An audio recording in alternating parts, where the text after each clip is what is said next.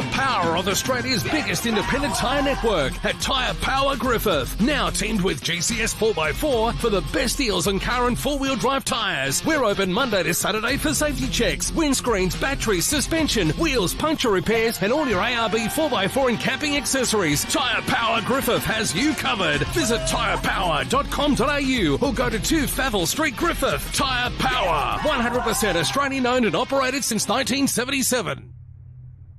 When you're out in the sticks, you want top gear for the job. GCS 4x4 delivers. Norweld trays that can handle the load. Rock-solid trig-point service bodies. Premium Norweld canopies that give you every option. Fridges, drawers, storage, ladders. All Aussie-made and as good as it gets. GCS 4x4 can build the vehicle you need. All set up to take the rough stuff. For on the job or just for fun. GCS 4x4, your ARB stockists. Favell Street, Griffith. Well, good morning, everybody. Welcome to day 2 of round 2 of the ARB Australian Off-Road Racing Championship out here in Hillston, Victoria. We are here at the 2024 ARB Tyrepower Griffith, the Gap 440. Good morning, Toby Cooper's with us. I'm Sandy Bowman. You'll be listening to us all day. Whether that's good or bad for you, we'll try and get you as much information as we can. So we're not too far off the first lot of cars starting, Toby. We've got Chappie on the top of the pole there by quite a healthy minute and a bit. Thanks, Sandy. Great to be back. Sunday, love Sunday, trophy day as you call it, in off-road racing, and so much to look forward to. As you said, Clayton Chapman, Adam Maguire. Geez, I saw a bit of in-car footage there from their prologue run there yesterday. 230 kilometres they hit. Yeah, insane. Crazy speeds. Of course, the local, my early selection of the weekend, Jason and Charlotte Richards right there. And then, of course, Bo Robinson, Shane Hutt. And then, I mean, all the way down, I think we have around 37, 38 starters this morning, which is great to see. Had a couple of, we went for a walk through the pits last night and had a bit of a chat to everybody. I see Mick Marzon, who was pulling 3rd or 4th there for a while. A little bit of an engine issue, so he's out today, which is a shame. We saw him come over the finish line with a bit of smoke travelling out the back. And I see that little 265 Class 2's done a bit of timing gear. He's got timing issues, so dropped a valve or something. They're out as well. I think Joe Sample and Glenn Collis in the Rimco and the 147 had engine dramas too, so they won't be making the grid. But an interesting part of today, I think also, Sandy, and it's crazy to think that 2 years ago, Brent Martin and Andre De Simone in the Jimco, the current Australian ARB champion, started Sunday in 32nd position and finished 3rd. Today they start 33rd position. Yeah, you're right there, and I had a chat to Brent earlier. They had a little bit of throttle body issues yesterday. It stuck on at full throttle coming down along straight, and he said the only pole they saw for the whole race, and they were aimed at it. So a bit of a moment they there spent a bit Martin. of time last night. You know, like he said, they've got an aluminium throttle body with a brass butterfly and a stainless steel rod through the centre, and obviously they're heating and expanding and contracting heats in different with the different metals, and it was locking up a bit, so they've been playing around with that. So anyway, here we are. We've got some highlights from yesterday, folks. You got on screen there Matty Lavis, and I was speaking to him this morning, going quite strong. He was getting used to his turbo and different gearing yesterday. There's the Rival Inc. guys. That's a well-presented car, isn't it? It always is, yeah. Justin Wright, even this morning. Leads Class 6. He started out of 3rd position. Obviously issues to Evans, of course, and Aaron Nicol, who did make it home. They were first even two. the Warwick vet had a little rollover in his side-by-side yesterday, so... Yes, poor old Rossi Newman, our only Class 6 here this weekend, but great to see him. He will be out there this morning. Jason Keane had a nice run, the Queenslander. His first time here at Hillston. I think today that was just a bit of a entree, as you could say, Sandy, into what we're going to see here today. A few people said, a lot finished yesterday, but I think, I don't know, the attrition rate might be a little bit high. Well, they did finish. There's a lot finished, but they got back and noticed substantial issues. So there was, I think it might have been one you were just talking about, one of the Class 1s. Had a little engine knock down there. Yeah. They were a bit unsure whether they were going to... I think that was Glennie Collis's Yeah. Rinko, yeah. John Smith had a good day yesterday. Doc, Grant Mannion in the navigator's seat. He and they were charged, ready Darren to go Mott this morning. always have a good battle. I think Darren Mott got the upper hand yesterday. I think he's got about a minute and a half lead over Smith and Mannion, so that'll be a battle to watch. I'm looking forward to how good's the Class 10 battle going to be today. Sandy, Mate, Russell Harnett, Cole Power. I saw Stu Chapman out there doing a bit of Tai Chi on the back of the truck this morning doing his warming up. Yeah. So he's charged as well, ready to go. Had a bit of a chat to those guys at dinner last night. It's always awesome to see the legends, Clayton's off-road racing, and we got the luxury of, it is sometimes good and bad to be able to call what we see, but could it be Clayton Chapman's one of his, I think this could be a day that he'll always remember. Hopefully we see them.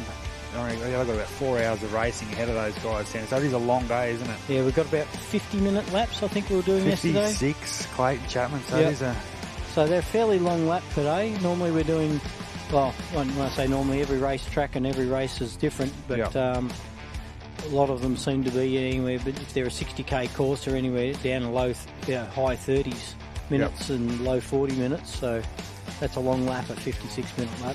I think OBR had a little issue yesterday, a little engine issue, and also they lost their GPS about the 30k mark, so Huddy was like, what do I do now? Yeah. But, I mean, two very experienced campaigners. We all know the record that they've sort of astounded to themselves the last couple of years, especially in 2024, so we shouldn't be too far away now, Sandy. I see Chappie lining up now, rolling around to the start gate. So up to our big ARB banner. He just looked that little bit quicker yesterday, didn't he? Obviously, we saw Brent Martin come through yesterday in the prologue. Martin with the obvious issues. And not only that, remembering that before Brent had issues yesterday, we saw the gap open up between Bo and he was closing in on Clayton there for a while. He said he did see his dust at some point, yeah. Another interesting thing, Marston and Chris Carborn said they actually saw Bo's dust as well, so... Yeah, so Bo better pull his finger out, is that what you're saying? Might have a bit of a go today, yeah. But the crazy thing about that is Bo's still only around that minute 20 off the lead of Chapman, so over 360 He's kilometres. Got to get around that little yellow buggy though, doesn't he? Jason Richards. Yeah, he's quite surprisingly to see him where he is. He's doing phenomenal things. But you've got to remember, he led the event here 2 years ago, the year that Toby Price won it. So Jason Richards, obviously home track, home soil, knows it as good as anyone, maybe not as good as Jay Mitchell, who's in with Matty Burrows. Matty Burrows, once again, we talked about him a lot yesterday, starting out of sixth. Simon Tucker, Cole Tucker, representing Streaky Bay, the South Australians. They had a great run yesterday, had a fourth today now with Michael Marsan withdrawing, so... And I reckon we're only a minute or two off the start. I think 8:30 looks like our start time. So I reckon this first lap's going to be very fascinating, and it's always a bit of a shake-up that first. Adrenaline seeking 83 kilometres, so they'll do 2 laps, Sandy, a 45-minute compulsory pit service break, and then they'll return to the start line for their final 2 laps. So I reckon we'll see our first car finish around that 12 o'clock today. Bit after, between, I reckon, 12:30 and 1 p.m. here this afternoon at Mactocton. That seems for a big day in the office, really, doesn't it? It is. 4 hours solid of driving, isn't it? And that's for obviously our top sort of. Yeah, that's not for the guys that are a bit slower. So. That'll probably take 5 to some, I'm sure, will Heath time and Michelle out. Weeden, they'll be feeling it this afternoon, that's for sure. But hopefully those guys can bring it home, and we'll cover every car and class. There we are, Chappie on the start line, folks. So I reckon just under 2 minutes. Race leader this year's ARB. How good is it to see they've created over the last 15 odd years since he started in the sport? And I mean, they just love their off-road race, and they ran a race with the Gympie Club at Dalby 2 weeks ago. They've got Moranbah coming up. I think Leela, Clayton's mother, he's running a Polaris up there in a couple of weeks. So it's just... That's our whole life, really. Once again, Rob raced last week. Clayton's younger sister's down here supporting him this weekend. Obviously, Stewie will be starting off behind him. But, so we wish those guys all the best. One of the nice crews of our sport, not only here this weekend, but so many Queenslanders. The chopper's in the air, mate, so they must be very close to go time. I reckon about 30 seconds for those watching on at home and here at Mactocton. We're about to go green for Sunday at Hillston. Chapman and Maguire. 1:11 is what we've got to remember. Yeah. Is the lead. So really, Jason Richards will have to make the move on Chapman to win here today. That's what we've got to remember. And keep Brent off his back and Bo Robbo. Don't forget Brent will be on absolute storm on the first one. Storm. So I reckon we're very close, Sandy. I reckon under seconds now from the first car going green here Sunday at McTockton. The ARB Tyrepower dominated Saturday, but they know as a chopper flies fly. And there we go, the first car. Clayton Chappie off the line. I think this first sort of 15, 20 minutes this morning will be very important for Chapman. Find that groove. He knows. Saw Adam yesterday. He was pretty exhausted after the one lap, so I can only imagine what it's going to be like this afternoon. Yeah, righto. We've got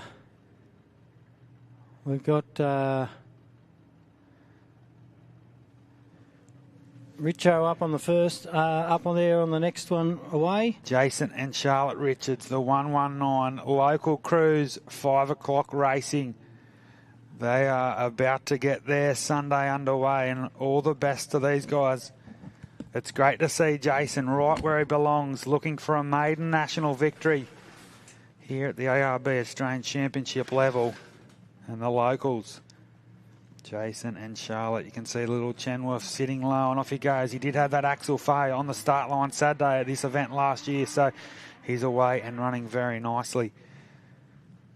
Very interesting component here is we've got so many classes in the top 10 off the line on Sunday, but we'll stay tuned for more of our Class 1s coming up soon. But Bo Robinson now rolls to the grid. The Dugan's 7-litre V8. It might have dropped a cylinder there, I believe, yesterday. The 1113 on the number on the roof here this weekend. Our current ARB Australian Championship leaders after they win at the Big Desert 480, Sandy. And Bo Robinson, I know he said he just wants to bank the points here this week and get around clean, but I think he knows he's in a position now. He can win this race. Points. He wants race victories in 2024. He's got 2 out of 3 so far. For those watching on home, shout out to Faye watching in from back home in WA. But Bo Robinson is off the line, the third of our vehicles, the Mason. And as I said, I was just talking to Sandy, there's 4 different classes in our top 10. I know, it's phenomenal to see. Great to see.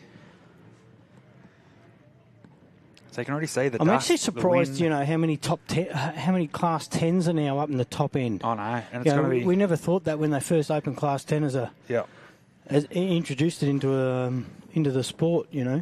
And now on the line is our 4th vehicle. Unfortunately, commiserations to Marson Racing. Michael Marson, Chris Colborne withdrew overnight due to, I believe, engine. So they tell me they stuck a camera down the bore and could see the gudgeon through the top of the piston. So they thought it might have leaned out, but I would nearly say that that's not a leaning out issue. That's a valve or something's gone through it. So now Tucker and Tucker, the father and son combination from Streaky Bay in South Australia, roll up to the grid. The Southern Cross Aussie-built machine. And it's you can tell they're heavy on fuel there on the back end. Yeah, you could sort of see that, couldn't you, off the line, taking a bit cautious. But big day ahead for Simon Tucker. Hey, could this be the day of Simon Tucker? There are so many storylines that could be written here. And nearly 170 Ks worth of a lap. They've probably got to take on board some of the bigger cars will be definitely 300 litres, I would imagine. Definitely. Heading towards it for sure. So the 4th car away, Sandy, this is where it starts to get really exciting. We sort of see where the cars take shape on Sunday morning. The nerves will be definitely gone by now, but another car that's really interesting off the line here is Matty the Burrows. Finished 6th yesterday, obviously now up into 5th on the grid. Jay Mitchell, shout out to John and Shree Mitchell and the Irvine family, of course, our property owners here this weekend. But all eyes on Burrows and Mitchell. These guys, Sandy, have been together now in the car for, I think this is their 3rd or 4th season. It is, yeah. They're doing a great job, and as you alluded to yesterday, have just gone straight to the top. Straight to the top, yeah, without, obviously they're bred from a good family. Yeah, 8-time Australian champion, Mark Burrows. You don't get much better than that as a guide to where your future of off-road is going. But. And obviously we'll see young Sam Bentley and Tom Burrows coming up very soon. What a day they had yesterday out of 11th position. And now another one of our North Queensland crews, James and Lizzie Sant, to the grid, the 11:44. Yeah, they were all happy down there. I went past them this morning. They were all happy and excited to head out. So. Only imported this car from the States, I think, only 3 or 4 years ago. They brought over with Joey Bormers, the Gundawindi legends. He brought one over as well. So, yeah, Class 11, obviously the 7-litre, from Port Douglas up there in North Queensland. So we wish those guys... I think we've got, they should nearly be off. I see their red lights are on. There you go, they're away. The Sant and Sant entry. 7-litre. Sounding super crisp. There was a couple of cars out there with a mist this morning, I heard. I know... Quite cool this morning here, Sandy. Yeah, I was missing a little bit myself. I was going to say, I was dropping a few cylinders this morning, I reckon. And our first of our Class 10s now to the grid, the Queenslanders, watching on Russell and Judy Hartnett. What a performance yesterday. Mate, 7th place. Yeah. In a Class 10. Incredible. We've got to remember they finished 5th outright here in a Class 2 2 years ago. Yesterday they started at a 17th position. Now they find themselves 7th off the grid on Sunday. Isn't it funny? Because this track, you go to some of the tracks, even Rainbow, when you get out in the desert in Rainbow, it's rough. The whoops are all over the place. But you get out here and it seems that it doesn't really matter about suspension travel and horsepower as much. Yeah. There's enough of everything in this track to allow any driver or any car to come through with the goods, isn't there? I think, and it's sort of, you're right there. It just sort of shows the quality of our steerers at the front of the field. Yeah, if you know that's what I mean? right. Like it sort of brings everyone. So you see the likes of Russell Harnett, and you see the likes of Stephen Graham and Jason Richards, who have had that profound skill behind the wheel. Everyone knows it, and then here at Hillston, it sort of shines through. Bright. Yeah. They are car 1140. Jan Cry and Hendrik Cry. I think Hendrik is in behind the wheel for these 2 laps, which is the son. And then Jan, who ran yesterday, will do the final 2 laps. So another cool father and son combination. That's what we love about our sport. Keymax Racing, I know, from North Lakes up there in Brisbane. So many Queenslanders doing well here this weekend, Sandy. They're becoming really strong. And I think that also has come out of how good the Gundawindi 500's been in the Queensland AORRA Championship the last decade or so. So we're off to Gundy next. Yes, Gundawindi. 4 weeks' time, up on the Queensland border. Melonhole country up there, Gundy 500. I wonder how nervous these folk are sitting here ready to go. Well, Hendrik Kraj, obviously, it's his first race in, I believe, nearly 2.5 years here, Sandy, so... Not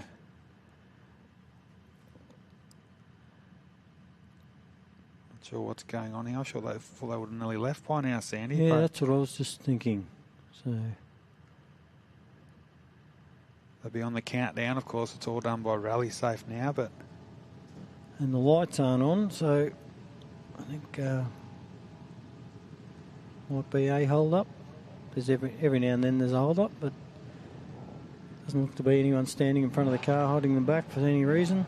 Well, the visor went down there for Hendrik. Yeah, red lights are on, mate. Green and gold. So there we go. Seemed to be a lot longer break there, Sandy, to me. But it felt like it, didn't it? From here, so our 8th vehicle off the line. I see Chappie's still well out in front. They're still sitting as they were placed off the start line. Chapman, Richo, Bo Robbo. And it looks like down further, unless I haven't updated, we've got Tucker and Matty Burrows together. Is that right? Tucker and Matty Burrows, yep. Car 3. Oh, here we go. Here, look. We've got a car here, Sandy, so off the line. Hendrik Kraj, I just made the call. He hasn't driven for a couple of years. And that's taken out the front wheel too, so that's no good for him. And it looks and like right on the first corner, so hopefully our recovery can get... I can actually see his lights just shining through the trees there, above that ARB flag. So as long as the next cars know what's going on off the line...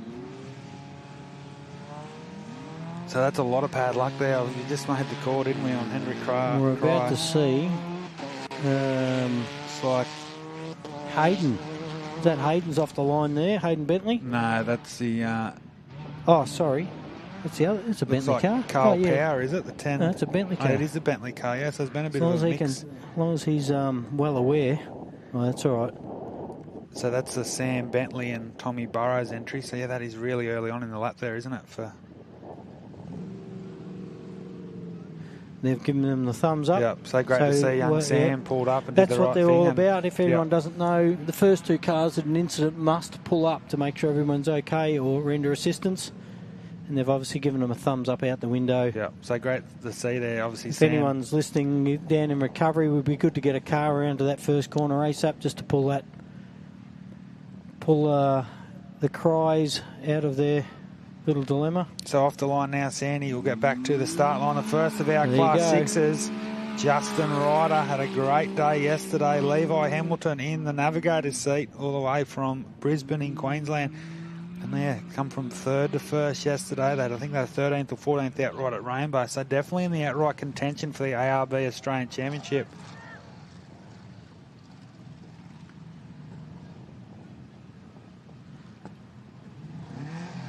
So we'll see Ryder starting his first lap very nicely now to the line. We have, it's like, so there's Carl Power. So I think we did miss the Carl Power off the line before, so I'm not sure if there was an issue early on. I know Carl was in there behind Russell Harnett and Judy Hartnett in overall times yesterday. So maybe the club president, the 10:43, had missed the start, which is... Oh, there you go. That might have been our dilemma earlier while we had such a big gap. And then this is going to be interesting This is going to be interesting when they come around the corner and hopefully Cry's still in the corner. So Dean McGinley, Dean DeMarco are the other car that lead the line. So the two local crews. It's going to be very interesting here. McGinley. Yeah, that sucks, doesn't it? Taking off that, like, especially on a day like, when you've got a nice, good track and a clear run. Yeah.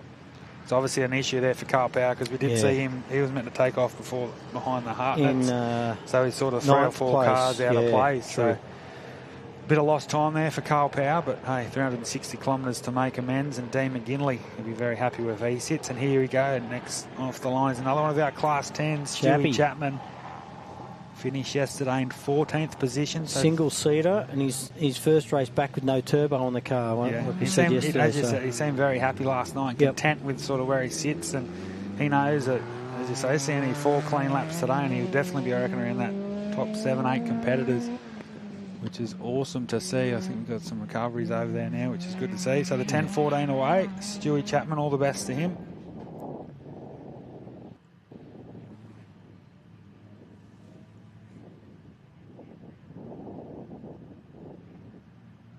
Yeah, some bad luck there for Hendrik Cryer. I know, that's disappointing, isn't it? You know, I've seen it before. I did a little race down at Mumbanna, and no, I'm not kidding you, 50 metres off the start line, just the tail end overtook the front end of this little a little yellow ute, flipped it over. So it can happen within 50 metres, 100 metres. We get plenty of people breaking axles off the start line too. So on the line now is the next of our ultimate cars, the 23, the local Hillston competitors, Dale Standen and Craig Ball.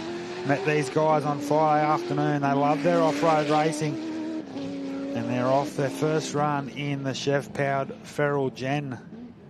I think a couple of these around, but the 23 off and running nice. I think Chris Martin had this from Sea Lake. He just made the recent purchase here, Dale Standen. And 15th outright yesterday, started well down in the pack for lap 1, 22nd, so he made 7 places on the opening lap. I think he'll come into his own as the track sort of deteriorates out there this afternoon. Still a little bit of water standing in that corner, mate, but they all seem to be, there's either an inside or an outside line there. Yeah, he's one of the first we've seen actually head to the outside of that, but interesting. So now the line, Sandy, the next of our ultimate cars, Cougar Racing from the Hunter Valley. Craig and Megan Barnett, the husband and wife combination, the 68. Talked about these guys a lot yesterday. 2-time defending ultimate ARB Australian champions.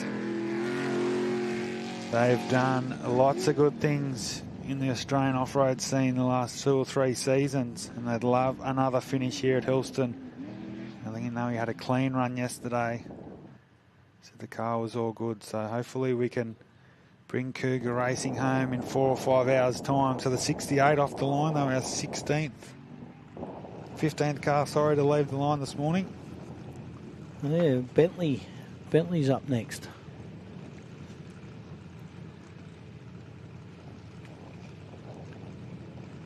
So it looks like, yeah, as you said. Doesn't that track look fantastic, mate? Look at that. It does. Off-road, even, isn't it? Beautiful. Around the crop. And I'll tell you what, conditions absolutely mint Perfect, today. yep. I don't think we've had agree. a better race day in a long, long time. This is Griffith is turning it on. Not too sunny, so my bald head's not going to get fried. You'll be right. A bit dusty up here yesterday afternoon, didn't it? But the breeze is up. The breeze is a little bit chilly out there, but the breeze is taking the dust away quite nicely. So Hayden and Hannah Bentley, Sandy just off the line in the 11:18, the race engineering. They said they didn't have any dramas this morning. They were ready to go. Yeah, they got around nicely. It's his first time in the car since, I believe, Rainbow last year, and as you said, he had that little bit of an incident there the first day, but it's great to see Hayden back out here. Obviously a 2-time Fink Desert Race champion, former Australian champion, so another one of our competitors, and it is the David Luffman, Jake Stevenson entry, the Honey Badger. Talk about a bloke that loves his off-road racing. This guy is right up there, the 104. Shout out to Ursedge Engineering down there in Adelaide. Those guys have just actually manufactured the second one of these. I think one of the South Australians has got that as well. So, and looking at the track, I think Chappie's still going quite strong out there. What's he at the 24? He's about the 20. I'm going to say 25-ish K marker. So, he's still got a long way to go. There's only this David Luffman, Sandy, I did say yesterday, he's currently leading the Queensland AORRA Championship outright after 3 rounds, and he's coming second in class, and I think about 12th or 13th outright in this championship. So that's quite impressive. It's a big commitment to do 7 rounds in Queensland and 4 national rounds at the ARB Championship level. So it's great to see, and we wish Dave and Jake Stevenson. I think Jake's one of the local Victorians down here in the navigator seat this weekend.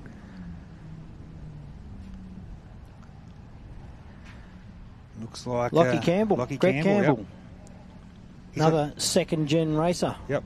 He's got a nice, cool, calm, collected approach, doesn't he? I love the way to them this morning. I love the way that Lachlan goes about his business. I think he sort of obviously learnt that. He actually said that this morning to me. He said, I probably was a bit too reserved yesterday. Yeah.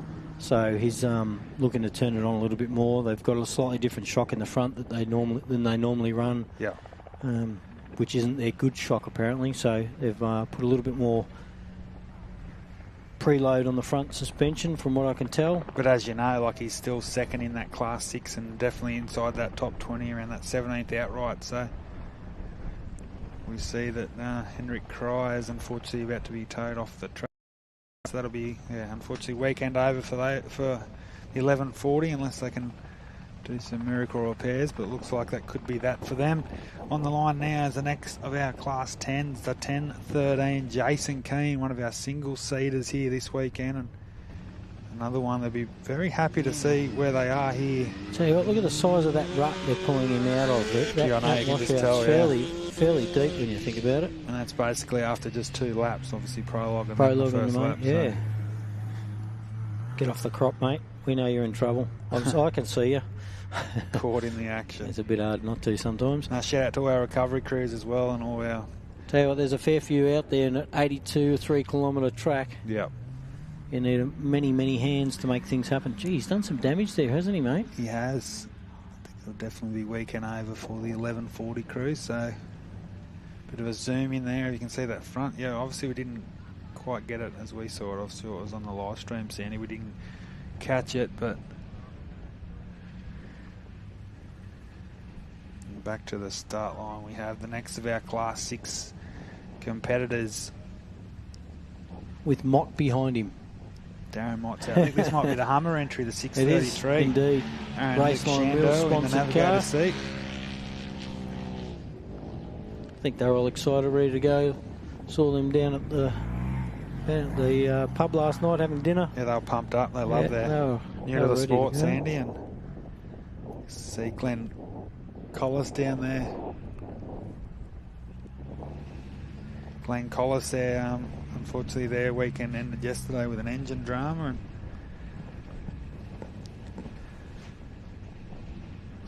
Got a car there in the working their way through the opening lap here, Sandy. It's hard to get a bit of a glimpse of the number. It's definitely one of our front-running cars. We'll hopefully get something there. Usually we can tell from a colour or something, or the shape of the car who it is, but there you go. You're sitting with Motti on the front start line now. Yeah, so he was 22nd outright yesterday with Daniel Floyd in the navigator's seat, one of Sea Lake's finest, they say, Sandy. Darren He was pretty excited to be out here today. He was pretty charged when I spoke to him. He's another one of those guys, Sandy, regardless of the result. Yeah, he he's just happy seems to to be happy. out there. Yeah, you're right. And obviously Darren's been around for a long time now, and currently leading Class 4 here this weekend. He's got John Smith not too far away, so there'll be a good battle to watch today. 4 minutes difference in the start, but I think it was only about a minute and a half. There wasn't much in time, I don't think. No. So I'm sure Doctor and obviously Paul Grant's still there in the Oz truck, so he'll be looking to improve on his Saturday time. And next one off the line here is Steve, Bowie Graham and Ella Graham in the 1065. And we know they were super fast. That was our yesterday's onboard, folks, for those that didn't know.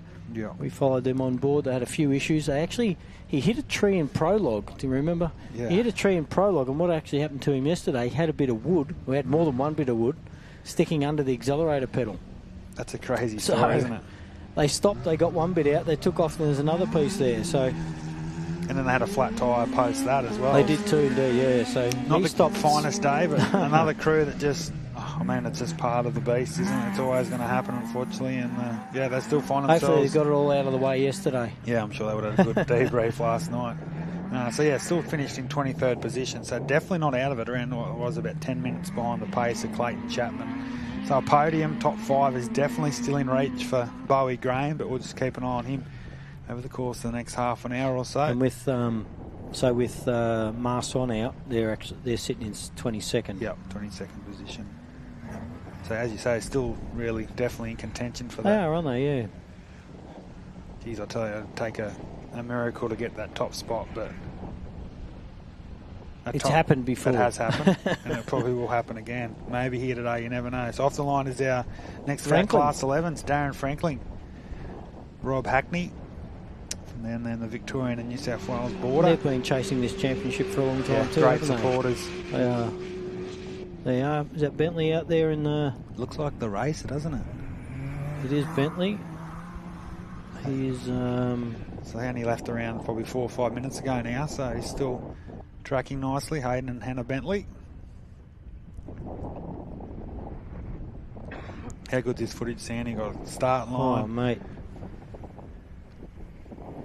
And so we're getting through the cars nice and thick. And here's the second of our Class 4s on the line. John Doc Smith out of 24th position. Grant Mannion in the silly seat. Another one of the crews, Sandy, that have been around the ARB Australian Championship basically since... Fairly successful car. Bit of a wave there to the camera. Usually crosses the finish line, which is a good thing. There's good reliability out of this thing. Yeah. Obviously he knows what he's doing too, which helps.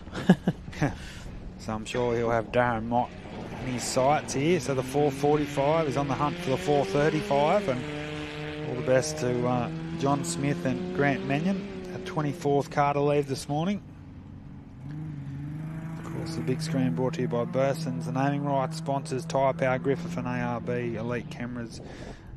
Sponsored Seraphin Ag, Profent, Conopara Hotel and Harvey's Service Centre. Thanks to those guys. And if my rally safe, don't forget folks at home, you can jump onto your rally safe and have a look at what's going on out there too. Yep. If you've got your rally safe, just type in the Gap 440 and you can bring up you can watch the cars going around the track as well, see where they're going and follow your favourites at home.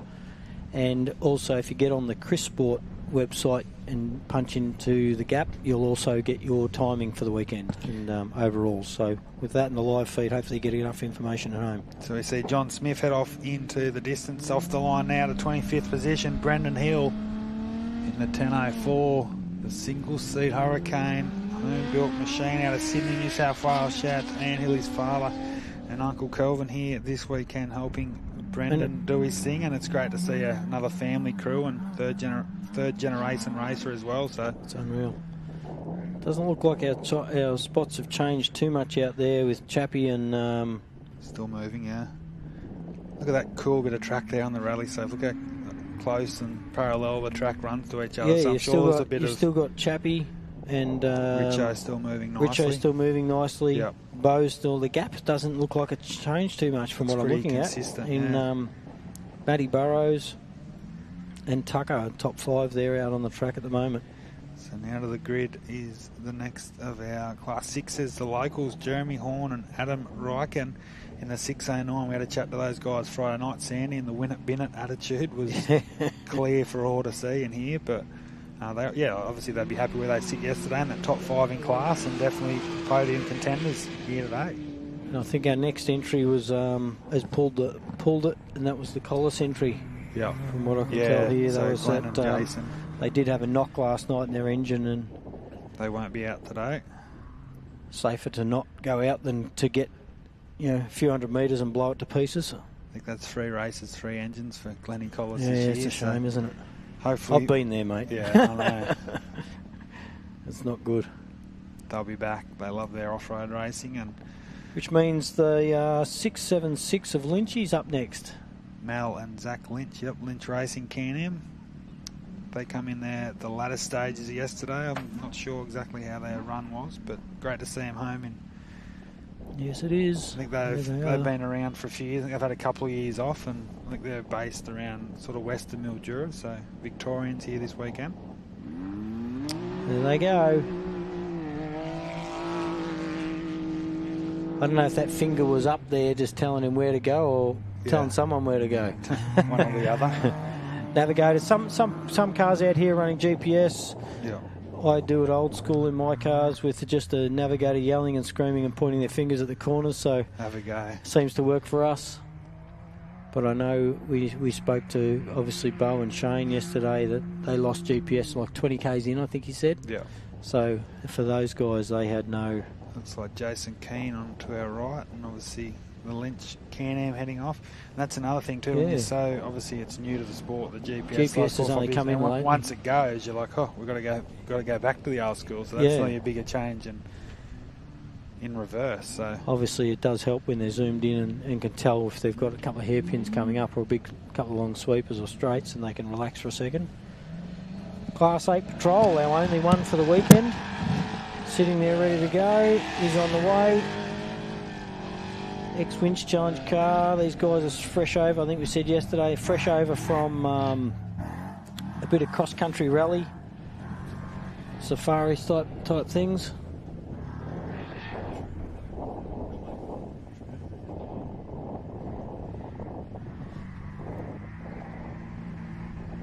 They'll be used to this sort of terrain out there, I'm sure. Nice, fast, flowy farm tracks. That's exactly why they sort of set those cars up for.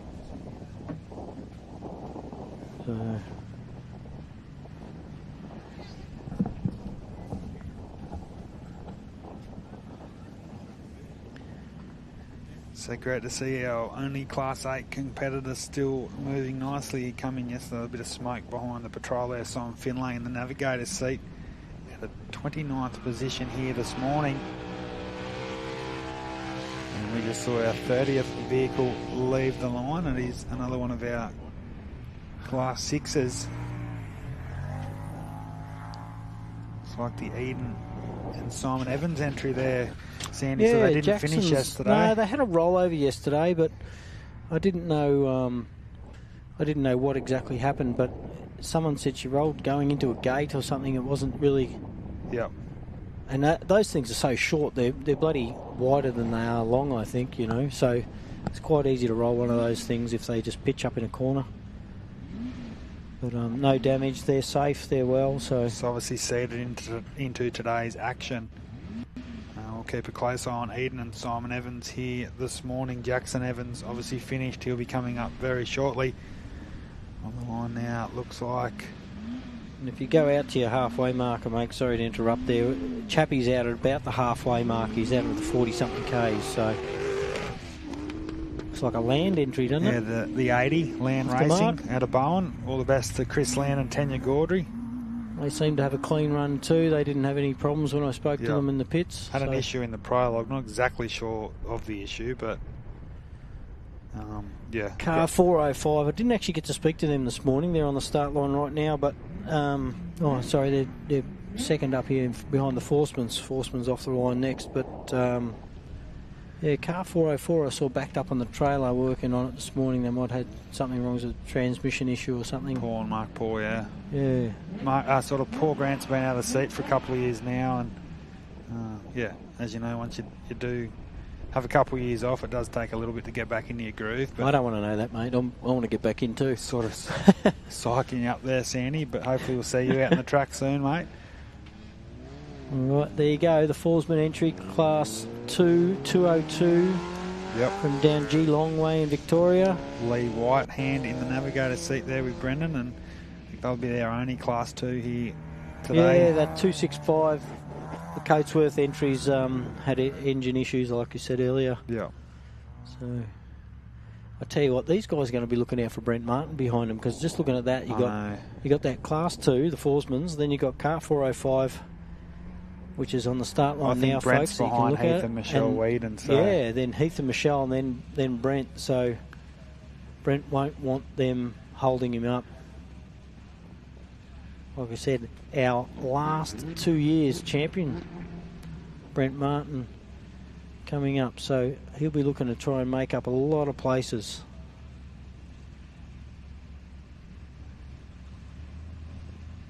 Looks like our placings out there, as long as my rally safe's updated how it should have. So that is the 405 of Paul and Mark Paul Grant, the father and son combination, now residing Number 1 engineering in Mudgee. They've made the move from Sydney to Mudgee the last 18 months or so. So great to see that crew here at Hillston. Big car. It is. Very big car. Desert Dynamic, I think it's called. 2010. It was brought into the country, and they've campaigned it ever since. 2-time Class 4 Australian ARB champions, and he's the first of our patrols, Sandy. The first of our Class 7s, Heath and Michelle Whedon, 701. Yeah, they seem pretty happy, ready to go too. They actually had a clean run yesterday. Like I said yesterday, you know, Heath's put them 10 motors in 8 races in that thing. He's just had engine drama after engine drama, but hopefully they're on top of it now. He looked very good yesterday, didn't he? He just sounded good. Yeah, they were sounding crisp. I know he had a few issues at Gundawindi and also here last year, but Heath and Michelle, they love their racing, based in Mount Gambier. Made the trek up, so we wish Whedon Racing all the best today. And another one that this will be very interesting to watch. Not where Brent Martin's been accustomed to the last couple of years, that's for sure. All. Andre De Simone's going to be in for another hell, so we must salute. Hopefully Michelle Whedon's looking in the mirror, because I'm tipping it won't take long. No, within a few Ks, I'm tipping Brent will be all over them. So the interesting, we will repeat, 2 years ago, Brent Martin started the Gap 440 at a 33rd position. Today, in 32nd. So it is crazy to think what can happen here for Brent Martin. He will be definitely on a charge, likewise with Bowie Graham and Jackson Evans as well. But so there you go. So 34th. Yeah, out of 34th position 34th. This year. He was 33rd. Let's 2 see years what he ago, can do. Last year and the year before, your champion, that's him, Brent Martin. And he took off at the same speed yesterday. Like I said, he had a little bit of a throttle body issue with it sticking full throttle, which is never ideal in off-road. And that's a 4.5 litre V6. That's VQ30 taken out to 4.5 litre. Sounds amazing. So he did have that little drama at Rainbow, the opening round. Of course, Run Poonkarian had an issue late on Sunday there. But yeah, he just wants seat time, Sandy, and getting used to the new package. It is a little bit different, he said, and a lot Same more. car, just a bit more go. Grunt, yeah. And remembering that he won the championship in a Class 1. In a Class 1 with a 3.5 litre. Yeah. So all the best to Martin Motorsports here. They'll be watching on, I'm sure, around the country. And next off the line, it looks like, is it now? Matty Lavis? Yes, a little Yamaha, Class 6 Yamaha. He took off, he said he was going to take off in 2-wheel drive this morning, because he took off in 4-wheel drive yesterday, and with the higher gearing and the boost, and he wasn't quite used to it. It was a lot different to what it usually is out there. So big change for his car. I'm tipping, you know, even coming with different power comes different suspension tuning, etc. That sort of stuff too, because they're so short. So he's obviously our defending Class 6.6 champion, Sandy. And you alluded to he's now got the turbo on the Yamaha, and he's which drops him up into Class 6. Yep. And not only that, you know, he said he took off in two-wheel drive, he'll put it into four-wheel drive, which is just the flick of a switch. So it's real easy on those things. James Milan away. Now, James had a bit of issue yesterday too. He's got a little 2.4 K24 in there, and it spat the VTEC came loose and was spitting oil out. Yeah, so, right. And he definitely had a miss on it. So hopefully they sorted that miss for this morning. They're just based up the road at Dubbo, Western New South Wales. Trent Norris in the navigator's seat. They did get the lap in yesterday, which is the main ingredient for day one, but all the best to James and Trent in car 1020 as they go back around the back of the pit area there, Sandy, and Darren and Kayleen Gill on the line in the 760. Second of our Class 7s. Now that car on screen at the second, we're about to lose him, but James will land. That's hand built by him at JMW Engineering in Dubbo. A lot of rock crawlers, a lot of winch challenge cars.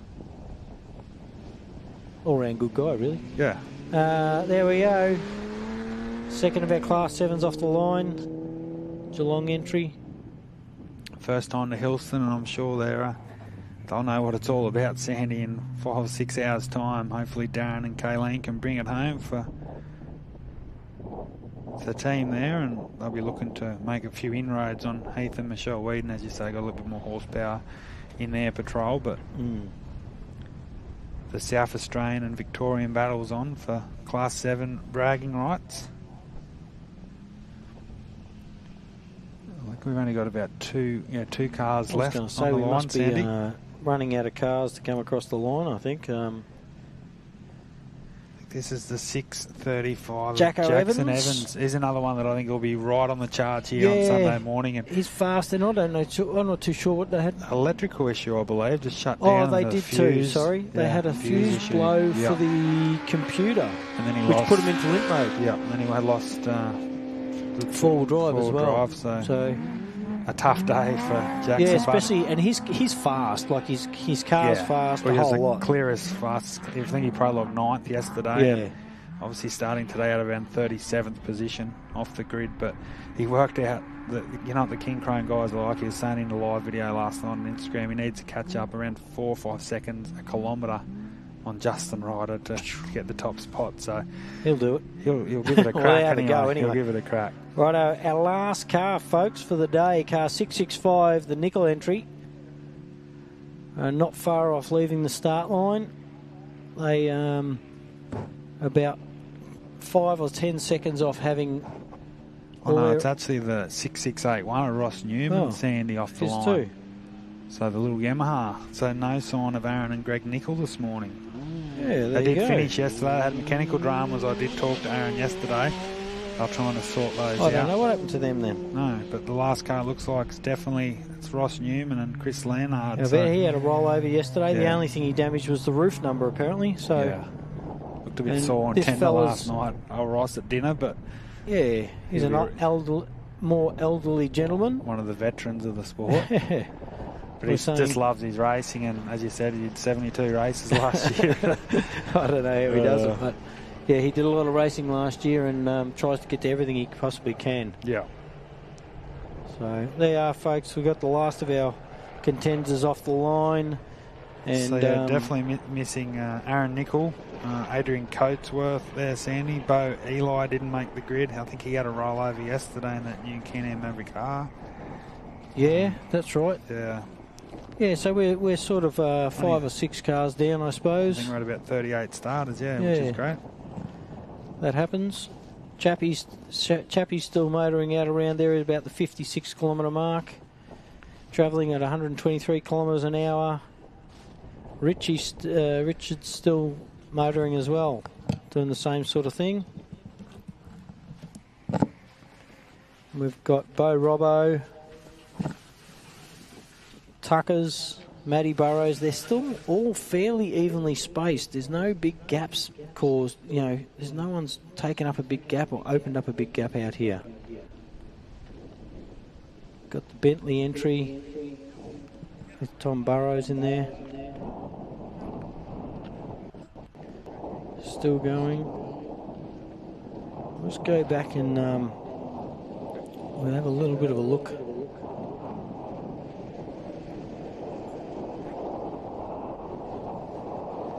Chappie's still well out in front. They're still sitting out there. Crash at the start line. Chapman, Richo, Bo Robbo. We'll see what happened there. We just missed it earlier, but he's just come around. I don't know what happened there. You know, when he's had this accident, he's obviously hit the tree with enough force to break an arm, but whether it just grabbed up on the rut, as we see when he got towed out, there was a fairly big berm there. It doesn't look like it on camera, but I'm not too sure whether he might have just had a bolt or something come out. Like that might have happened, had a bolt or something come out of an arm to do that, and that's what's caused him to spin out, because it doesn't actually look like he's hit. Oh, he's just nicked that tree on the right-hand side up the front corner of the wheel there. So that's the Cry entry, 11:40. It's unfortunate so early on in the second day, especially with such beautiful conditions out here. It's literally one of the best off-road race conditions I've seen in a long time. There's the Bentleys, Class 10. It took him waited for the thumbs up. As we know, we've got to stop and wait. Part of the rules. If you deem not to stop and there render assistance if needed, you get in trouble. Could be up to and excluding the event. But they're still sitting over there now as we speak. So these guys have been pulled off that corner and on the way. It's just a replay of the riders on the front. Their Rival Link entry. We've got probably about 10 or 15 minutes until we see the first of the cars coming back in. So we'll do a bit of a replay here for you all at home. From what we can tell out there, Clayton Chapman's still in the lead.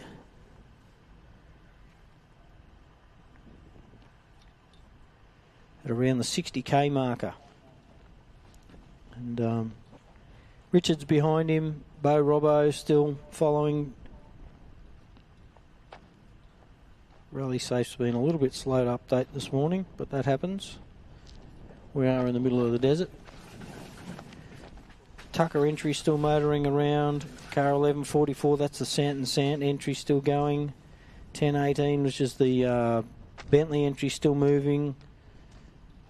627 and 1087, the McGinley's still moving.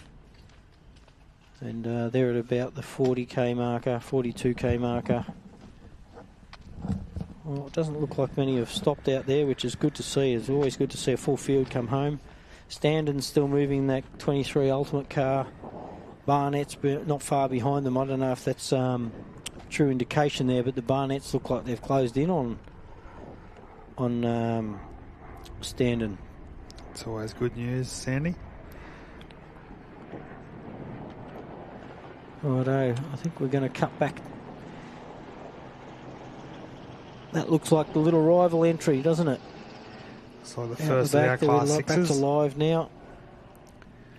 I must say, Sandy, we not only have the best seat in the house, but the best conditions. It is mightily cold out there at the moment.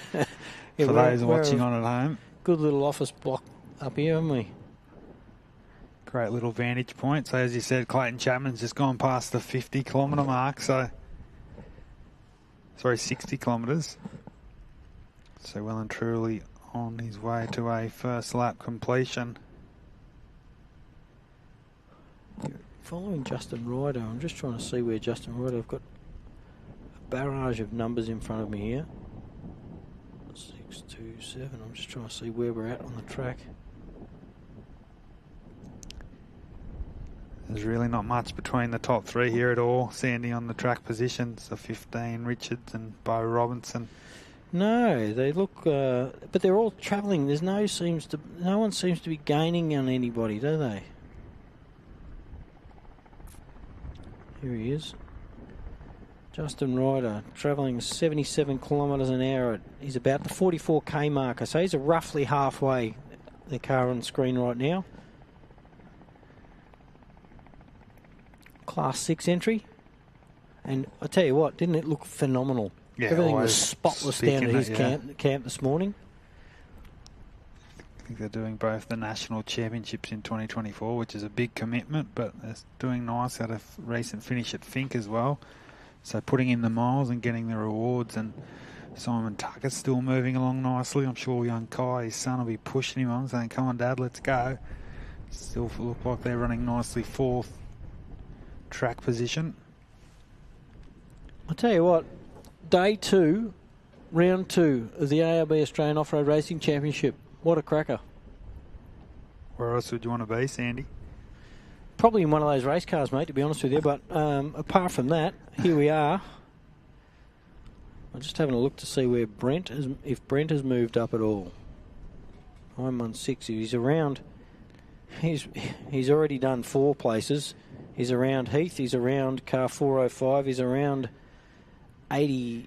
He's around Forsman's 202 entry, and he's reeling in on the Harnet's. Oh, so there we go. The first looks like our stock car there, Sandy. Russell and Judy Harnett had stopped at the 22 kilometre mark. They are 0 kilometres. So the 10-12, that was our class 10 leaders this morning. Unfortunately for Russell and Judy Harnett, it looks like they've definitely stopped around the 22k mark, which is not great news for those guys.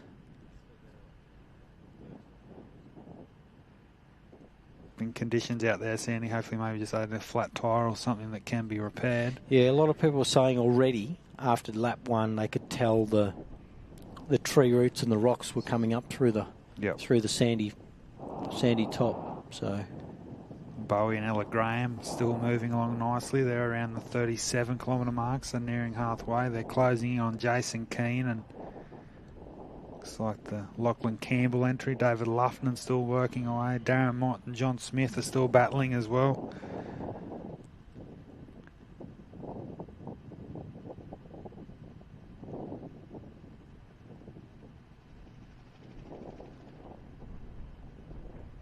So I think this first lap, Sandy, will really give us a good indication of, I think as they just start to join the top of the prologue track, maybe they're around the 70 kilometre mark now. Clayton Chapman, Adam McGuire, so 68.5 kilometres down. Some more great pictures, they face out the back of the circuit. And another shout out to the McTockton landowners, John and Sheree Mitchell. View. How good's that? Don't get that many other places, do you? Looks a treat. Crops are looking well again this year, which is great for all concerned here. Yeah, we've got not forgetting our sponsors, mate. I've got to tell you, ARB 4x4 Accessories, Mickey Thompson Tyres and Raceline Wheels, who've backed the championship for a long time now. Big thanks to those guys. It wouldn't be here without them, and millions of other people to definitely get this happening.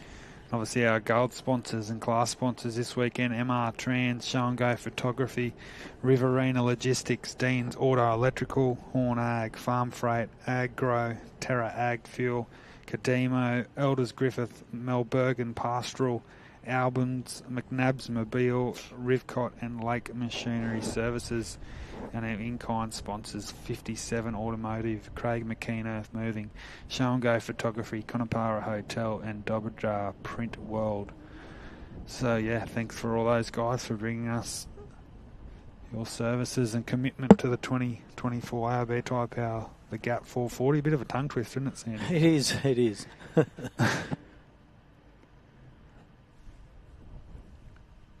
Some quiet times out there today with be a few gaps in it with such a long course and a smaller round of cars today. But I tell you what, once again, those who didn't come are bloody missing out. It's always a great event, isn't it? Hosted by the Griffith Offroad Club. And not only that, the weather has turned it on, and in my mind, absolute perfect conditions. Bit of breeze.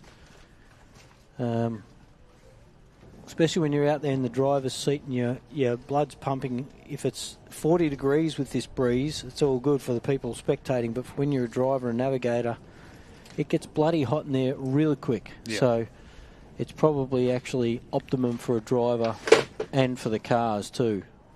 The cars will be loving, especially the boosted cars will be loving this cooler breeze, like Chappie.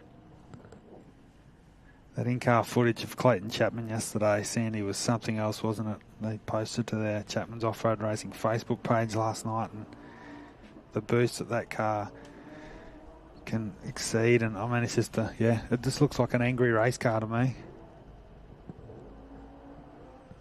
I think I can hear some boost in the background here. Clayton Chappie will be close to coming in. He's not too far away, he's getting very close. We can definitely hear him and see the chopper not far, folks. So we're probably only really, I'm going to say about 5 minutes off seeing the first of the cars come in. He's around the 73k mark, Sandy, so around that 10 kilometres left. And I'll tell you what, Jason Richards is not that far away, to be honest. He's right on his heels. Likewise, Bo Robinson and Shane Hart. So I'm going to predict we're going to have 3 race cars coming in here, thick and fast. Last year it was the Martins battling it out at the top of the field. Of course, Dale Martin. It was too. And Brent Martin. But there we go. So we've got a bit of the rally safe, the tracking on our screens at the moment, so you can really tell. Obviously, they are. In the top section there, up the very top there is where we're based over on the left. And you can see up the top there, car 119 is our local man. You can see it. They reckon out the back of the section here, the rally safe devices are sort of slowly picking up. They're not as quick as some of the sections as they get closer to the headquarters and back at the far southern part of the complex. But car 15, it looks like it's still tracking. Right up the top there, travelling at about... Jason Richards and Bo Robinson, as you can tell, Sandy, are not that far away, are they? No, they're all... But like I said, they haven't really gained. Nobody's gained any position, like any time. Like... There might be a slight change in time, but I'd be reluctant to say anybody's gained a massive amount of time on anyone, except from what I could see back in the back queue there is Brent Martin just rounding up people like they're standing still.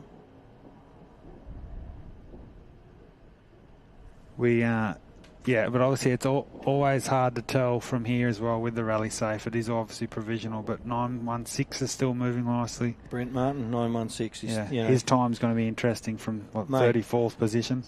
Mate, he's overtaken 7 or 8 cars already. Crazy. Insane. Just a shout out That's why he's the champion.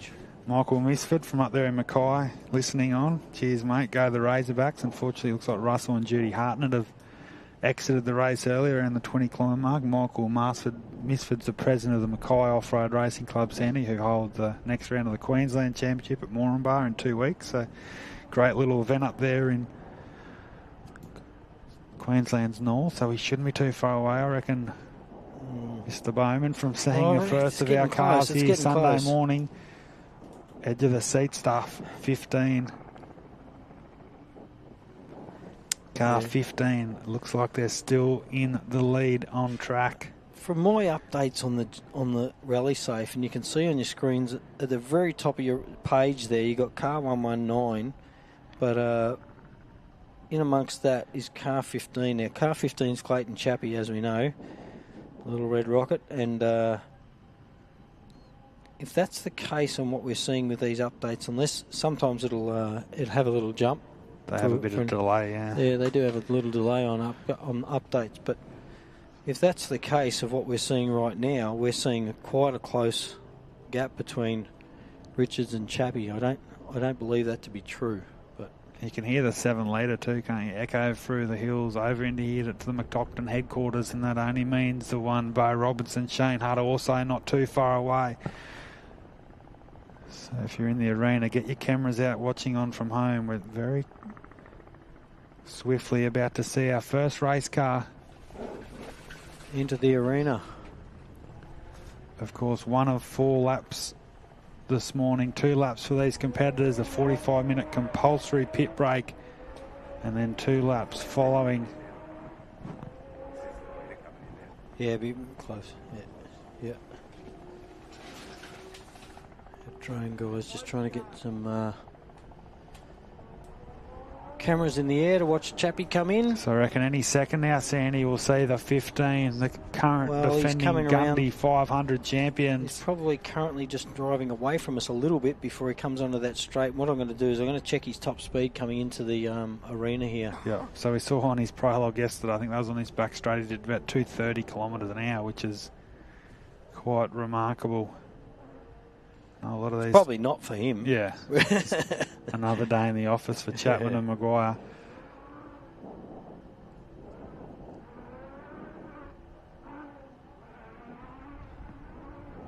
So the time's going to be very interesting. We'll bring those to you, obviously, all provisionally as they come to hand. Chapman and Maguire. The Richards combination. See our first glimpse of some race dust there on our screens, which is coming back towards our complex here, Sandy. So we're very, very quickly going to be joined by one angry Razorback. You can see Bo in the background behind the trees there. Doesn't that still sound strong as all hell? I love the calibre of a driver like Bo Robinson on the hunt. How good is it sitting in that third position? He knows what he needs to do. He's been around for donkey years. He knows to win this race, he needs to get to the front of the pack. And I reckon Clayton will be popping out behind the trees in front of us in about 2 seconds, mate. Get a few anticipation goosebumps, don't you, Stan? If you're waiting for your first car. We're up out of our chairs here now already.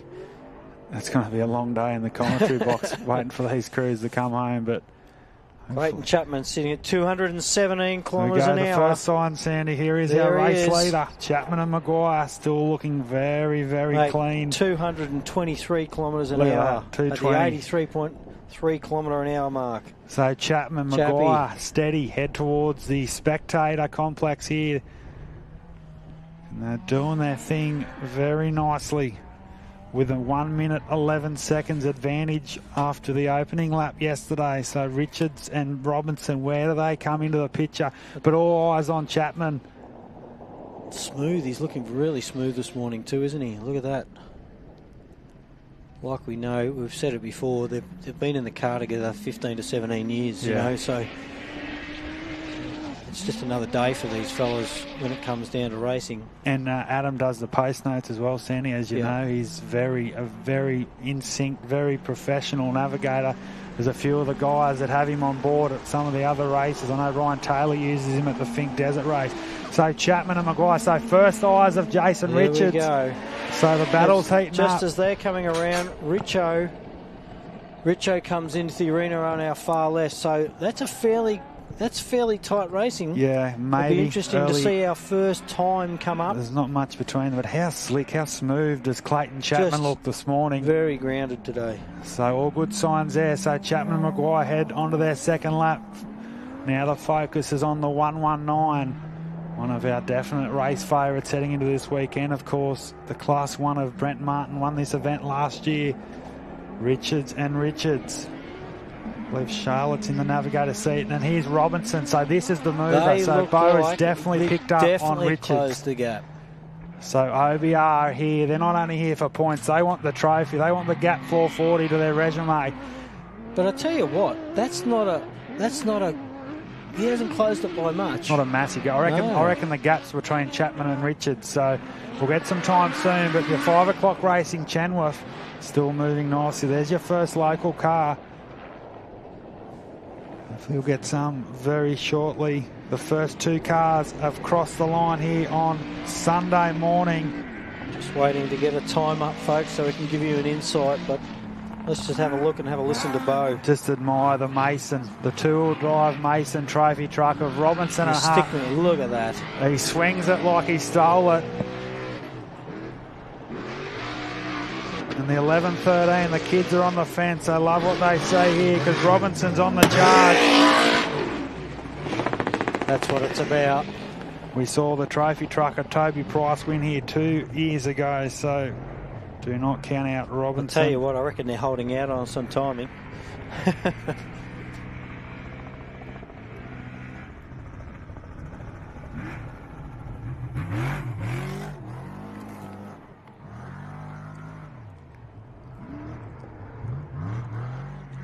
Throttle issues for Harnett.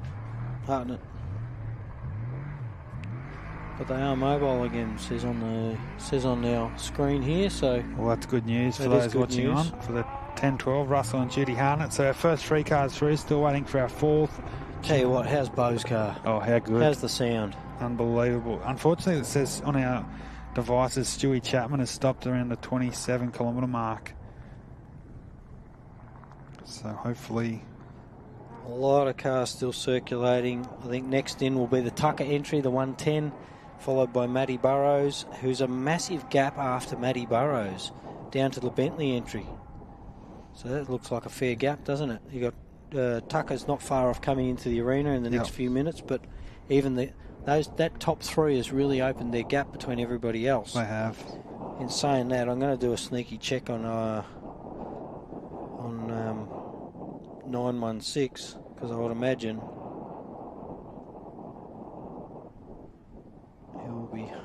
Brent will be hunting his way. There you can see it, folks. You see the top left-hand side of your screen there, 110. Here's the next car in 4th position, the Tucker entry. And you've got Matty Barrows and the Sant entry also. So we've got a fair few still moving around out there. Clayton Chappie's got a lot of fresh air in front of him, and with any luck with the service break, those front runners probably won't have even a car to overtake, I would imagine. So, but they've got we've got a 45-minute service break after these guys finished their 2 laps this morning, and Bentley still moving, Dean McGinley still moving, Little Forceman 202 entry still moving, Barnett's is still moving around, Matty Hummer's still moving around, the Franklin entry, the dock. So I can't see they've got many cars stopped out there, which is always a good thing. That's really good to see. So yeah, want to bring them all home, Sandy, that's for sure. Yeah, still struggling to find some provisional times here, but we'll bring those to you as we can. Here's as soon as we can. More footage from out on the circuit. Geez, that car was moving. It's very hard. It looks like one of our race leaders. Here it is. It's a Tucker entry. So the first of our South Australian crews here at Hillston coming into our picture. So I reckon we'll see some cars. As you said, there's a little bit of a delay here after our 3rd car, but Simon Tucker is still moving very nicely. So all eyes on Tucker, the Southern Cross, one of our Aussie, second of our Aussie-built machines in the top 4 here. Sandy, obviously the Razorbacks, South Australian chassis. Shout out to Bob Strawbridge and family. Obviously, I think they've just passed on the Southern Cross. Heemskerk, yeah. So it's great to see. Which has been, taken over by an Australian off-road racer. So that's really awesome. Good to see, and I'm sure we're going to see good things come out of Southern Cross. I don't know if you followed the great progression of Simon Tucker, but he's only been in the sport for sort of 5-6 years now, but God, he's doing well, I'll tell you doing what. some great things. 2-time defending Mini-Pave 250 champion at Port Germain in South Australia, and he had a 6th outright finish at Rainbow at the start of the year. So Simon Tucker is definitely no slouch behind the wheel. Back on our screens, it looks like our race leader, Clayton Chapman, Adam Maguire, still doing some lovely things in the Razorback. So our 4th car's just crossed the line as we wait for our next side. Chaffee's looking mighty smooth out there, isn't he?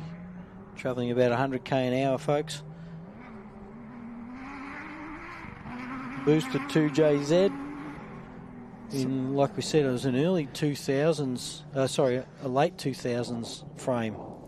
So we do have some, obviously all provisional, but we do have some Chris Sport lap times here for lap 2. Our leader, who's on screen now, mate. Yeah, Clayton Chapman with a 57.18, Richards with a 57.17, and to me, obviously, as I said, provisional times are 56.55 for Bo Robinson, Shane Hart. So there you go, they are reeling them in. That's around 22 seconds quicker than Jason Richards, and a 59.57 for Simon Tucker, which is quicker than his lap yesterday. So good signs for Tucker. So, but it definitely, with the race lead, Clayton Chapman definitely still out in front on time and on track. Jason Richards and I reckon Bo Robinson might have moved himself up into that second position on the times. And then Jason Richards in third, Simon Tucker nicely in fourth.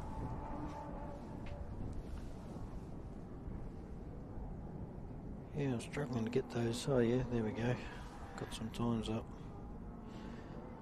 Yeah, 59, 57. For Tucker. No. Yeah. I don't reckon we're too far off seeing the Sant and Sant entry come into the stadium either, mate. There's, yeah,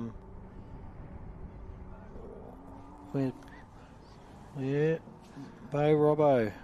The quickest lap so far this morning, right there in front of you, folks, with that car. 56.55 for Bo Robinson. And that's a big car. To see that coming in and out of that wood there, that's a big car. 37-inch tyres, probably 28 inches of wheel travel in the front and 30 or so in the rear, I don't know. But to have that thing come out of that hole like that, it looks like, you know, using all of the suspension out there, you can tell how brutal off-road can be when you'd be glad you're seeing those whoops. You just admire the way that Bo's throwing the Mason, isn't he? He's just really dialed in. He's just in one of those spots at the moment in his career. And the way he's throwing it around, it doesn't look like the size of car that it is. It's bloody huge, this thing. Yeah, they're big trucks, and obviously his good friend Brent Smooth, he's got the full drive Mason, which we saw a couple of times this year. Shout out to Brent Smooth and his crew, but yeah, great footage here. Brought to you by the team. Here is our next car, 11 Sandy. and 44, and the Sant entry. Yep, the Port Douglas Bath, North Queensland. So now they find themselves in fifth, and here's our next vehicle. Matty Burrows. Now, hang on, I think they took off behind Matty Burrows, I'm sure the didn't Sants took off behind Burrows and Mitchell. So the Sants have made a move here. The second of our Class 11s. Unfortunately, which that'll actually give them a good advantage now because they have no one to overtake. Yeah, they've got a beautiful run. They've got no dust. The dust actually, you can see the amount of dust that's kicking up off two cars. And Matty Burrows, it's not a lot of dust, and the wind's taking it away pretty quickly. But when you're trying to when you're getting right up around someone, that can still be a hindrance. So James Sandy started in Queensland in a Class 6. He had another ultimate car, and now he finds himself in a big angry Class 11 racer, and he's doing some wonderful things here in cool looking car, beautiful, cool sounding car. Looks a picture, doesn't it? And young Matty Burrows, he may have a little issue because he looks like he's maintaining that sort of speed there behind Sant. So it's a little stiff, that car, Matty Burrows. So Sant and Sant, the husband and wife combination, head through nicely. And Burrows and Mitchell likewise. So our fifth and sixth car respectively are through.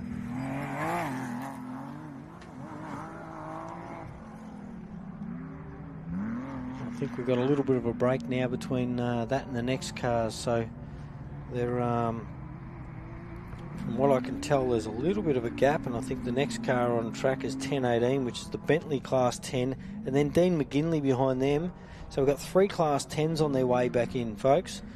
So this is great to see. And then we've got the power entry. That's pretty cool to look at, isn't it? So I saw on the notes that Carl Power had a power steering issue this morning, so obviously there's the delay there. Not sure the actual result there, but obviously he's still moving nicely as he heads towards completion of this lap. But the Class 10 battle here, Bentley, the young gun, young Tommy Burrows, McGinley, Carl Power.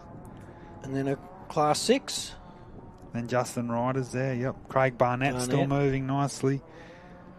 The 11-18. It's hard to fathom sometimes that how, Barnett's car, and they're a well-tuned team as well, how they can't get around one of those little side-by-sides. Those side-by-sides are elusively fast, especially in amongst the trees and the tight stuff, Yeah. So it's interesting to see what cars are placing where. But yeah, three Class 10s on their way back in.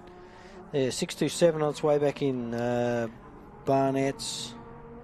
Definitely looks like Stewie Chapman. Unfortunately, looks like he's on one of the back roads, so around the 30k mark, Sandy. So some bad luck there for Stewie Chapman. We've been saying that he looks so good in the single-seater Chenwoff, but not to be this weekend. Hayden and Hannah Bentley are on their way in behind the Barnetts at about the 72k marker, travelling nicely. We've got Kano 104, which is Luffy in the Honey Badger. Unusual shaped car, isn't it? It is the Honey Badger. Lukey Ersedge.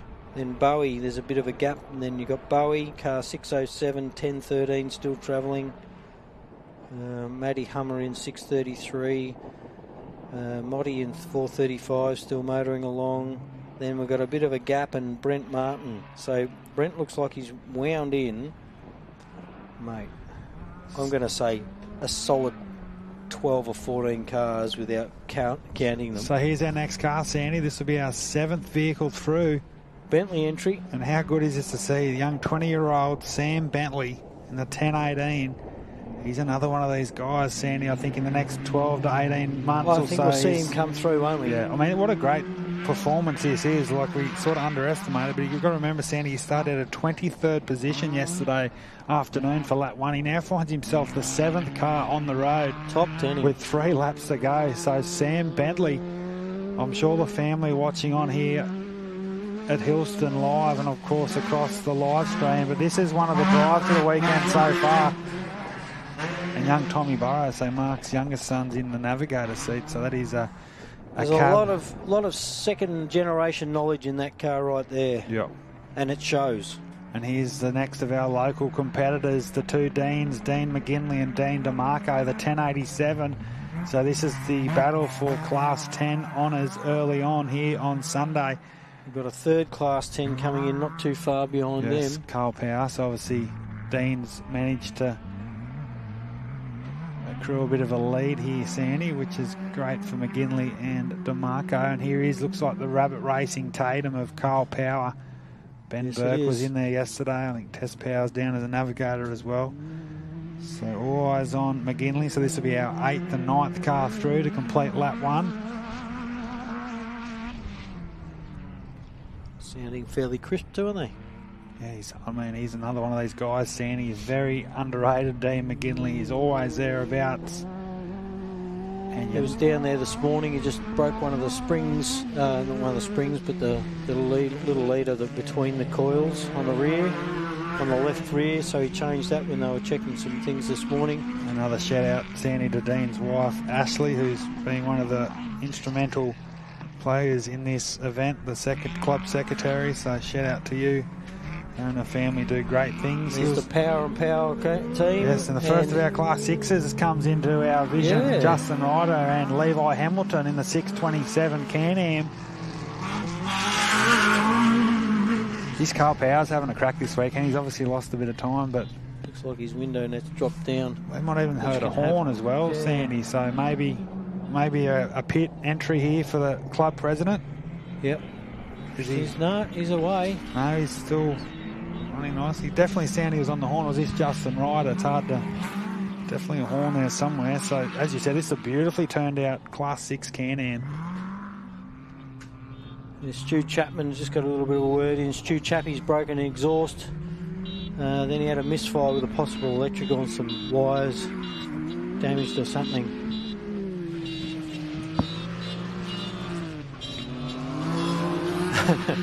I don't know whether they got a horn issue, but if that's the only problem for their day, they're doing well. They're doing but Justin Ryder and Levi Hamilton definitely doesn't look like they're at the pace to be entering the pits, but you just never know sometimes. If it was just a horn issue, they're not stopping for that. Just leave it on. Yeah, so still moving along nicely, but so the 627. So now they find themselves in 10th position on the road. The guys from Brisbane, so it's very phenomenal. impressive. Phenomenal. We've got a little bit of a break. I don't think it's too much of a break though. The Barnetts shouldn't be too far off, and then the Bentley's truck should be. I can hear the Bentley's truck over in the distance. 7 litre. Yeah, it doesn't sound like Barnett's car. So Barnett started ahead. Barnett's ahead of him, but I can hear the Bentley's car they do a little loop in towards us and then away from us again before they come back into the arena. So, yeah, there's still two cars still charging along. Then we've got the Honey Badger 104, we've got 1065, 607, 1013, 633, 435, the Moddies. Franklin's still moving. Johnny Smith, Brent Martin. 1004. The Hill entry is 0 kilometres, so I'm not too sure what's happening there. Yes, I did see that.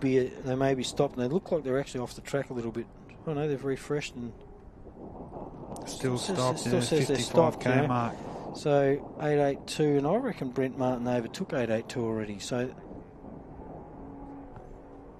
Brent Martin's still moving quite nicely at the 56k marker. That was a minute and a half ago. So we should see him in 10 or 15 minutes. Yeah, 20 minutes. Might take a little so bit. here's Cougar Racing, the 11th car on the road. Craig and Megan Barnett. One of the great stories of 2023. 7 major events, 7 top finishes.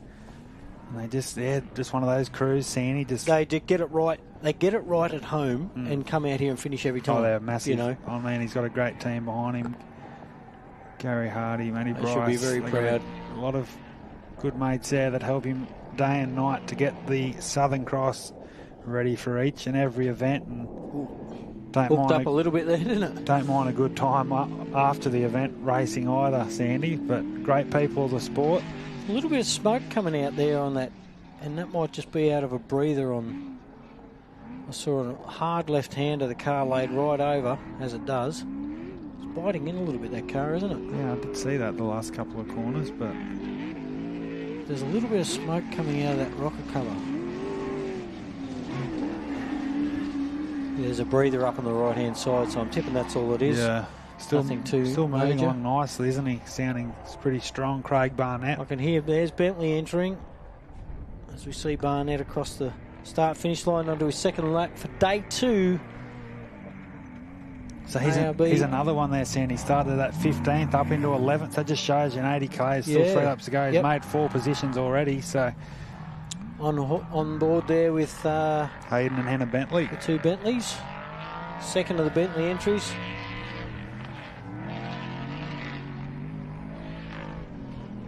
She looks fast in this section, doesn't it?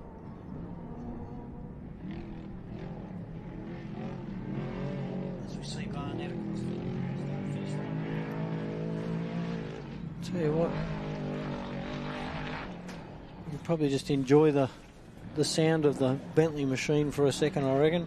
I think this is the first event they've run the 7 litre in it, Sandy. A quick change after the Fink Desert race where Hannah competed in it. And Hayden's back out on the track and sitting around that 11th, 12th position.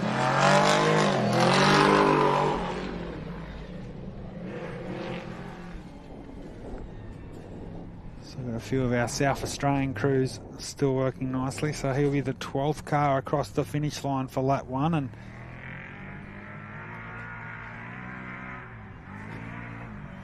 try and get a bit of an update on that. From what I can tell, mate, we're about to have the Honey Badger pull in front of us any second. David Lufton, there it is. He's on his way in. One of our Queensland crews.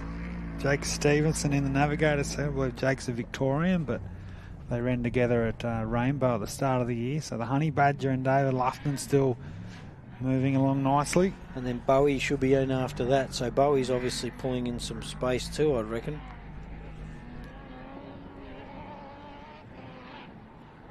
As I said before, it's a bit of an unusually shaped car, this, but it definitely fast for what it is. Well, there you go. Bowie Graham started this morning at a 22nd position on the grid, and he finds himself around the 13th car on the road. So he's in a class 10. Those 4 or 5 cars. Obviously been a few withdrawals to date so far, but we'll keep an eye on Bowie Graham. But David Lufton now gets our attention. The 104 is the 3rd of our Class 1, so having a good strong start to his Sunday.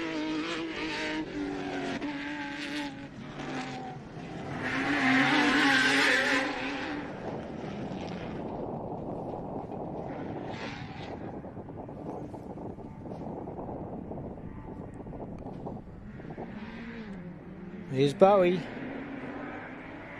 Bowie's back in the arena.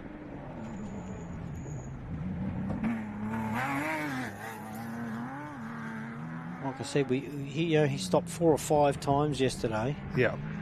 And still only dropped that around 10 minutes. Yeah, it's quite impressive. Mate. In a class 10 as well. Yeah.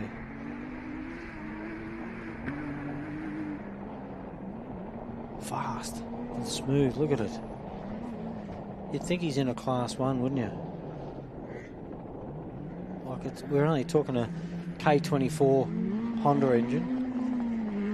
And he's been doing it for a long time now, Sandy, hasn't he? Obviously, he was 3rd outright in the ARB Championship 2 years ago. He's finished 5th outright here last year.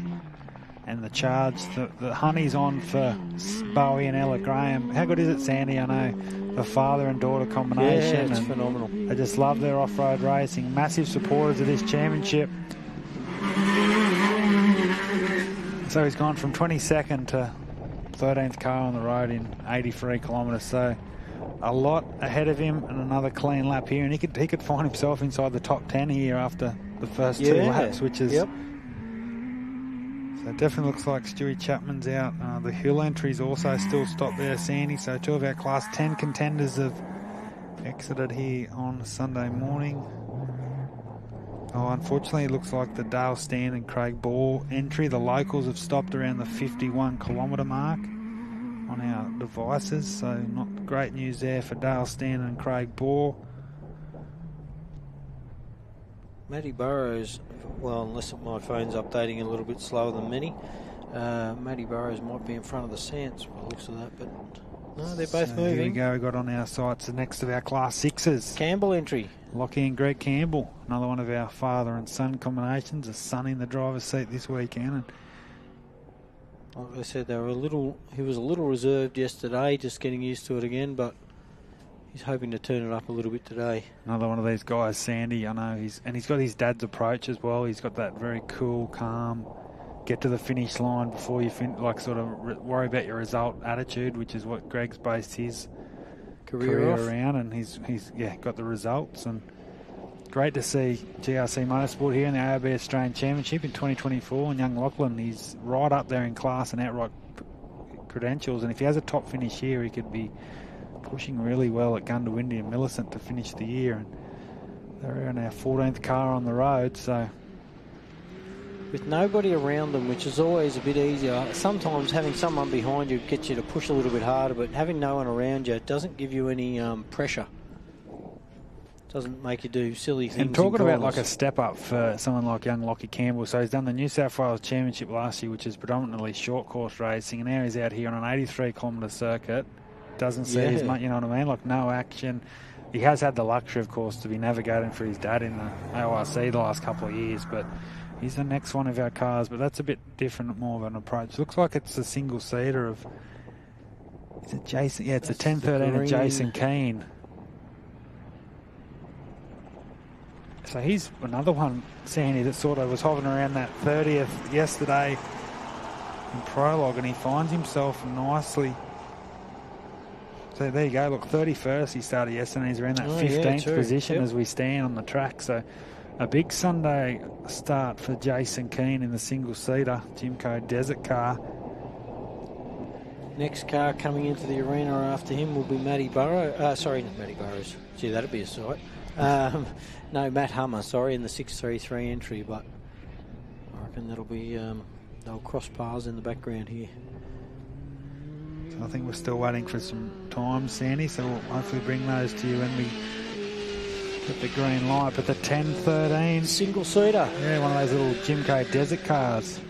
All props to those guys in the single-seaters, mate. I don't know how they do it. They've got to do their navigation. They've got to do if they have a flat or a rollover, whatever happens to them out there, they've got to deal with it all on their own. So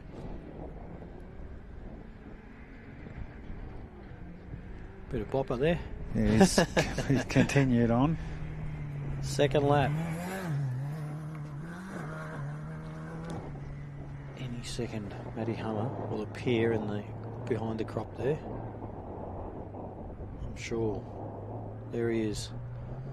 The little Polaris. Raceline Wheels, sponsored entry.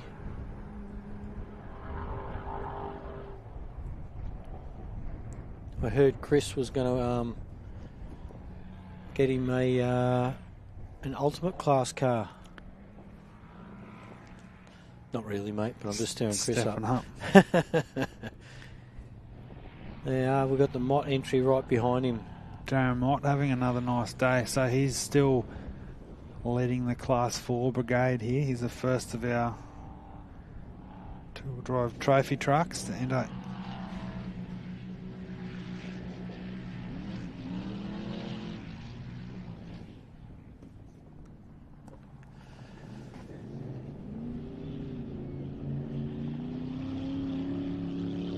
Darren Mott looks like he's having a bit of fun out there too, doesn't he? Yeah. Quite smooth. Good to see a new generation of guys coming through too. You know, like we said before, we've got young Bentley, Burrows, young Matty Hummers. So there's another group of off-road racers coming into the sport in the last 12 or 18 months.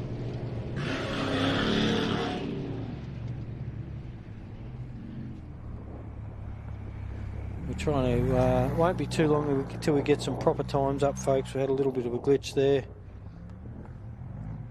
It's one of the hardest things. I think that's nearly the hardest thing about off-road racing. It's not even the getting the event going and everything, which I know everyone puts a phenomenal amount of work into, but dealing with technical issues in the background can be quite overwhelming on race day. Shout out, of course, to Murray and Julie Rogers down there in South Australia. Sandy, of course, hang up the boots, as you could say, at the end of last year, and they've been, no words to the contribution they've made to the sport of off-road racing in Australia the last 2 or 3 decades, and the time was right for, of course, Murray and Julie to step aside, and they've just sort of created that great movement into the new era of off-road racing, and I know how much they miss being here and at the track, and it just doesn't seem the same anymore, these big events. And yeah.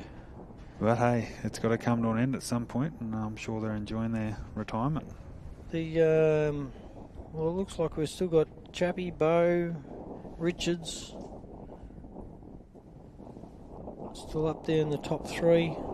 Their times. All provisionally, of course, yep.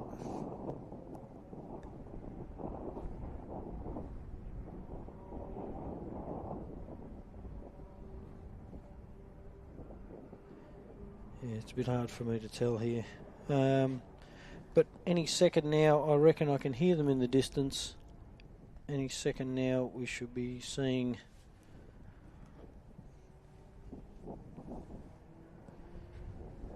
from what I can tell would be Brent Martin.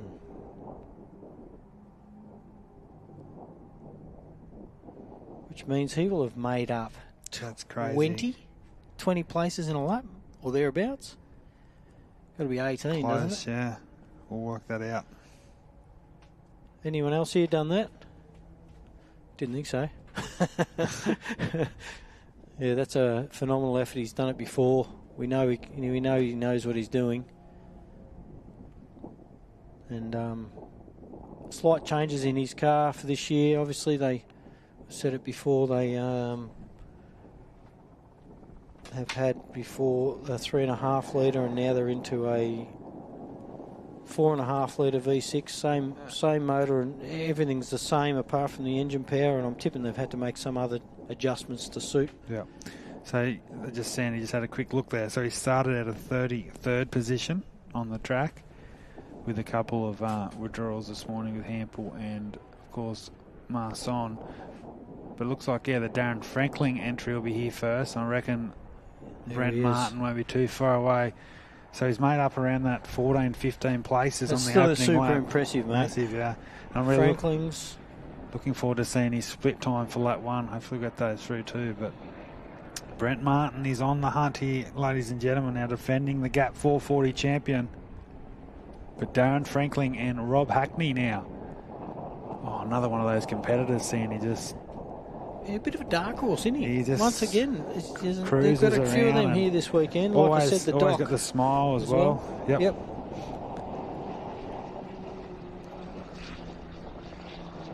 well-dialed car, the suspension in that by the looks of that, isn't it? Yeah, doesn't always miss a beat. There he is in the background. That's not full speed, is it? That doesn't look full speed to me. me. Doesn't look full speed from Brent Martin, but he's still moving, so... Here comes the Franklin. I'll tell you what, Darren Franklin's having a crack, and John looks like Doc Smith coming in over the back as well, Sandy. So, yep. But Brent Martin, I reckon Martin will be definitely entering the pit complex here. I think there's a... Oh, you can tell there's an issue there somewhere. Yeah, there's 100%. But, so Darren Franklin, the 19th car through, so... Well done to he and Rob Hackney. John Smith, Grant Mannion coming towards us here. And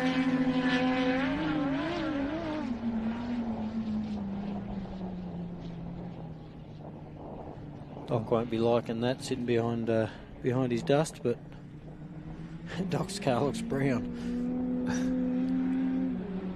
Yeah, so a clear issue for Martin's Sandy. Clearly got an issue going on here, so hopefully his crew's back there waiting. Yeah, he's half throttle around in front of us, unfortunately. Maybe a similar issue. It's hard to tell, obviously, from here. Possibly, and I'm tipping they're going to pull into the pits, I would imagine. Because there's no point in going out at half pace for him. It will be costly if he does. Yeah, they're into the pits by the looks of that, mate. So there you go. Looks like our first car. That's very unfortunate. Brent Martin coming in. I don't know. Such a strong contender. Good for Doc. He gets a fresh bit of air on his way back out for his second lap there on screen. Car 445, ARB 30 powered Nissan. Bit of a unique setup, isn't it, for a Class 4, but yep. He's moving through nicely.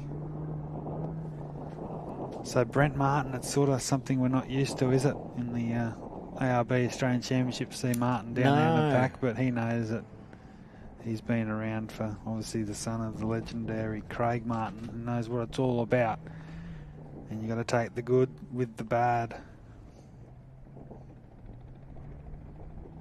So we'll keep an eye on Brent Martin there in the pit area. So that's, I think, around 21 vehicles. Well, that's through Sandy. Well underway, isn't it? Lap 1. We've got a fair bit of a gap until we see the Lynch entry coming in, but the Lynch entry is probably about 6 or 7 minutes away, 5 or 6 minutes away. Then we've got 882, which is that green patrol ute with an LS in it, and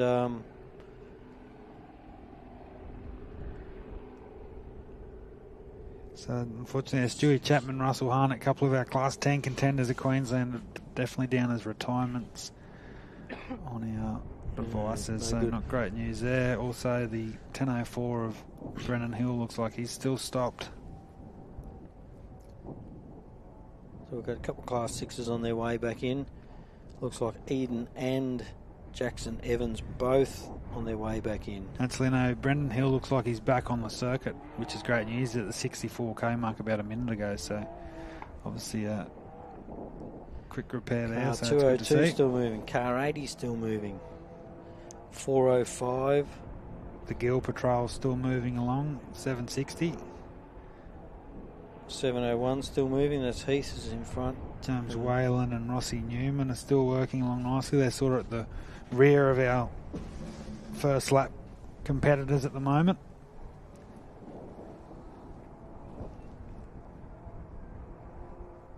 It's a shame about the locals, Sandy, that Dale standing in the big ultimate car, the Chef Powered there, stopped at the 51 kilometre mark. So, but we've still got Chappie moving, Richo's still moving along nicely, Bo Robbo, the Tuckers, Matty Burrows, they're all in the front of your field. 1087, 1043, 1144, the Sant entry, they're all still moving, but yeah, that 1012 looks like it's well off track. That's a Harnett entry, so they're at 0 kilometres an hour, so I presume they're at a pickup point.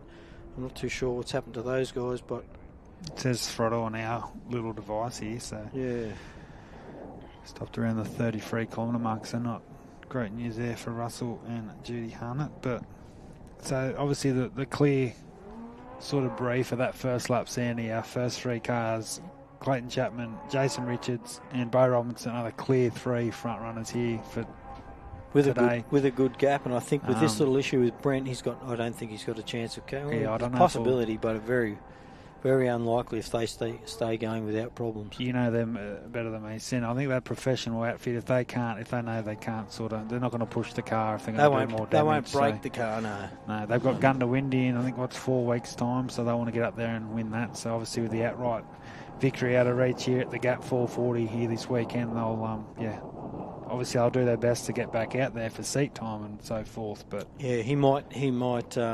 He's got a stuck throttle body again by the looks of that. Yeah.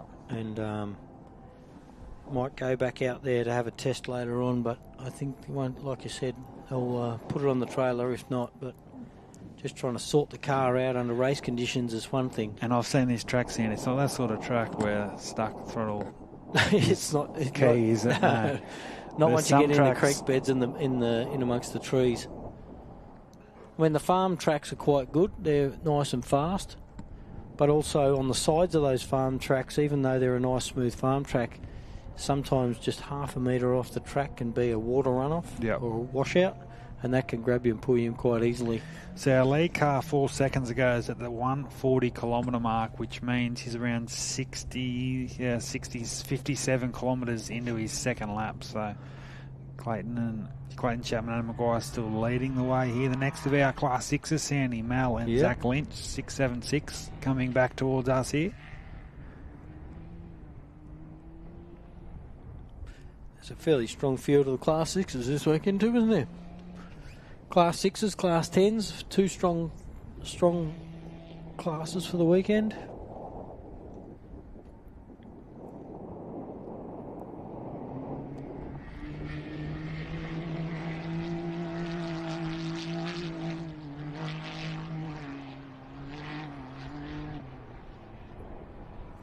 Fairly smooth, and the patrol coming in, the 882 entry.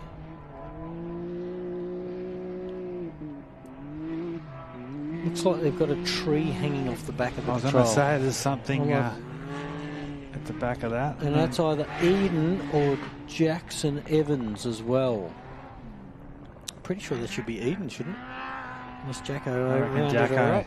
It is Jacko. Yeah, I was going to say. Jacko's rounded her up on the line just recently. So was he a third last car to leave? So he's really... He's hauling into it. He's done pretty good. That's a quick, isn't it? That's a pretty new quick... There's Eden coming into our arena now as well. So we've got the patrol with a bit of greenery out the back. And look at the suspension difference in that patrol. Have a look at the suspension difference. That's a cross-country rally suspension setup, I'm calling that, because they're usually a fairly stiff car. I reckon Jackson Evans is about to press the get out of the way button. And he's pushing hard, but Guy Schumacher, isn't he? He's obviously had this patrol for a while now, Sandy, in the Safaris, but he's about to get Jackson Evans and Samuel Raper hot on his heels. What a place to overtake, mate, because there's a single lane about there. And it's not going to get in there. He's looking at him, pushing him. Go, Jacko. Get up it, son. There you go. And that's good. He's out of the way. He's actually into the pits by the looks of that. Yeah, so might have a little issue. He's got a crew underneath the front of his car. A little bit of smoke there somewhere too, Sandy, just coming on the back of that patrol. But watching Eden come through. She had a rollover yesterday afternoon. Simon hanging on. He doesn't. Well, he's just along for the ride. Yeah, and look at sideways. Doesn't care. So that's good news. So the patrol is Schumacher and Simon back out there. So unfortunately for Eden, she's now got to try and get round that thing. He's in a king chrome sandwich, Guy Schumacher. So I'd be interested to keep an eye on that. I don't know. Eden maybe might be able to pull in on Guy. I'm not sure. I can't remember where they started. Whether she was in front or behind the patrol there, whether she's reeled him in or he's reeled her in, or they've just, come across the line in the same spots. Well, I think she got seated just in front of him, so maybe Schumacher's made the pass. He's probably got a bit more top-end power on the smoother straights. Yeah. But as we know, the side-by-sides are bloody quick in the tight stuff. He seems to be pushing it hard, though, on his off-road debut, Sandy, which is good to see. And most definitely. I reckon he might, once he leaves here this afternoon, he might have that off-road bug, and we'll see him at many more races to come. Our next one coming in a few moments will be 202, the Forsman entry. Chris Land behind them.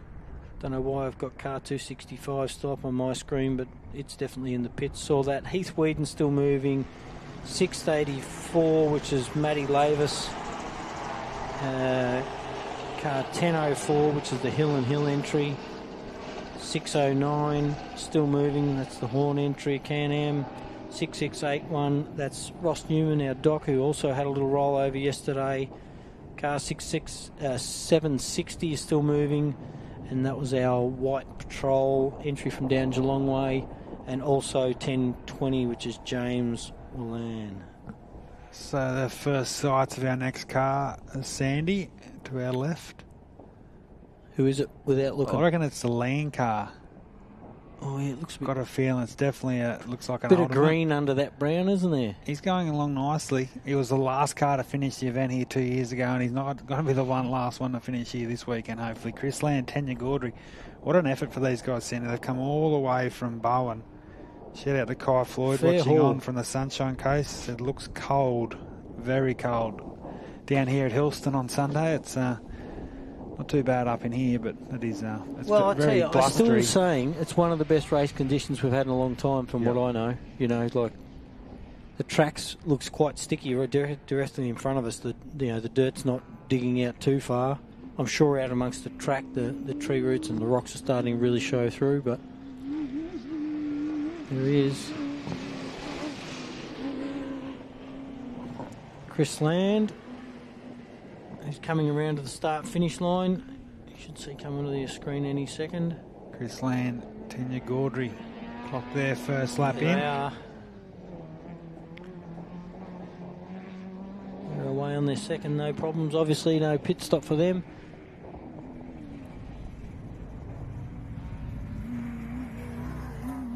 I reckon this is a Class 2 entry, is it? Yeah, Sandy? the Forsman Looks entry. like Brendan Forsman, Lee Whitehand. So they did have a bit of a rough beginning with this car. I think they had 4 or 5 races in a row without dramas, but they're looking for their 3rd class win in a row at ARB national level, which That's is good. Impressive. We don't want to put the mocker on them. They've And still got 3 to go. there are but- only other competitors out. Obviously, Yeah, we well. spoke about Coatsworth earlier with timing chain, or timing belt, should I say, issues.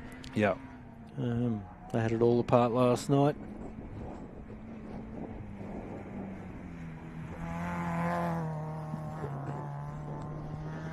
See Chappies closing in on James Willan out there. James seems to be our last competitor on his first lap, car 1020, and Rossi from what I Newman's can still see is Chappie's just overtaken the last the last guys on course on their first lap, which is James and Mr. Norris in the passenger seat, and he'll be hunting down now that Geelong patrol. So he might have to lap a couple on this section, but I don't think he'll see him again for the rest of the weekend. No. He actually may do, you know that, because a On the 45 third lap, on yeah. the third lap, possibly. Looks But like is it our Oz truck, our it 3rd is of our car Class 4s. 405. So we only had the 3 Class 4s this weekend, Sandy, but they're all still running. Now we Three of have the got veterans as the well. Doc, Mr. Mott. Like how Mr. Mott said on Friday, the younger brigade, the Class 4, all over 60. The Grant entry on its way back in. And So as you said, there's only that sort of handful still out there on their first lap. And we won't be that Yeah, far there's away only- from seeing our lead cars.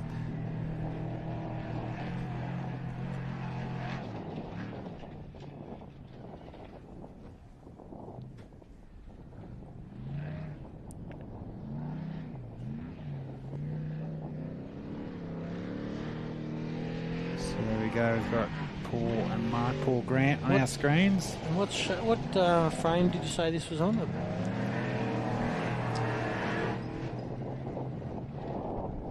Seems like a big heavy car to me. It does, always has, yeah. But he's had some great results. He's been a big supporter of the New South Wales rounds and ARB in the last Yeah, definitely. 7 or 8 years. But I agree, it's just got that real.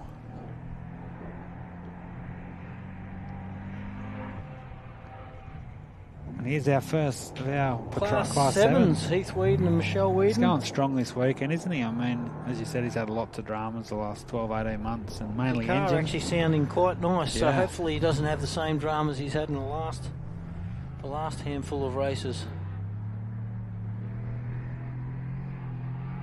And he's another one that's chased. He wasn't going to do the championship this year, but the bug. He's got it. He's got the 701 on the roof, and I mean, it's not everything, but it's always great to be rewarded for hard efforts. And as you know, it's not just a turn up on the race weekend, Sandy. There's hours and hours and weeks that go into these race cars, and it was definitely sounding crisp yesterday, even this morning. So, and even now, it's sounding a lot better than it has in the past. I've got to tell you, this engine. yeah. So I don't know what they've done this time round. So hopefully, Does Heath do most of the work himself, or they do a lot of it themselves. Yeah,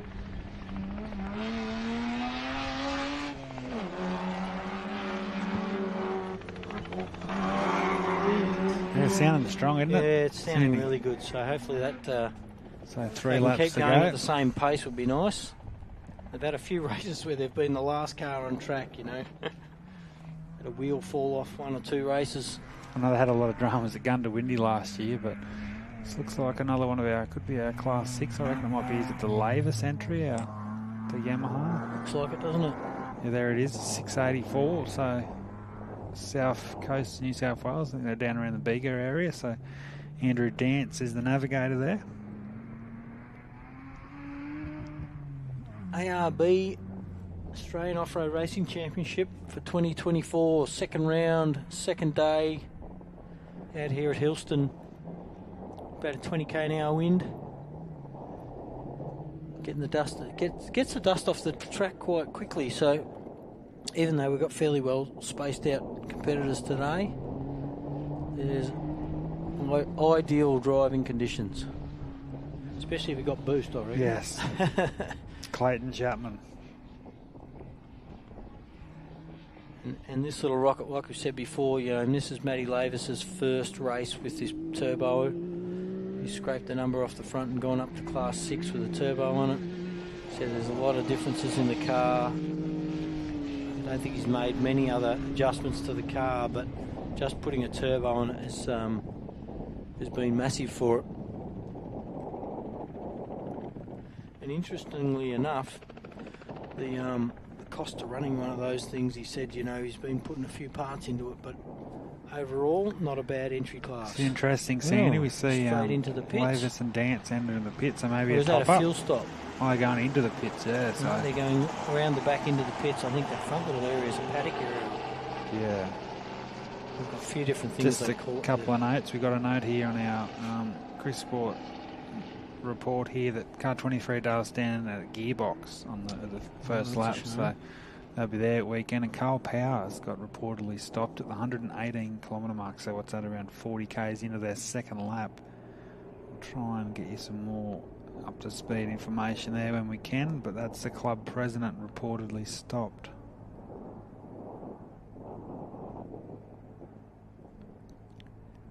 So the two front-running Class 10s of Sam Bentley and Dane McGinley still moving along nicely. We'll try and track down Carl Power. Yeah, so he definitely stopped at the 118k mark. So what's that, about 35 k's into his second lap? So unfortunately, the club president, he had that little issue to start the day. So we are seeing a few drop out now, Sandy, which is the nature of a national long course event, or any off-road event in that. No, looks like Bowie Graham's not too far, or maybe even past. David Lufton there in the Honey Badger. Simon Tucker is still moving. He's around the 140k mark, but we shouldn't be that far away. I think we'll just get you. We'll work out our first three cars. They're very close now, Sandy. The 15. This is the Hill and Hill entry.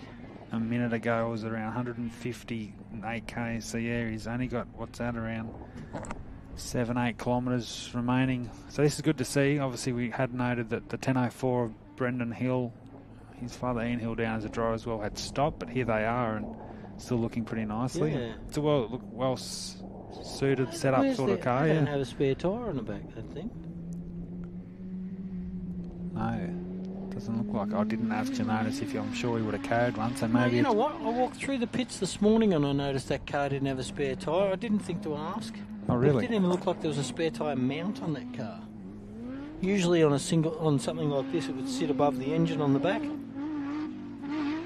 But maybe he's got a can of that stuff you jam in there. There's not even a spare tyre mount on that car. No, so maybe that's a. It carries a can of that Yeah. that self-sealant stuff. Yeah. That'll get me home. It'd be great to see that. So it looks like he's also, so I can see his father Ian there running down to him there on our screens. So obviously it was an issue out there, Sandy, but obviously Brendan's been able to.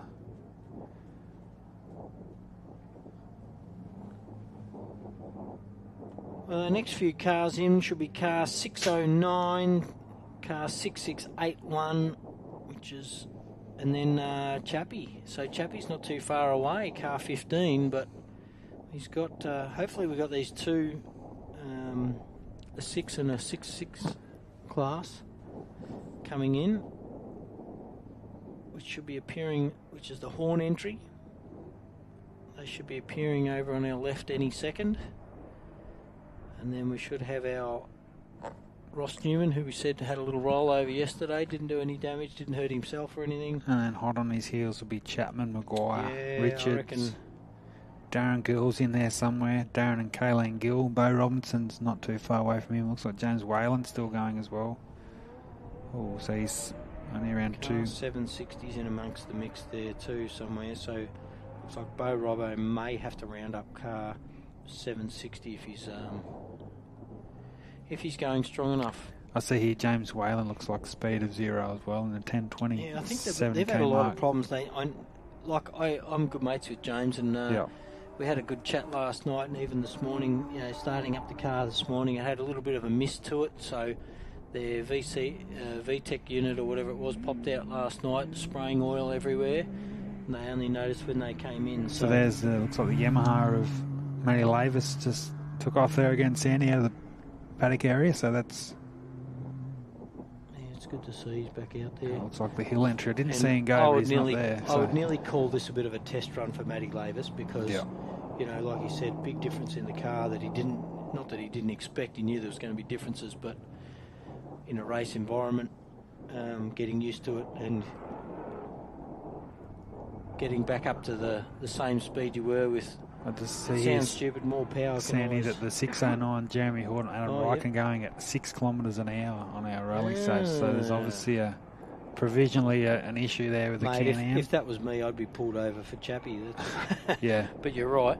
Who's this in Ross here now? Newman, I reckon, shouldn't be that far away. That'll be Ross Newman there in on is. our left. Yep. Our Warwick vet. So, as you said, he had that little rollover yesterday. I think he had a little decent rollover by all reports. I think he went over 3 times, but no damage to him apart from the number board on the roof. Yeah. Which I'm going to say is no longer existent there right now. I can't even see a number board on the roof. Something there, but it's not very straight. But Ross Newman, one of our final cars to complete the opening lap. So. And then I reckon you're going to see in about 10 or 15 seconds, you're going to see Chappie pop out of there too. Our first car. And with any luck, Ross can get out of the way before Chappie comes through. So there you go. So the 609 at Jeremy Horn definitely stopped at around the 83k mark. So obviously an issue there. Devastating, that close to the finish. There he is, folks. So here's Chappie, our race leader. Clayton Chapman, Adam Maguire, 2JZ powered Razorback. Looks like it's absolutely unfaulted. So hopefully we'll get some times here, some section Ross times. Newman's on it. Yeah, Ross Newman, he pushes that little 1000cc Yamaha to its limits, Sandy, and obviously naturally aspirated, hence the 6.6 on the roof. But all eyes on our current race leader as Newman crosses to go through for his second lap here on Sunday. But someone is about to finish their second lap here. In for his 45-minute service break. So forgetting that we've got Richo not far off entering the arena either. So by about this stage last time, Sandy, Richo was coming down. So here we go, our first car, and it's been a clean opening stanza to Section 2 for Chapman and Maguire. Obviously the unknown out on the circuit that we haven't seen, but we're very close to seeing our second car. But take a bow, Clayton Chapman, Adam Maguire. That is tick one for the Gap 440 Sunday. They'll go in there, Sandy. They'll have a countdown, I believe, on their rally safe device. And here's our second just car coming now. into the arena, mate. So that's fantastic to see this local fella. But I reckon Bo Robinson won't be that far away here. I can hear Bo in the background. The 7 litre. But all eyes on the locals, Richards. But you can really tell Chapman's really definitely pulled away on that lap. Times to come to hand. Yeah, definitely. But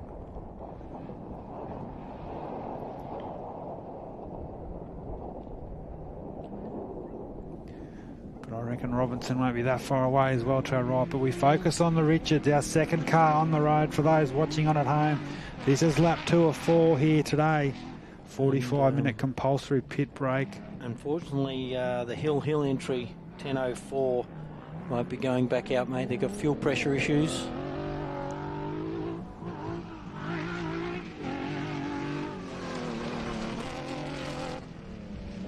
Class 1. He said yesterday had a bit of a miss. Do you reckon he's still got a little bit of a miss going through there, Sandy? I didn't quite hear it properly. He said yesterday he did have it. But this is another interesting, Sandy. Where's Bo Robinson? Bo Robinson was a lot closer than this on last that first time he lap. was. So, and there's I think car 760. That must be our side-by-side 607 that was pulled over earlier. That's a 609, is it? That's the local guys. 609. I can still hear that there is Bo Robinson. Robbo. So these guys are going to want to get out of the way real quick. But there you go, Sandy. So obviously, is there an issue? It's a bigger you just gap don't with know. Bo Robbo. He was a lot closer on that opening. Most definitely, mate. And there's the Whedons. No, Sorry, the Gills. Gills, Darren and Kayleen.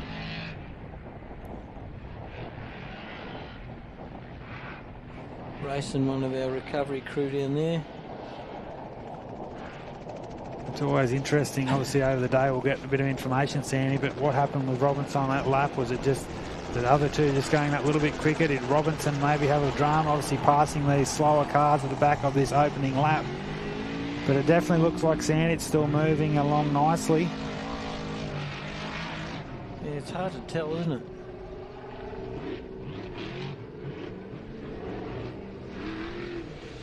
Did Bo and Shane have 2 spare tyres on the back of that Mason as they left, Sandy? I did not see, mate. No, I know.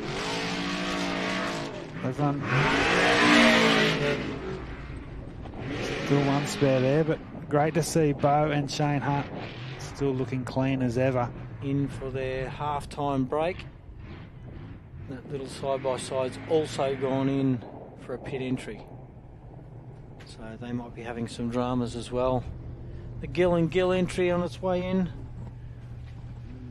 Be some hard yards out there. I've done it before in a Class 7 of that calibre myself, so I know it can be a tough race to run in a 4.2 GQ. That was my choice of car this weekend, mate. Yep, actually travelled up here in one of those luxurious machines. Quite the spectacle. So they look like they're still moving nicely. How was your trip up? Oh, fantastic. Fantastic. Luxury. Fully airconned? Yep. Aircon, heater, grandpa sheepskin seat covers for my broken back.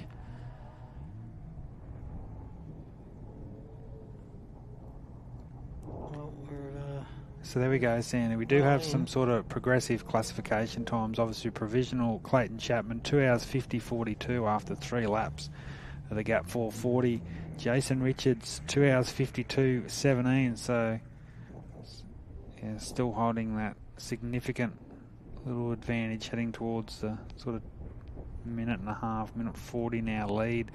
And Bo Robinson provisionally in a 2 hours 52.55, so around 30 odd seconds behind that of Richard. So he did lose a little bit of time on that lap, but I'm sure Robinson and Hunt will still be happy where they sit after the opening 2 laps here this morning. They won't be wrapped.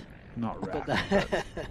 there could be worse places to sit. This is currently sitting on the podium, which is always a They're good in thing. the house. Unfortunately, it looks like Brent Martin still hasn't returned to the circuit either, which is a shame for those guys. Word was that they'll probably just have a bit of a tinker with it, maybe go out for one more thing just as another tester. Richo's engine obviously wasn't. You said it sounded like it had a miss or something, but Lammy, and that's not the roast lamb. That's the Daniel lamb from down the Pines event. It's just sent me through that Richo's engine sounded a bit off and might be a cracked exhaust or something instead of what we were thinking. So I had a good chat to Richo yesterday, and he definitely said he had a bit of a miss there on the opening lap, but he's still moving along nicely. Sandy's still holding that second provisionally outright on track and in time, so another great vantage point here of the beautiful crops at Mac Tocton.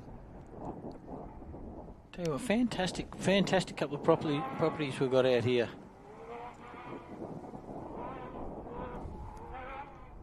Not that every off-road race doesn't have its own thing, you know, like we're off to Gundy next, which is the famous Melon Holes.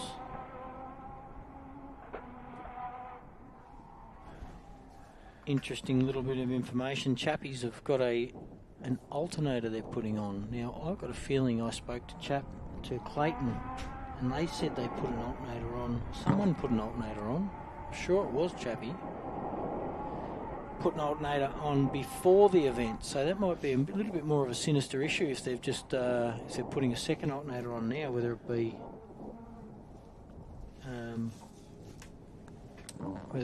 an alternator issue or something else causing an alternator issue. It's interesting.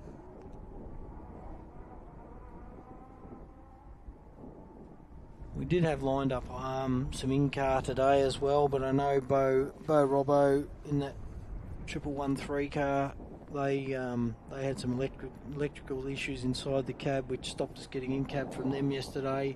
Also stopped their GPS, which I know they weren't happy with.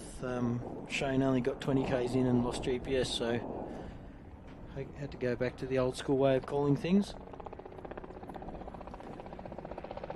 You can, folks, while you're here, go for a quick joy flight, $75 per person. A couple of people in the air would be good to obviously cover his costs, but Riverina Helicopter's doing a fantastic job. You can go and get yourselves a coffee and something to eat. So shout out to Lawrence Chris, watching on from Sydney. Of course, he's been a regular in the Class 1 field the last few years with his father Jeff giving us a shout out here at the Gap.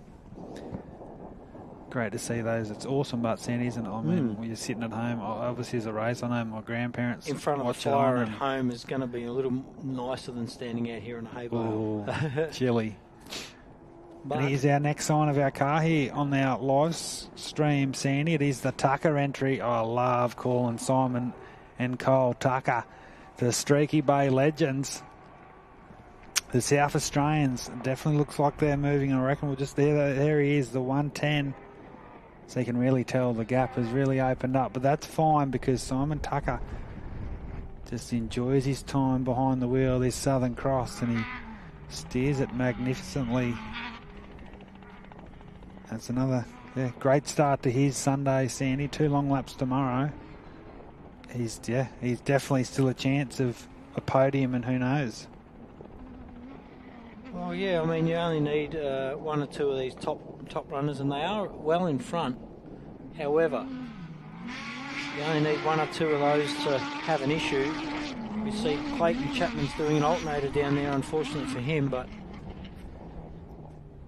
it won't take much for one of these guys to get up in the top spots, will it? There you go. So Tucker, the fourth car to near a lap 2 completion. Jeez, he throws it around, doesn't he? Look at that. Very aggressive. He's a very aggressive little steerer, Simon Tucker. But great to see those guys back in the house, and they are our 4th car to complete The opening 2 laps here on Sunday morning as we just go past 10:30 local time. So Clayton Chapman, as I said. Yeah, Chappie came in with no lights on. He was trying to conserve some power there. Lammy's just giving me some updates from down in the pits.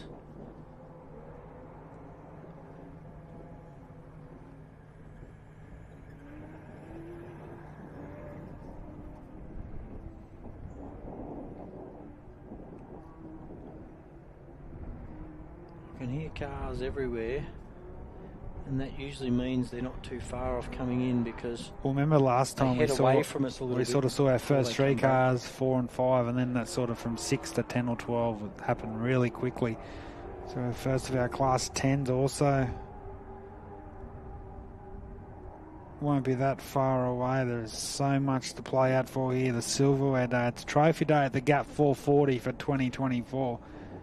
Go down there and here's some good news, Sandy. It looks like I've just checked here, Dale Stanton and Craig Ball in the 23. They're obviously a long way down now, but they're back circulating. They're at the 80k mark. So we did get some notifications saying they had a gearbox issue, but I can confirm the 23 for those locals watching on is quickly closing in. I reckon the next car through, they will be the Burrows and Mitchell entry.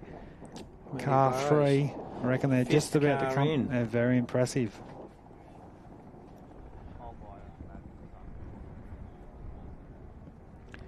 Just a shout out quickly to Amy and Craig Krog watching on from the sunny coast.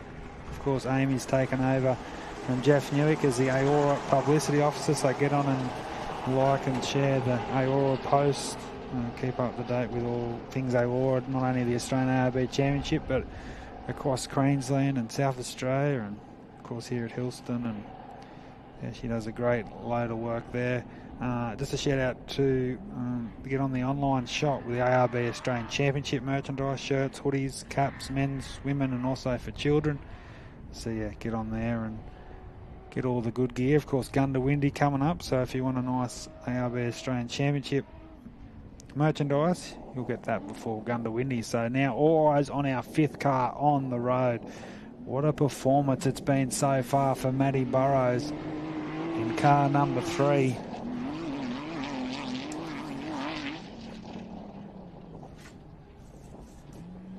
In the Mark MBR Jimco Aussie spec, powered by a Holden 3.5 litre, based around Ballarat, 3rd outright in the 2023 ARB Australian Championship, 7th outright at the ARB Big Desert 480.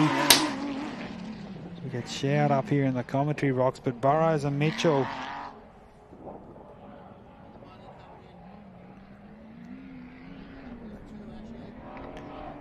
congratulations to those guys. They are 2 laps to the good. 45-minute service break for Burrows and Mitchell. So here we go, a couple of our cars. So this looks like it's the local 23 Feral Gen Ultimate Machine of Dale Stanton and Craig Ball. Their first outing in this here at Hillston. This is only their first lap due to a set of gearbox maybe issue on that opening part of the lap. But there's our 6th car on the road. It's the Sant Racer, the North Queenslanders from Port Douglas. They're going very nicely, our 6th car. James and Lizzie Sant, husband and wife combination. But here's the Chev-powered Feral Gen is the model, the make of that car. So Dale Stanton and Craig Ball head back through, but here's our 6th car through, Sandy, the 1144, the husband and wife crew, and they're doing very nicely. That's good to see them back in the arena. So good signs there for the local Dale Stanton. He did go through there on that, so he's obviously resolved the issue on the track, and they're confident to head back out. And sometimes, as you know, Sandy, like you see a car on the first lap, if they do have like that sort of bigger issue that stopped them from all, they sometimes do come in for that just to get the crew to check over it, and just, but I'm sure if obviously they're confident enough they'll make it around. It still sounds sweet and doing all the right things, so we wish them all the best for their second lap.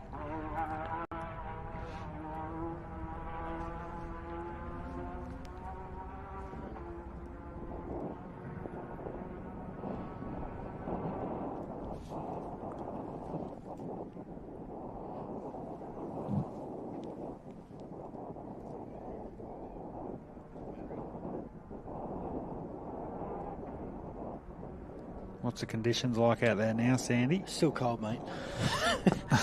When I say cold, it's not actually that cold out there. The only thing that's making it cold is that breeze, which I'm copping right here in this corner. which is quite good for the dust. So we haven't seen many dust issues, and as you can see just in front of us even, there's still a bit of dampness in that ground. So I would imagine everyone's going to tell us the same thing. Perfect race conditions. So this is pretty cool. I reckon these might be pretty on times here. So obviously Chapman, about a minute, sort of 30, 35 back to Richards. And Richards, Bo Robinson is another 30 odd seconds behind in third. Simon Tucker, we did see that bit of a break gap there. Obviously it was all clear to see Simon and Kyle Tucker in the 110 in fourth position, around 8 or so minutes behind Robertson. And then a bit over 2.5 minutes back to Matty Burrows and Jay Mitchell in fifth. And then around 20 seconds back to James and Lizzie Sant in sixth position. And there are only 6 cars that have crossed the line here for the opening 2 laps. So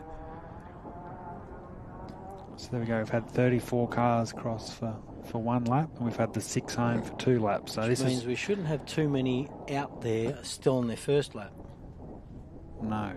James Willan hasn't come back in. I think he was last car on track. We see the horn entry enter. I reckon the next one's through will be young Sam Bentley, Tom Burrows, and what a story this could be. Yeah, so Richo's did have a misfire, mate. When it come through, it did. We've got a little spy down in the pits. Daniel Lamb's out there giving us a bit of information, and looks like Richo's is changing plugs and a coil chasing a misfire. So that's unfortunate. Hopefully he can get that sorted, because I tell you what, on a charge, wow. Yeah, it was. He's doing phenomenal. Sam Bentley, talk about a young gun on the charge, 20 years of age. I know Hayden Bentley is out in the field. He's a few cars away here, but how proud must he be, Sandy, of this young fella. He's still new to the sport. He's been around, I think, for 3 or 4 years now, but like still new to the sort of the national scene. And he had a strong, I think it was 13th outright at Rainbow to start the year, and now look, he's in 7th position, Sandy. Missed young Sam Bentley. Not far behind him, which I reckon you'll see in about 3 seconds come over there, is Mr. McGinley. Yes, so the Class 10 battle. Oh, Bentley just hit a UCB, what do they call them? No issue, just drove the front wheel over it and kept going. Just tipped it upside down, so that wasn't anything too detrimental to him. But those little moments. I've got to tell you, Griffith a couple of years ago, I drove up onto one and rolled off one. We had a wet conditions a couple of years ago. So there's our first Class 10 coming in front of us. Bentley and Burrows. Geez, that's a sharp. Comes off the tongue nice, doesn't it? Bentley and Burrows, 2 of the legends, and we'll see their sons doing them proud. Now Dean McGinley enters over on the far left here. Dean DeMarco. As we know, they have a lot to do with running the event, not just racing in it. This is where it gets hectic, isn't it? We've got cars finishing their second lap. We've got cars starting their third lap. I mean, it's just the evolution of the Sunday at a national event. And obviously with some events used to be like the Parc Ferme, Sandy. Like once you wait for every car to finish, and then which does, I think, make for a lot longer day. Yeah, but I kind of like it almost. Yeah. Because it gives everybody the same chance to do the same amount of work on their cars at the same time as such. Yeah. But yeah, it does drag the day out sometimes. Dean McGinley. He's one that you don't never want to put the commentary drinks on them, Sandy, but he's another one that's sort of always just thereabouts, isn't he? Just does his thing nicely. And Lammy's just sent me through. Richo's also got a leaking water pump. That's not ideal whatsoever. Issues, no. They're going to put some stop leak or something in it and just see what happens. But when you're sitting in that position, you're going to do anything you possibly can to get back out there. So the class that's really, we've lost a few. Sandy, we've obviously lost, looks like Brendan Hill, Russell Harnett, Stewie Chapman. Class 10's diminished a little bit, hasn't it? James Whalen's an issue, so they've nearly lost half the field. James is still circulating, but very slowly. So he's obviously, like I said, I knew he had an issue. Oh, he's at the 80k mark, so he's only 3 or 4 Ks out, but still. Oh, so that's great news for Justin Ryder and Levi Hamilton fans in the Class 6 Can-Am. Your guys aren't not far away, and then, yeah, so James Whalen's not far behind. I reckon it might be the Justin Ryder entry coming through. So that'll be up. He'll be, what's that? They'll put him about 9th out right on the road. Still in top 10. And like we said earlier, that team was phenomenally presented even this morning after a day of racing yesterday. Sandy, look who will be the 10th car, hopefully soon. Bowie and Ella Graham. 1065. Gee, they push well, don't they? And then there's a... Maybe it's because Ella's so small and she's lightweight. Lightweight. Me in the car might be a different story. I don't know, we just had a couple of refreshments, so I must say in between that, I'm sorry. Craig Barnett and Megan Barnett are still moving along nicely, so they're around, heading towards that back straight, heading back towards us here on Parkers Road. And also the race engineering truck, Class 11 truck of Hayden and Hannah Bentley. Both sitting around 200 kilometres an hour. So there's a bit of a glimpse of the pit area there, Sandy, on our screen. So Richo's down behind that left, that there's a lot of group of people down that red Pantech on the left-hand side. There's about 20 people. That's Richo's crew, so... You know where the local crews are at an off-road event, don't you? They're having a play fight in there. Hopefully it was a play fight. Yeah. So there you go. So Sam Bentley. So look at that. This obviously provisional. We must confirm that these are provisional times. But it looks like Dean McGinley might have got a bit of an upper hand there on Sam Bentley in outright time. It looks like he's slipped into 7th position, about a sort of 40 seconds in front of Sam Bentley. So yeah, it looks like McGinley might have retaken the Class 10 lead with 2 laps to go, but that horn is still the same horn I can still hear it from here to 627, but these guys, as you said, looks beautiful, doesn't it? The white and the... His horn's still going off, so I'm presuming that's literally an earthing issue or something in there. That'd be driving you crazy as a driver. Crazy, wouldn't it? It'd be putting you off massively. For 160 kilometres. Bit like Chinese water torture in there, wouldn't it? But these guys are impressive, Sandy. I didn't see them at Rainbow. Obviously, they had a great result there. I think they were around 14th or something there. And second in class, but they're definitely the clear front runner Class 6 crew. I think they're based around Brisbane as well, Sandy, so they made their way down here to Hillston for the first time, and they'll literally be the 9th car to complete 2 laps. Going in to unplug the horn, I would imagine. Put the horn somewhere they probably don't want to see it, but... That looks like James coming in. Yes. Definitely not at race speed. He's obviously had a massive issue. These guys have done 2 laps to his 1, and like we said, we knew he had an issue early on. Well, before he started today, he definitely had a misfire. Even on start-up this morning, it was a misfire, which they couldn't find the result of, but thought they would go out and see what happened. Also, he made his own underdrive for that auto. He's a machinist out of Dubbo. He's done all the adapter, done the underdrive himself. Very talented engineer. So there you go, Sandy. So Justin Ryder with an overall time of 3 hours, 9 minutes and 52 seconds. So 9th position, around 3 or so minutes behind the pace of Sam Bentley. But yeah, clearly our first of our Class 6s here to finish this 2 laps out of 4 today.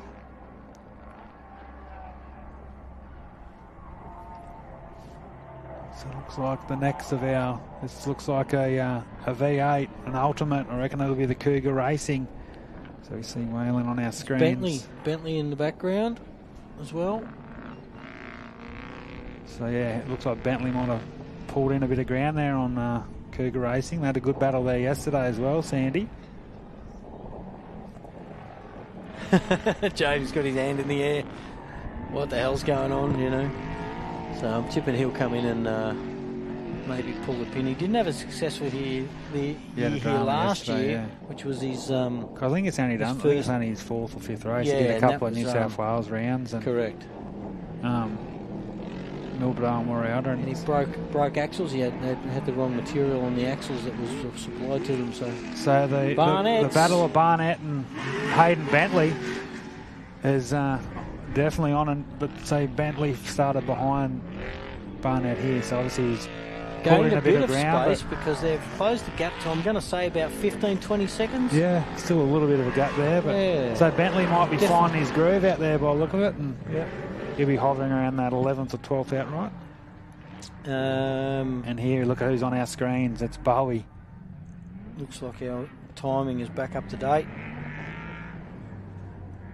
Bit of news on Bo Robinson. He's all's good down there for OBR, managing the tyre wears. The track's using a lot of rubber. Obviously, that means it's fairly dry and maybe a few rocks in there trying to peel the edges off. A lot of tree, like roots and sharp little on the corners and in and out of the ruts, I think is causing a lot of grief. On there with Bowie. Tell you what, Bowie does phenomenal. So look at that. So Craig Barnett from 16th into 9th outright after the first 2 laps. Great Sunday morning work for he. And Hayden Bentley finds himself up in the 10th outright. So where will Bowie Graham sit? Jeez, imagine where Bowie Graham without them dramas yesterday. Because he's fast through that second, just in front of us. He's fast, isn't he? Yeah. Not that that's a overall indication of the track, but we know he's fast anyway. Yeah. And that's a great performance from... So that's our... Bowie and Ella. Our 12th car to finish our 2 laps today so far. And I presume I didn't actually watch James, but I presume he wouldn't go back out with the dramas looked like he was having. No, I think he definitely... It was our last car on track, unfortunately. There's a lot in the pits here. And James is over this side. Yeah, James has stopped, so... We got in the pits. Looking in the pits, I got Bo Robbo still in there, Burrows, Brent Martin still in there, the Sant crew's still in there.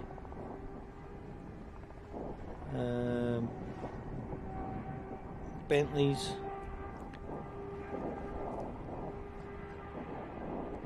So I got the 2 Bentley. It shouldn't be that far away now, I don't think. Sandy. Here's the Honey Badger. Is that what I can hear in the distance? Yeah, just screaming.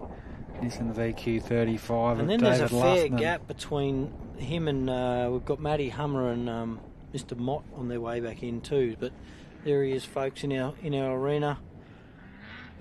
The 104 Urseg built.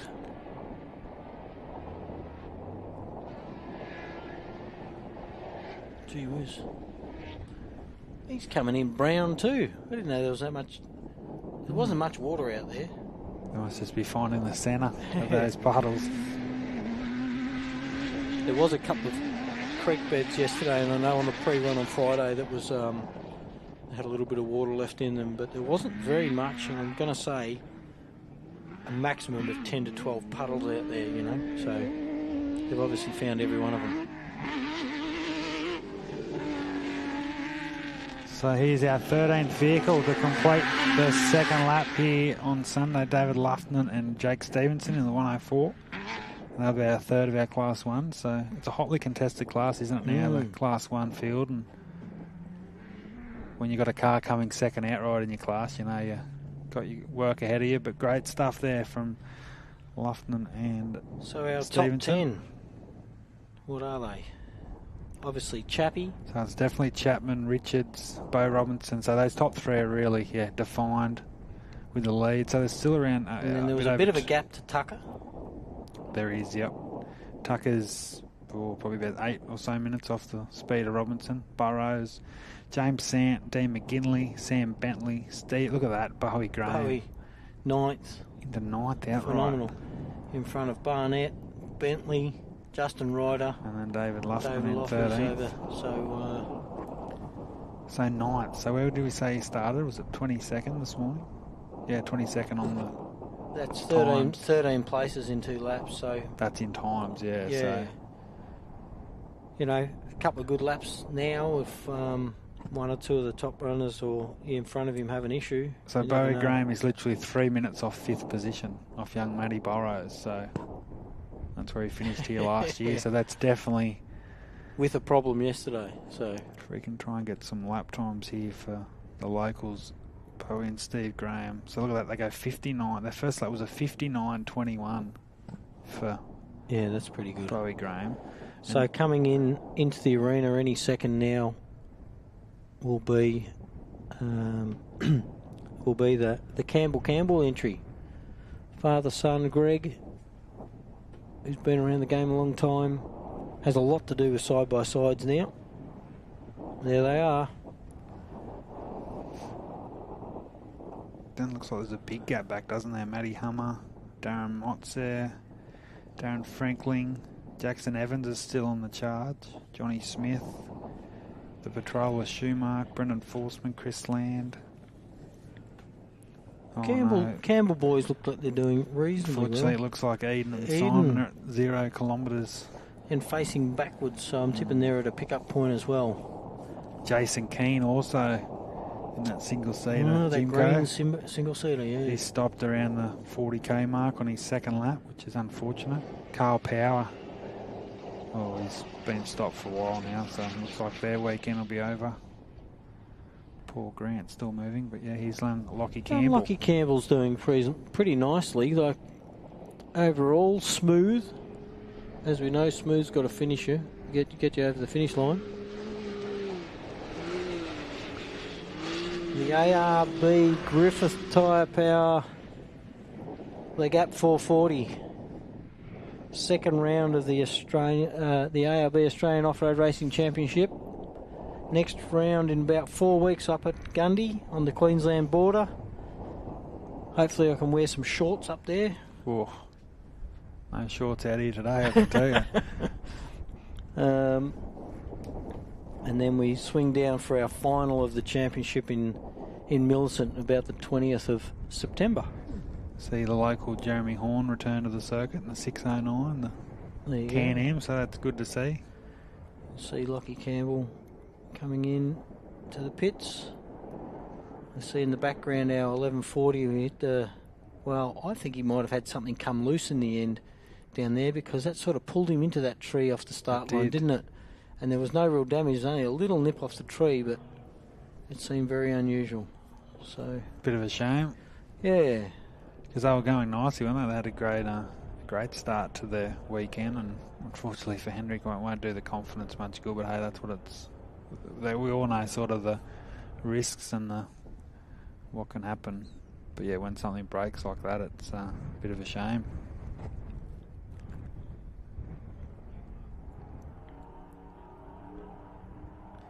I didn't think the Campbells had anybody else in with them this weekend.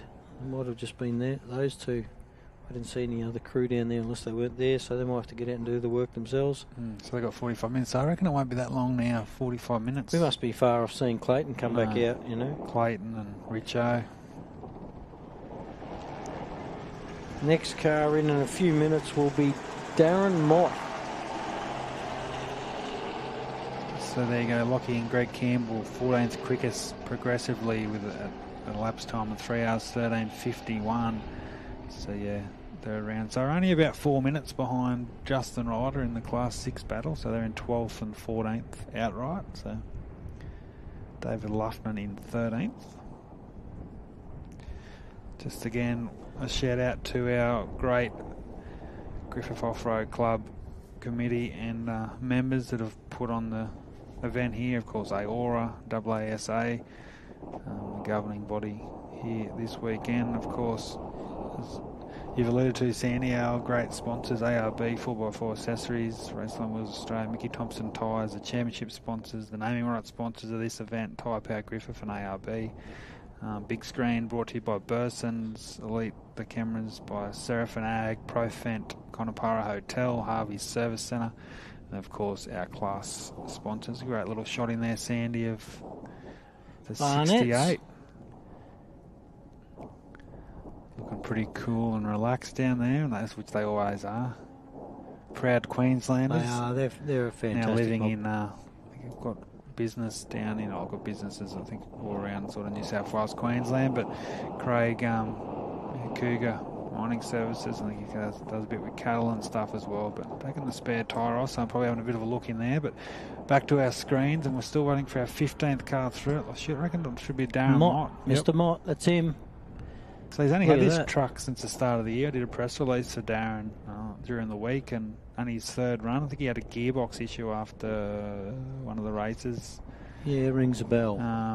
Maybe Moiston or something, but he's in the 435 Mott Racing. One of the real cool smiling characters of the sport. And I think he's definitely the Sea Lake Club president, Sandy. So one of those guys that puts on not only on the track but off it. And Which they need to give us that race back, by the way. Not to get political, but hey, it's one of the best. it is. It's been a few years now since We've run Mallee Sea Rally. Lake, unfortunately. It looks like the next of our Class 6s That's might be the Hamadi Hummer, Hamadi I think. yeah.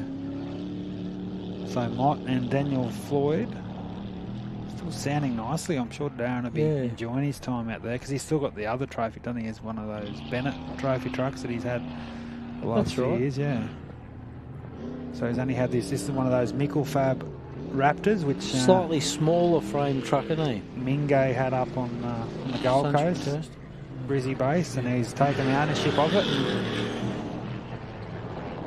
We saw Michael Denham have a lot of success in the Mickelfab truck. Ivan Robertson, obviously the former AORRA chairman's got one as well. There's a few of those Mickelfab trucks. We haven't seen him out for a little while, have we? No, he rode in Don River last year. Finished in the top 10. Right. But yeah, he's busy with work and a few other things. With the 633, this is our third of our Class 6s. Matty Hummer. He loves it too, doesn't he? Yeah. I haven't met Matty, but I think I follow him on socials. Yeah, and he's another one based out of around Victoria. Victoria, Melbourne. Southeast Victoria. So he'll be happy with that. 2 laps to go. Obviously, he won his class here last year. He's still got a bit of work to do there, but still two long laps for these competitors, isn't it? You sort of. Most definitely, it's not. You know, the track right now is obviously fairly dry. I'm tipping all the waters out of all of those, a handful of puddles that was left out there, but they're still now going to be contending with in some of the corners that have dug out. There'll be tree roots, there'll be rocks. Even on the pre-one, there was a handful of big rocks in some of those creek bed areas and in amongst the trees. So yeah, they'll still be even more so prominent now. So just a quick update. Darren Mott goes into 15th, progressively fastest on our times. 3 hours 16:53, and Matty Hummer 3 hours 18:19. So 15th and 16th. So that's our 16th cars home. So we had 35 cross for their first lap, and we've so far had 16 home for the completion of 2 laps. So as I said, I reckon 4, 5, 6 minutes should be till. Let's see on the trailer here the 10:04 Brendan Hill. So it looks like that's not ideal. You said engine issues, yeah. We're still probably 10 k's off finishing for Jackson Evans and Mr. Franklin, which I'm tipping Jacko's faster than the Franklin's thing by a bit. And it looks like they're neck and neck out there at the moment, so one might be chewing the other one's dust. With my little update just then, it looks like Jacko's got round the Franklin, so that might be our next car in the King Chrome thing in about, I'm going to say 5 or 6 minutes maybe. And then the Doc, still motoring around. Who else have we got out there? Heath Whedon's still moving. Car 1013, which is that green Keen entry. That was still moving before. That was at 0 kilometres, sorry. Looks like the Tuckers are working peacefully, you could say, on their car here, Sandy, on our Burson big screen. Powers at 0 kilometres an hour. Looks like James Whalen's out of his car with helmet off, which is never a good sign when you're still... Yeah, they've got the engine cover off James Whalen's car. The Tuckers look very calm and collected, which they always are in their approach. The 110, so that's our currently fourth outright. That's right. 1013, Keynes stationary. 202, the Forceman entry. 0 kilometres an hour. He's at the 202. Yeah, that'll be unfortunate. Shame.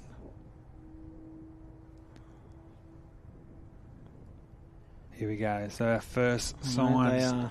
Here we go, Sandy, Clayton, Chapman, Adam Maguire, the 15 Razorback. For those watching on at home, we're about to get our third lap underway, which only means the next time these guys hopefully get out of the car, it is to celebrate. One of these cars will be our new ARB Tyrepower Griffith, the Gap 440 champion. Still 166 kilometres to go. That's not like it's a 20k sprint to the finish, is it? We've got 2 hours yet, don't we? 2 hours of non-stop action. We'll be closely watching these guys. We wish them all the best.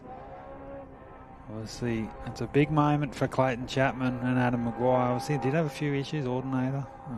We did hear they changed. They just changed an alternator just now, so hopefully. They came in, they were obviously conserving power, because I know Griffith, a few years back, I actually cut a wire to the alternator, and we couldn't turn wipers on, we couldn't turn headlights on, anything. We turned the comms off, the whole lot, just to get across the finish line. So you can do it. In the background I can hear Jackson Evans in the King Chrome entry 635, and also the 1110, the Franklins, also only moments off, probably I'm going to say a minute or two off coming back into the arena, which will see Chappie. I reckon Chappie will be well on his way before then. So you've got to remember, Jackson Evans started today at a 39th in the standings, 39th outright. And that means he'll be about 12th? No, I think he'll be a bit further down than that, but he'll be around that 15th, 16th. So Matty Hummer come home in 16th, so around that sort of 17th, 18th, but still that's 20. In time, he might have reeled in on time. Yeah, that's true, yeah. So he might be placed a little bit higher up. So realistically, we could see Jackson Evans go from 39th to 14th, 15th outright after the first two laps. He's got the potential, doesn't he, Jackson? Yeah, he definitely. And the car does. And they're they're not quite as strong as some of the other cars, and they're a little bit easier because they're so skinny and short. They do tend to get bucked around and thrown around in the corners. But he'll definitely... There's your boy on screen, mate. Here he is, Jason Richards. Hey, we just got note before. Remember, he's got a little bit of a missing issue. Does. Definitely and a little bit of a water leak. So let's hope that he can get 160 Ks out of that thing without a problem. And not only getting 160 Ks, without hurting it to the point where it's damaged things long term. So you've got to sort of make that fine line. If you're a few Ks from the finish line, you go, we're going to do it and hurt it, or we're going to pull over and save it. Yeah, so that's right. I suppose home race, only his second appearance of 2024. I think he broke an axle at Nandaly in only a month or so ago. And so here's Jackson. Here's Jackson. Look, be interesting to have known his speed. So on the start line, Sandy, we have our first cars. Car 15 for those watching on from home and just joining us, either in your lounge rooms or wherever you are across the country and the globe. Car 15, Clayton Chapman, Adam Maguire have led the event from start to finish. They won the prologue by about 4 seconds yesterday. They won the opening lap by a minute 11. They now hold about a minute 40, minute 45 lead provisionally in the outright from Richo. Classifications from Richo and Bo Robinson, who we'll see shortly. But all eyes on the 15. He's got 166 kilometres ahead of him. Can he pull it off? Can he get 2 ARB Australian National Round victories in 3 races? We'll just have to wait and see. The unknown of off-road racing. It is not over till it's over. So Jackson Evans, big drive here, Sandy. Wow, mate. You're impressed, aren't you? Yeah, I am He was impressed. cricket Millicent last year too. It was. And that was the first run with his 2-litre at Millicent last year. So he's obviously gotten super comfortable in that seat now. And obviously the young, he can steer. He's always had that reputation of being able to steer a see him come around, and I reckon it'll be within moments. We'll see Chappie leave the line for his last section. This is it, ladies and gentlemen. The second round of the ARB Australian Off-Road Racing Championship. Darren Franklin coming in to finish his sort of first half, you could say. Half time for the Sunday. Darren and Rob Hackney, but all eyes on Chapman. See Bo in the background there. We're ready to line up. Bo and Shane starting out of 3rd position provisionally here on track, and in positions the 11-13 ABR Racing looking to well, as you said, Daniel Lanson, you know, they're all happy there. They're just preserving a bit of rubber there, which I know a lot of these guys, does come down to, strategy. We've seen flat tyres in the past at this event, and especially late in proceedings. I know Bowie Graham got 2 flat tyres here on the last lap a couple of years ago. Correct. Yeah, not forgetting that one track, I know it's an 80-kilometre track, but when you've got 40 cars or 50 cars going over it, and especially the first part where it becomes the prologue or remains the prologue track. There he is, Clayton Chappie. Our first car off the line, 15. So this is his 3rd lap here today. So 2 laps remaining before 160 Ks. Crown a 2024 champion. And the good news is, I should rephrase that. The news is that we'll have a brand new champion. No Toby Price in the field. And of course, Brent Martin, who has not returned to the circuit, will not be reigning supreme here today, but it all eyes on Chapman, so they go out on how they come in, Sandy. So it's obviously split time. So the difference this morning, they went out 1 minute apart as they left the line.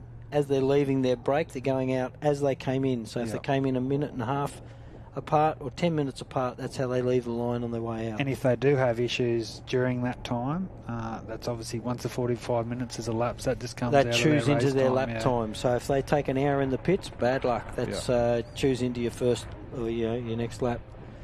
In over on your left, you've got Doc in car 445. He's coming back in as we wait for Richo to leave the line, and I think Richo shouldn't be too far off because he only had a gap of about not even a minute, wasn't it? Or just over a minute? Just over a minute, yeah.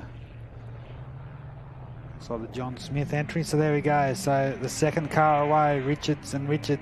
No dust. No, he'll have a nice run. He does have Charlotte and Sam down as the navigators. I believe Charlotte this weekend. Could be wrong. If anyone can give us some information there, but that's his. You can tell they loaded up with fuel as they leave, can't you? You can. So Doc Smith coming in nicely, Sandy. He'll be happy with his weekend so far. He's still holding that. He's dropped a little bit of time on Darren Mott in Class 4, but that's he'll still be happy where he stands. Sort of funny, the Doc's, like I said before, the Doc's very consistent.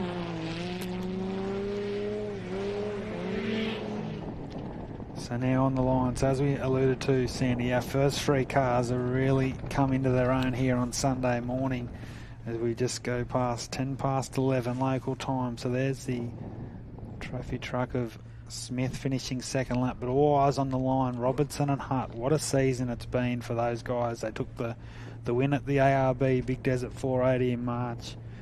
They had a 5th at another event at Pooncarie, a big win at the Think Desert race, their biggest moment.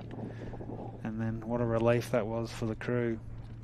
Shout out to Drew and Jake and all I know Brent's here on the track this weekend. They've got such a great team behind them, and they base their life around the sport of off-road racing. And Robinson and Hart, 2 great mates. They've been together for a long time in the cab. And it's only the third year of running this Mason 2-wheel drive trophy truck here in Australia. And the 11-13, our third car to leave the line. But keep an eye on Robinson. Very interesting, obviously. Robinson, he's got the desire to do the 2 championships this year, Sandy. So this is more maybe a conserving sort of let's get it home. And obviously the next round at Gundy-Windy will be a lot more suited to this Mason. We all know Gundy's got, or for those that don't, Gundy's got some massive melon holes out there, and whoops, a little bit of a sandy section in amongst the trees. So it's more suited to the truck.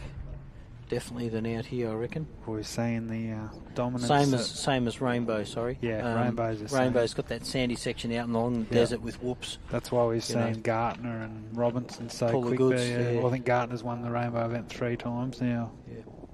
Last 7 or 8 years. So we've got a good event coming up in Queensland in about 4 weeks. Gundy 500, one of the favourites of, it's the big event for most Queenslanders, isn't it? Yeah, definitely. Yeah. Obviously the Don Rivers now, an iconic event, but still Queensland is still, in terms of the national scene, it's the go-to. It's the Gundy 500, and Yeah. Fantastic event run by a really good club. The Queensland Championship too, Sandy, is, I know, off-road racing. It's part of the Queensland Championship, so that pulls a lot of members down.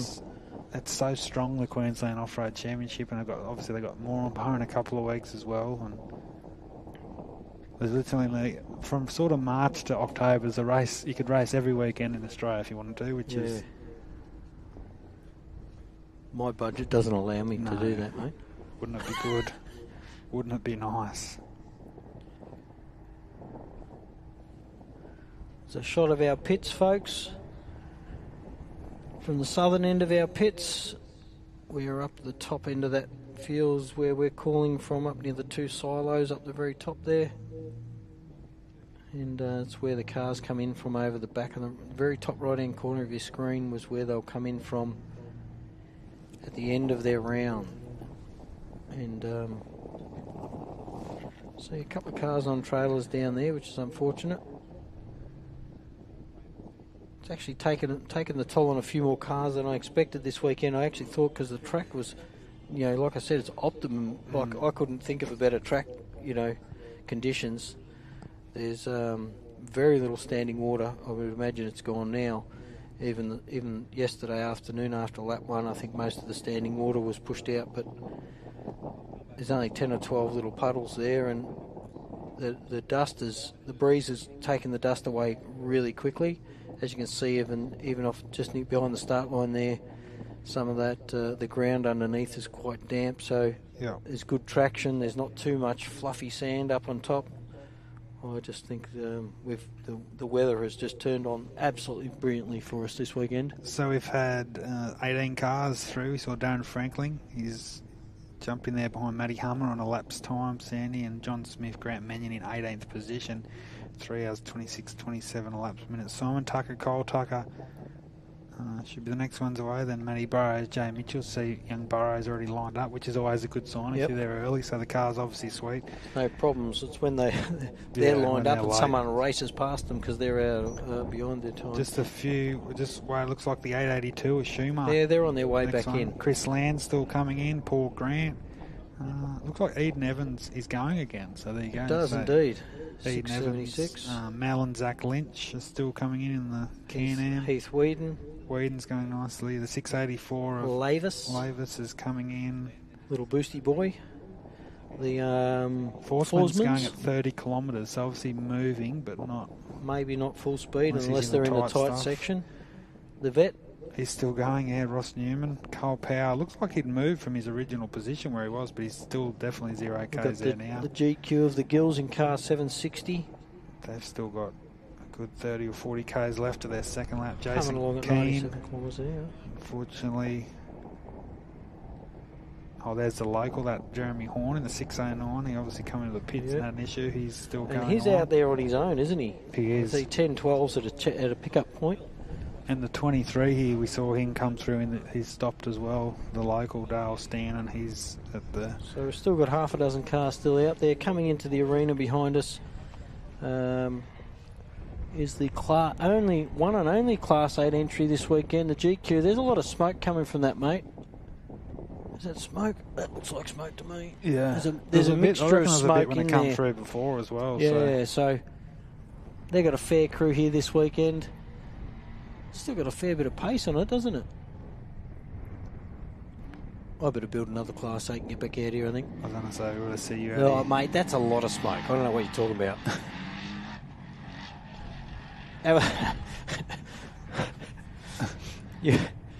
You watch it. You watch the amount of smoke. Hopefully it's not. Hopefully it gets them home, because there's nothing worse. I mean, it's fair enough. We all know what racing's like. It can be brutal, and you can break stuff, but hurting big ticket items always hurts. It does. That's pouring out. And if he's coming in, I'd like his crew to make sure they're ready for oil on exhausts or something there. They've got something going on with that thing. The 882 entry in for the end of its second lap. Be good if the 882 crew could be down there ready for potential oil on exhausts, etc., etc. You can smell it as it comes past. Yeah, it comes waft through the timing through our. So that is our So Jackson Evans goes in a 19th quickest. We saw him come through before Sandy, and then AORRA, so that'll be the 20th car, Guy Schumark. So here we go, the Tucker. They're away, Southern mate. Cross, our 4th car off the line. So there you can see that 7-8 minute gap there. That's a massive gap. But it only takes one of those top 3 to have an issue, though, and he's back in contention, isn't he? Podium spot, so much to play up for. But this is going to be another great little battle. I tell you what, though, the Class 1 battle's on here. Look at what's in the top 5. No, three Class 1s. That's crazy. Crazy. Absolutely insane. But a lot of the talk is, obviously, as you said, didn't go around it this year. The last 2 years I've been around on the recon. But yeah, the sort of is that sort of Class 1, Class 10 track in some ways. That's only because you were travelling since midnight. Yeah, I know. On Thursday night to get here. It was quite the journey. But we made it. So on the line now, Matty Burrows. Love what he's about. 5th position. Is this his weekend? Who knows? So far to go. Like, we look at it now and go, geez, it's nearly heading towards lunchtime, but still 2 long laps to go. Still 160 Ks. That's 2 hours for this fella before he sees the finish line. Obviously, the old boy is here this weekend.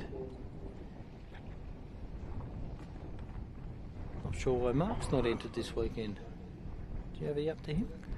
Not sure. I think they just want the. I think they successfully completed, or both successfully completed Fink a month ago. I think he's got his eyes on Gunda Windy. A few things he had pulled apart, he said, and tidied up. Still, obviously, a new car. And it's remembering that sometimes with these cars, they're not just an off-the-shelf item, are they?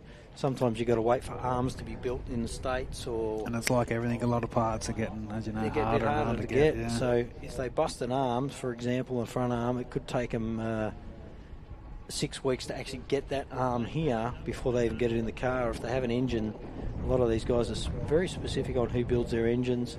I know I've had the same engine builder for 25 years, so I won't let anyone touch my engines, and I don't know what I'm going to do when he retires. Yeah. But, if you do have a problem, it doesn't always get fixed within 4 weeks. So as we still wait for our 5th car to leave the line, won't be then too far away from... Oh, yeah, I know, but the Lands are on their way in. They're getting close. It's a good story. Travelling at 85, 90k an hour at the minute on my last refresh, so...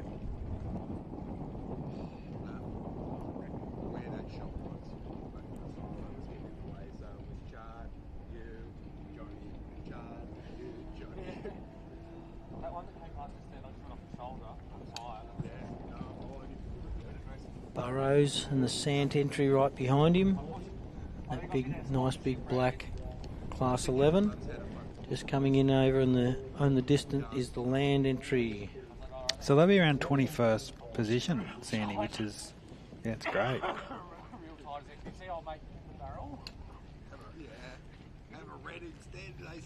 Yeah.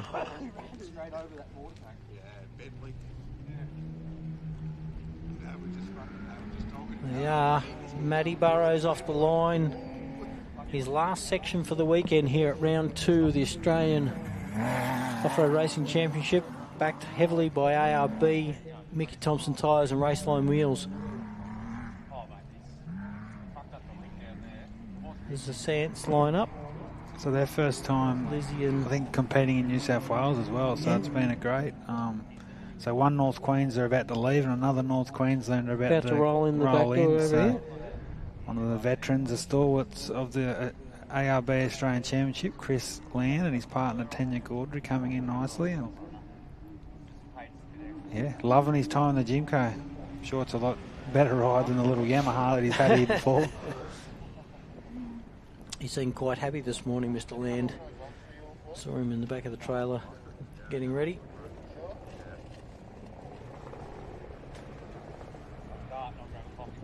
Not sure what the gap was between Matty and the It was a couple of minutes, yeah.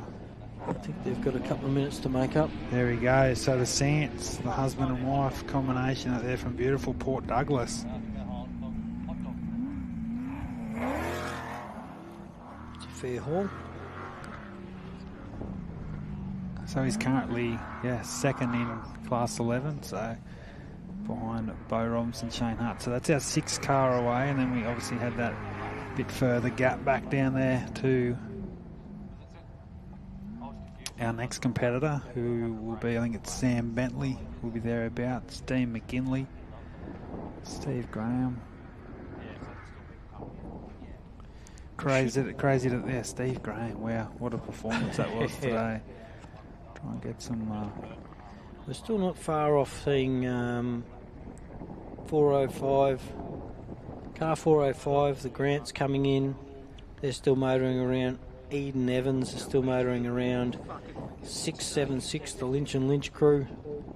Heath and Michelle Whedon in 701. 684, Maddie Lavis. Still all motoring around quite nicely. Maddie Lavis is at about the... he's still got about 18 or so kilometres to go to the finish line of his first section. Then the 202 entry of the Forsman still motoring around. 6681, which is, of course, there's no one around him, is there? Mr. Newman. Mr. Newman's well out in the open. No one behind him. Ross is just having a cruisy Sunday. Yeah, and then you've morning. got 760, which is the patrol of the Gills. It says Jason Keen's moving again, only at 15 kilometres, but unless he's just Powers out, as we know. 10:13. Keen. Oh, yeah, he's moving slowly. Is this the Oz? Sounds like Oz truck? Oh no, it's yeah, it is the Oz truck. The Grant and Grants. And then it should be Eden Evans. Shouldn't be too far away either. So we have a few cars coming in here, Sandy, and then Heath Whedon, of course, Mal and Zach Lynch. So 3 or 4 cars in a hurry here, I'd say. So they've still got their 45-minute service break, and then they'll return for...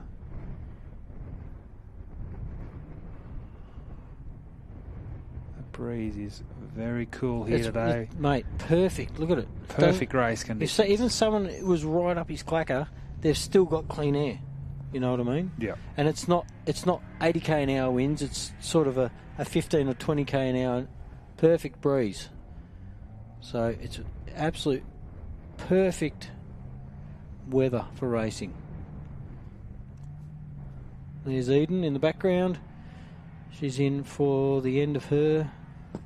Is she on her second lap or first? She's done a second. Yeah. Second lap. She's stopped a couple of times out there, but she's still. Yeah, that's right. Simon came past and looked like he was just along for the ride, didn't he? Yeah, that's right. Yeah. Then because the Class 8 member was in between, and then there was yes, he was in the sandwich, King Chrome sandwich.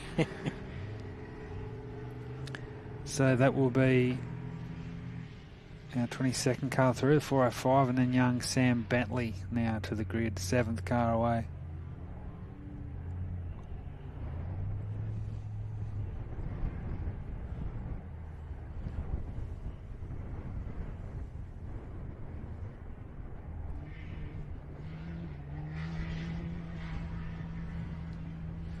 Seven, 6 on their way in.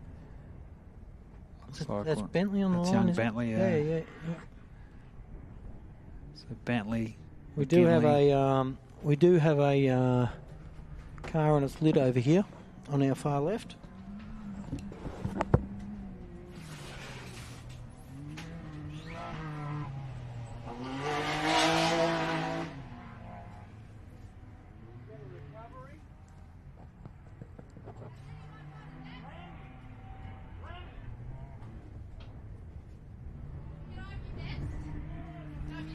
So it looks like we have one of our side-by-sides on their side. Hopefully everything okay there. See one out.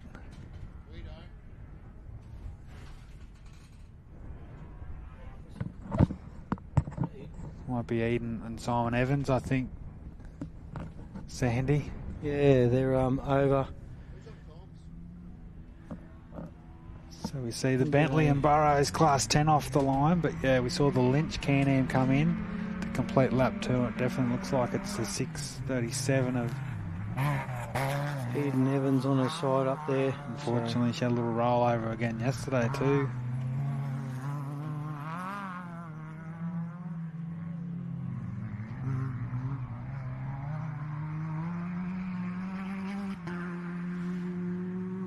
Recovery car getting organised to come out there.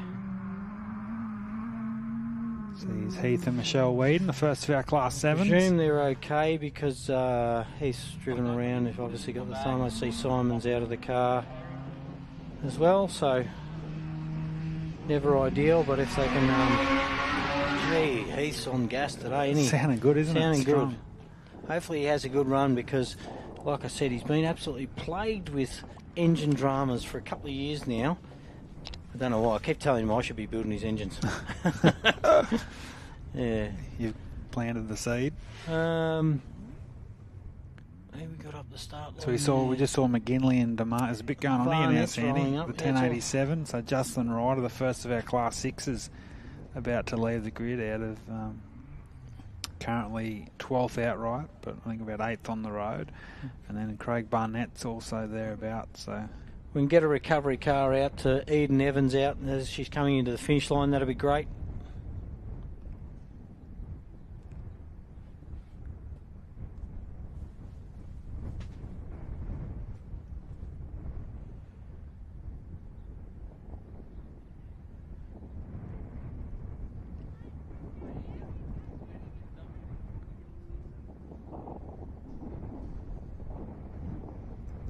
she was doing some nice things out there too. Yeah, she was Sandy. coming back. She had some good pace. She had a And bloody rollover yesterday. What's with that? so we saw Chris Land in 21st position. Progressively, Paul Grant 22nd, Mal Luke, Lynch. Luke.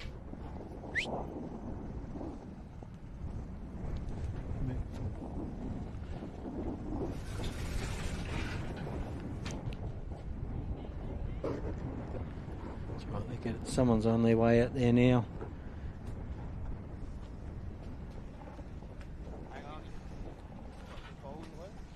So we've had the 23 cars complete 2 laps, and we've seen our first, I think, 7 off the line. Still waiting for Justin Ryder, Levi Hamilton to leave in the 627.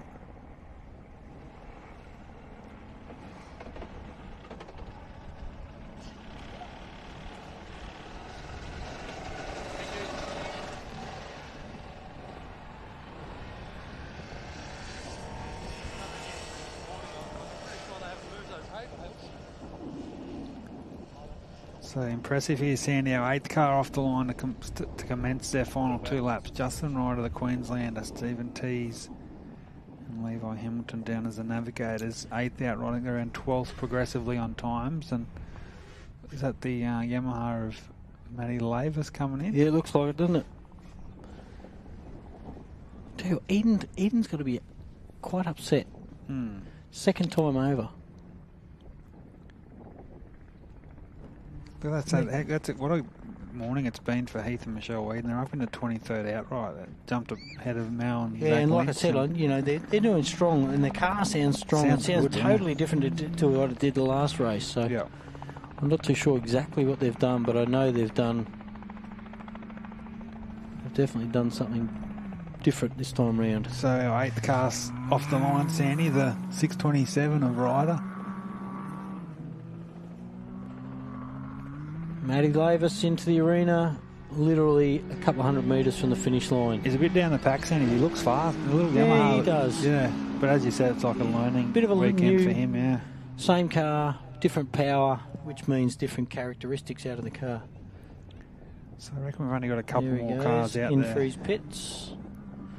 Must be only Forsman's still out there. Who else is still Rossi out there now? Newman's coming in.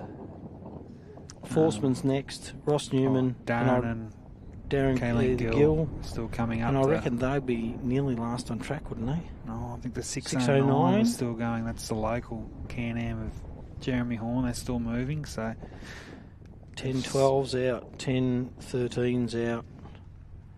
119 and 15. That's Chappie and Richo. So yeah, we've sort of got 3 or 4 cars still out there on their first section this morning.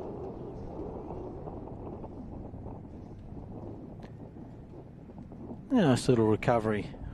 We missed that on the screen, but just popping Eden back onto her wheels for the second time this weekend. second Eden. time. So Luckily, it wasn't a big one. It was. It's actually just looked like it hooked up and flipped. Yep. as they do. They're kind of top heavy, those things, though, aren't they? And a lot of the time you could, obviously there's no real damage, you could get back in and bring it home.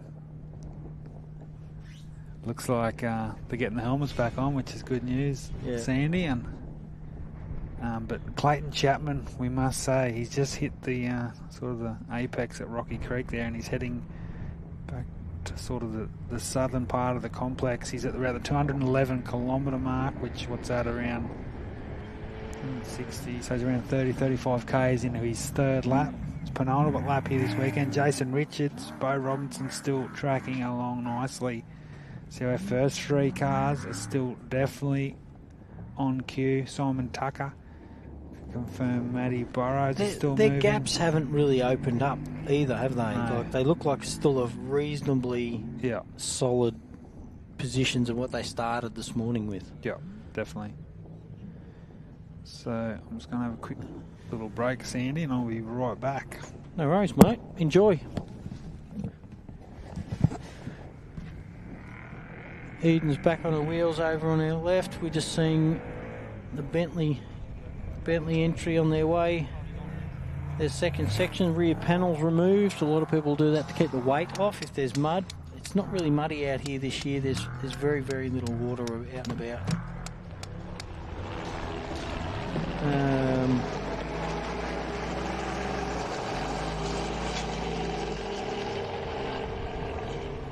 Get yourself a chopper ride if you hang around down there.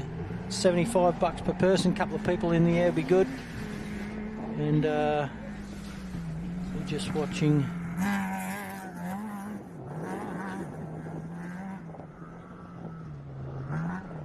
Bowie and Ella off the start line. Tell you what, they've been doing some impressive things today with their speeds. You can see Eden with her father Simon in the passenger seat, getting strapped back in, ready to go. They are literally 300 metres from the finish line, and she's hooked up on probably the last hairpin coming into the finish line, and unfortunately later on side, no damage. They seem to be okay. It was quite a graceful rollover as far as rollovers go. Our own car had one here last year, a little hook up and flip over, which what happens once you get a bit of soft soil on the outsides of the corners. A little bit of smoke on startup, kind of to be expected, laying on the side for a little while. A little bit of oil getting past the rings, but she's away. So I think they'll be coming in for their break, but hopefully no damage. If they can at least get it over the line, they can get their 45-minute break. And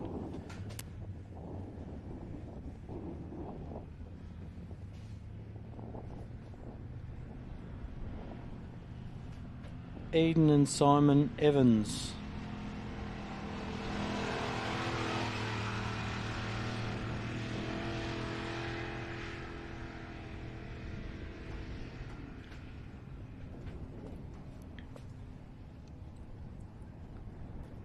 Once again, thank you very much to our championship sponsors for this year, the ARB Australian Off-Road Racing Championship, ARB 4x4 accessories, Mickey Thompson Tyres, Raceline Wheels.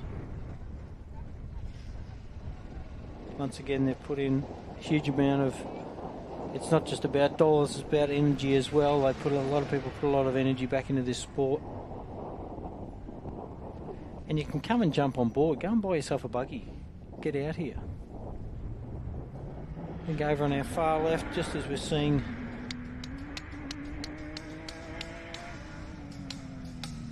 the 104 entry leave the line, the Honey Badger. They're leaving the line for after their 45-minute service break. Ursec built car. Quite a unique style to that car, and quite fast, quite smooth. Got coming in over the back, the Forsman entry, I think it is. Looks like they're on a rim on the left-hand rear, so they might have either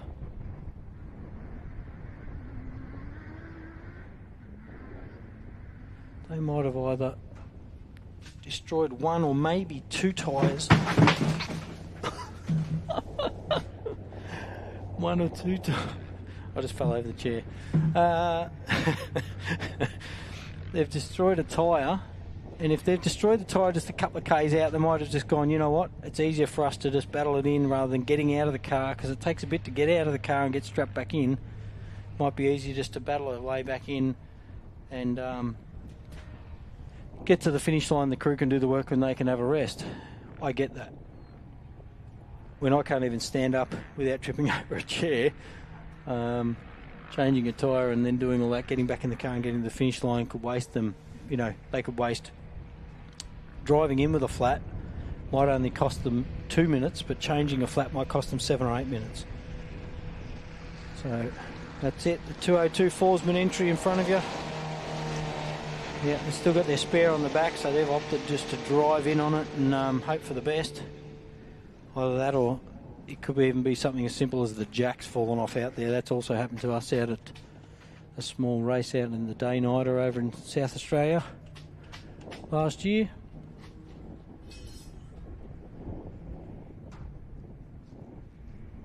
Here we go, Ross Newman is coming in. Tell you what, it's still going quite strong too.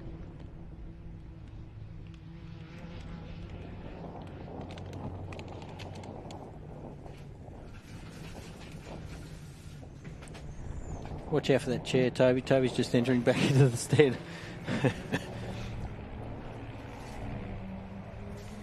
Ross Newman in for his half-time break. Once again, another car suffering a rollover yesterday. No damage apart from the roof number and a little bit of his pride.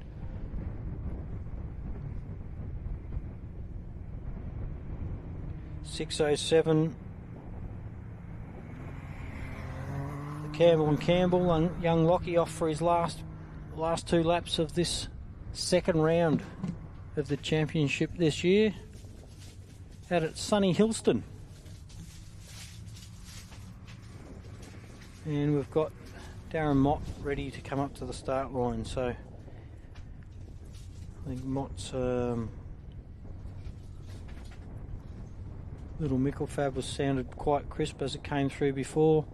No real dramas or anything like that, so they would have had a clean pit stop and hopefully a clean last couple of laps.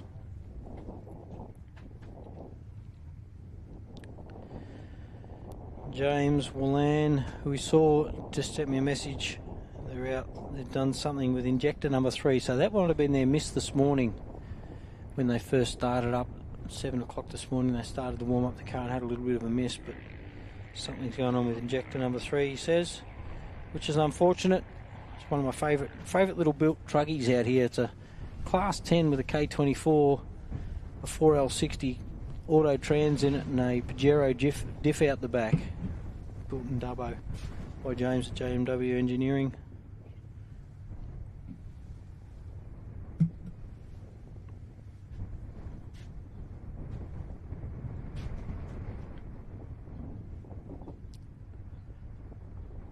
Quiet for a little while here, waiting for Motti to leave the line, but he's obviously got a fair gap between him and who's in front. And we've probably got about, I'm going to say 7 or 8, maybe even 9 minutes before we see the Gills Patrol come in. So they're at around about the, I'd say around about the 40-50k marker on this lap. And then car 609 still motoring around the horns, sitting at about 90 kilometres an hour currently. Car 1043, the power's at 0 kilometres at the moment, so hopefully they've got nothing sinister. But Chappie seems to be still motoring. Chappie's about the furthest away from us that it can possibly be. He's at the farthest most point away from us on the track, and still going quite strong by the looks of it, sitting about 100k an hour. So he's your current race leader, and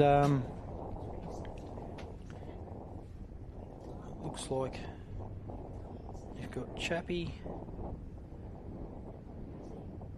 and a fair gap between him and Richo. Richo's still moving. So is Bo Robbo and Shane Hutt. Matty Burrows still moving. I'm not too sure if I'm seeing that correctly in front of me, but Tucker and Bo Robbo are next to each other, whether I'm just waiting for a little update on my rally safe or not, but we've still got some fairly strong contention here, and it won't take much for somebody to... It won't take much for one of those front three that we know have got a fair gap amongst between third and fourth. If something happens to one of those guys, and it only needs to be a flat tyre with the with a bit of that rocks and tree roots popping out through the sand now, it could quite easily turn the placings around. And although they might be way behind on time, and there was a few minute gap there, it could quite easily send them back up to the top near the onto the podium. So it's still anyone's game, really, I think.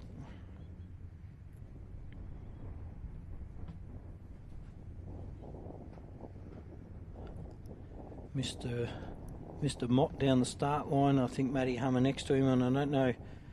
I think they came in fairly close together, so they might be starting off the line. Remembering when they're starting off the line on their last set of laps after their break.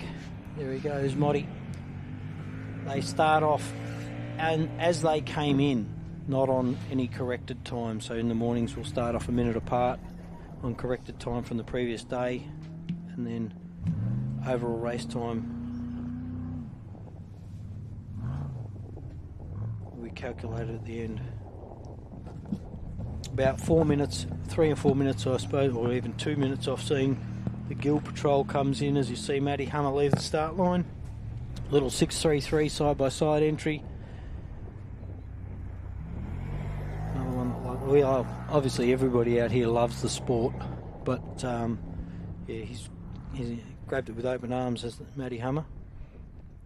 So it's good to see him still circulating quite strongly.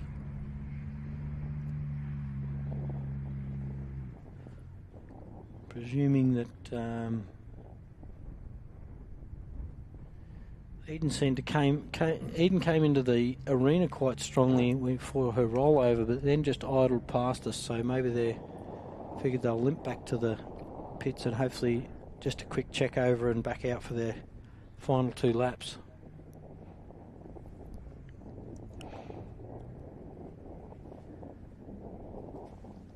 We've got Jacko Evans, I'm going to say the first only because he's first on track at the moment. The first of the King Chrome entries lining back up for his start. And he's done some pretty spectacular things. Like we said, you know, it's only, I think 12 months ago or something, he got the first, was it last year? He got the first run in his Pines of his 2 litre. It was a new car, and they've done a few events here, there and everywhere.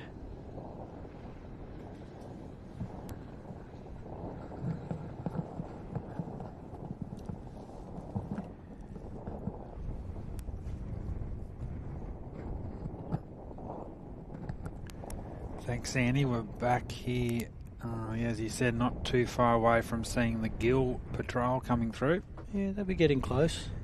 They're just about to top Parker's Road, I reckon, head for the home straight for their second lap. Then the local Classics Can-Am of Jeremy Horn. Adam Ryken also not too far away. They have around 10 or so, sort of 7 or 8 Ks remaining on their second lap. Obviously an issue there early. But all eyes on our race leaders. Where are they? Still moving at the other along end of the nicely. circuit, mate. Chappie was just a couple of minutes ago. There are Mr. Gill's back into the arena, which is good to see. Still looks quite clean, this car. It doesn't look like it's even been through a puddle, does it? No, it's looking very...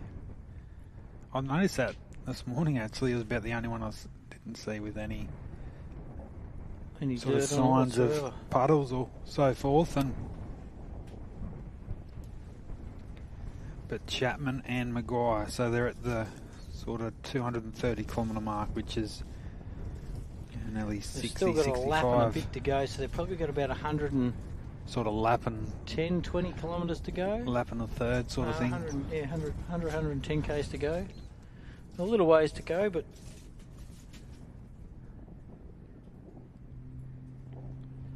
Gilly, what is in a class 7, which is pretty much a production styled car.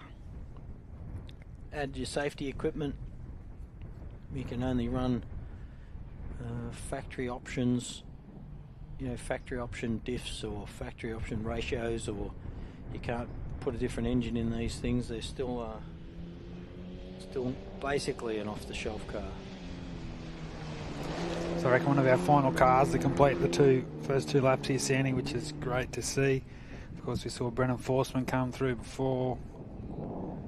So that'll be the 29th vehicle to complete the 2 laps. Just had a report through from Carl Power's daughter, Tess, that Carl actually put the Tatum on its roof out there on the second lap. Only, I think it was, a softish rollover. They're both okay, Carl and Ben, his navigator, but the local president, Carl Power, 1043, that'll be the end of his weekend. So, looks like Jackson Evans, as we said, started out, he was 39th, outright at the end of day one, I think so, around 37th off the grid. And he finds himself, after the 2 laps this morning, up into 21st position, so around 17, 18 positions he's made up in the opening 2 laps, so a lot of work to do if he wants to get to that top spot in class. He's got Justin Ryder to catch, but you never know with Jackson Evans, Samuel Raper.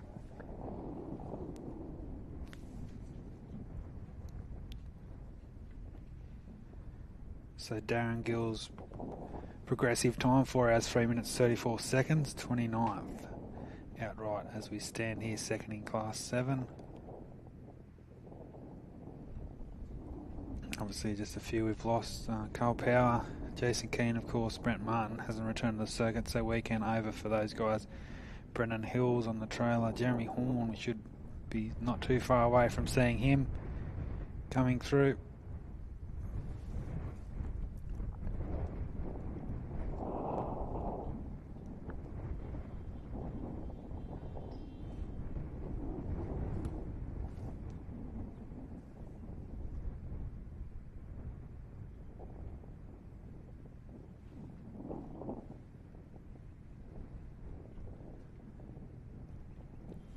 So Hayden Bentley, who started out of at 17th outright position this morning, sitting around 13th. So keep an eye on his progression over the next couple of hours. We see the 4:45 of John Smith, Grant Menyon now rolling up to the grid. Jackson Evans shouldn't be too far away from starting. Darren Franklin looks like he's getting ready to head back out for his 3rd lap.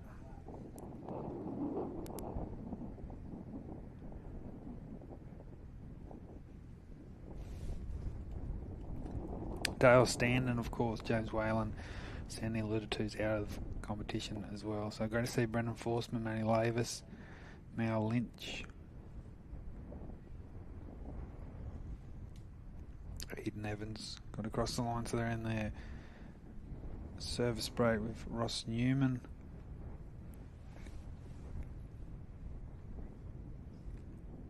But Clayton Chapman, car 15, Adam Maguire.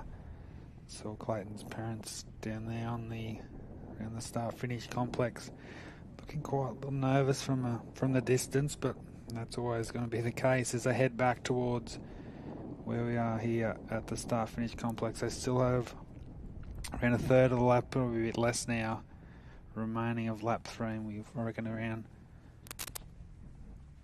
10 or so minutes away from seeing the 15 with us here to start their final lap. Jackson Evans, Samuel Raper off the line now, the 6:35. Great news for Jason and Charlotte Richards. The 119 Chenworth still moving along very nicely. Likewise, Bo Robinson, Shane Hutt. And there's a long way back to Simon Tucker, Cole Tucker, Matty Burrows, Jay Mitchell still moving nicely in the 3, Jim Coe, James Lizzie Sant. likewise.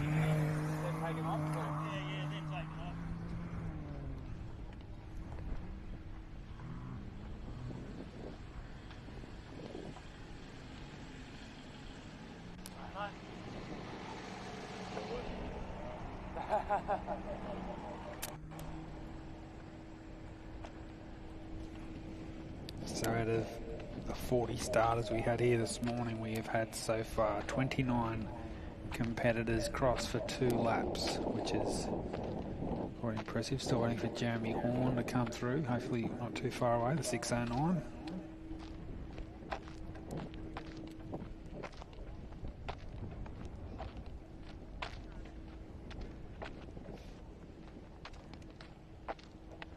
Darren Franklin and Rob Hackney in the 11:10 Can-Am Maverick XR with the last car to leave the line. Now John Smith, Grant Mannion about to do battle for their final 2 laps of the Gap 440, of course brought to you by our great friends of the Griffith Offroad Club, and its 3rd time out here at McTockton, brought to you by John and Sherry Mitchell and the Irvine family.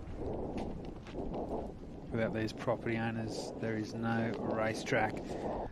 Of course, the naming rights sponsors, Tyrepower Griffith, thank you for jumping on board. I think this is their 2nd year.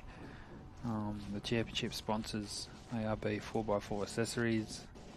Of course, Mickey Thompson Tyres have been on board for some time since the start. And of course, Raceline is our prologue sponsor, and they help out in the championship as well.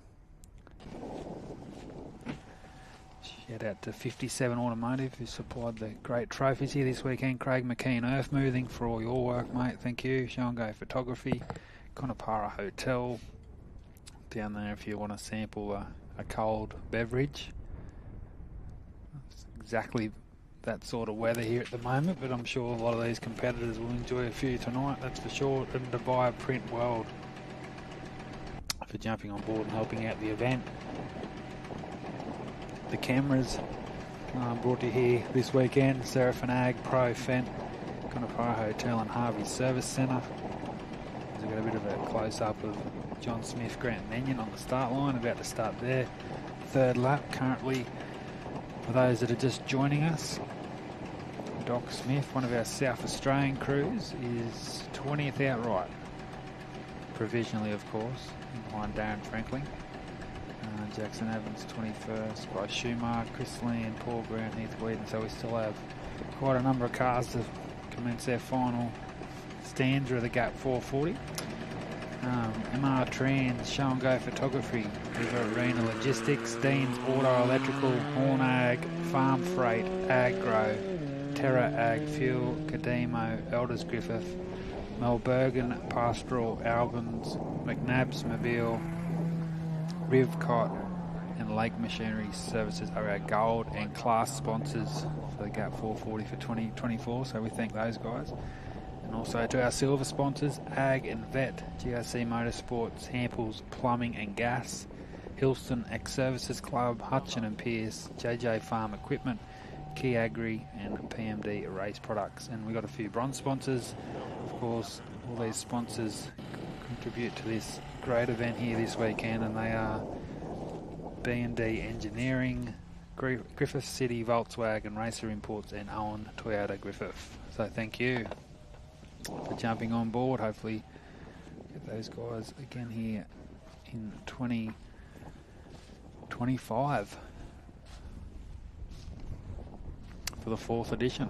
I'm sure this event is going to continue to grow, and of course we've got the Gundawindi 500 now coming up in about 4 weeks time before Millicent.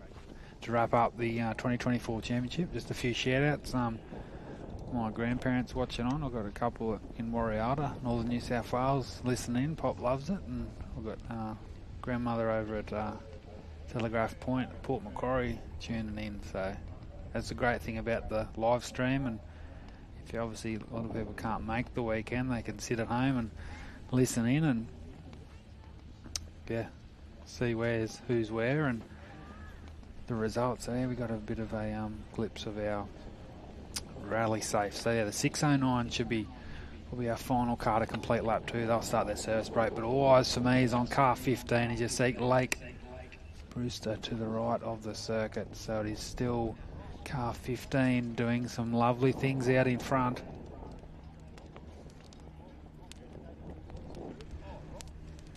So Jeremy Horn and Adam Ryken fans, your guys are closing in quickly.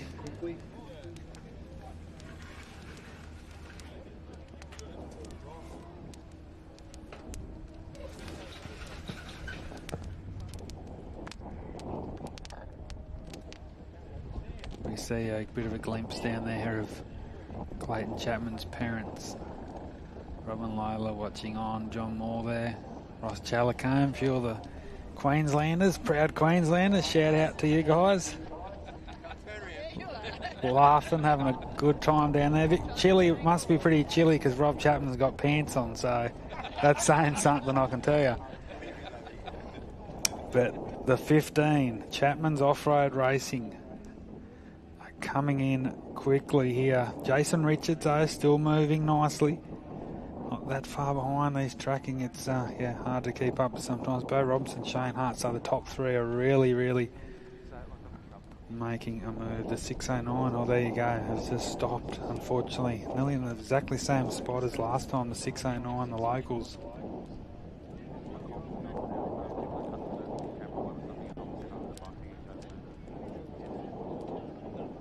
So I'll have to keep an eye on that. So at this stage, our next vehicle through here at the start-finish complex will be our leading car for the ARB Tyrepower Griffith, the Gap 440 for 2024, as we just land on 12 o'clock local time here in Hillston.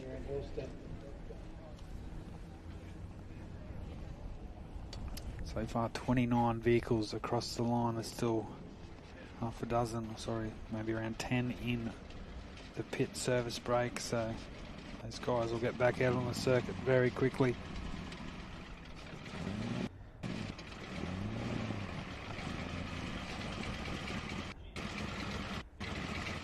Oh, there you go. So those Queenslanders watching on, David Luffman and Jake Stevenson have stopped not far from the start-finish complex, actually. So some bad news there for David Luffman. So there's Jeremy Horn to our left. He's coming towards the finish of lap 2. So obviously an issue at the very similar spot at the top of Parker's Road there, just to our east. But yeah, a bit of news there, Sandy, is Chris Land and Tanya Gaudry, but it looks like the 104, the Honey Badgers, stopped just not far from our starting lap 3, so some bad news there for those guys. That's really not ideal. Sorry, mate, I was just had a sneaky hamburger. Wasn't bad either, was it? Yeah, it was pretty good. And had a quick chat to James. They've got some injector issues, so they're out as well, unfortunately. Yep. Oh, I tell you what, it is fresh out there, isn't it? I just made the mark. I don't know if you've noticed, but Rob Chapman never wears long pants. No. I just saw him around the fire with long pants on. I was saying, if you're watching on from home or wherever you are, that's a great sign that it is quite cool here at Hillston. Well, it's not even it's that bad. It's all that just breeze, the breeze. And the breeze is good because, like I said, perfect racing conditions. That just tells you how cold it'll be out there in these race cars, isn't it? Well, remembering those guys are in long fireproof undergarments. Then they've got, on top of that, they've got AAA race suits, balaclavas, gloves, boots, the whole lot. So they're probably reasonably wrapped up. So here we go, Sandy. We've got a chop up flying low, which means we shouldn't be too far away from seeing our first car representing Queensland, the Croy on the Sunshine Coast. I just had a bit of a quick look here, Sandy, as we wait for Chapman to come in here very quickly. He's not too far away. 230 k an hour he's currently doing. I was just about to say that. Phenomenal. Isn't that ridiculous? Little 2JZ powered car. They tune those themselves, Chapman's.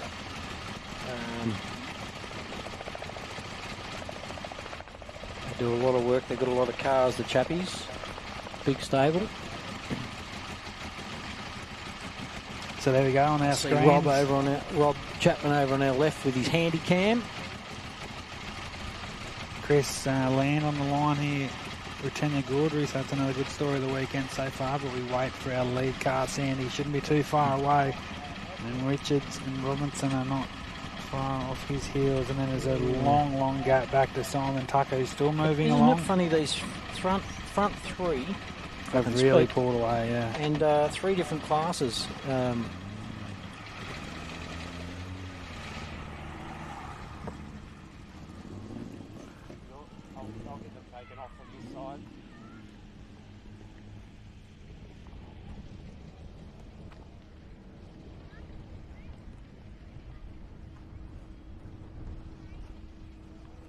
Chappie's just disappeared off my screen now. I can't even see him. But we're literally only minutes off seeing him come through. He's One just lap about left after this too. So he's just about to hit the top of Parker's Road on light rally safe, which means he's about to come into our visions, ladies and gentlemen. He's led from start to finish today, but he still has around 85, 86 kilometres to go before we crown a new champion here at Hillston. A long way to go, Sandy. Anything can happen.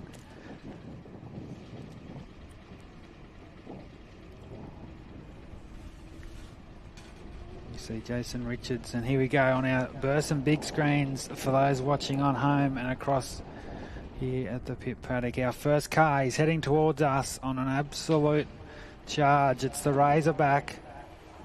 It's Clayton Chapman and Adam Maguire. It's hard not to get excited up here. Yeah, I know, but right? It's still a long way to go. Like, you feel like we've been up here for days sometimes waiting for these cars. But I mean, it's still, well, basically it's still 56, 58 minutes for these guys before they can even think about what's to come. Richards is not that far away as well, and then Robinson. So, but all eyes on Chapman. This car's looking quite good, isn't it? It's not missed a beat, has it? He's just looking sharp and smooth, and what a couple of 12 months or so it's been for Clayton Chapman.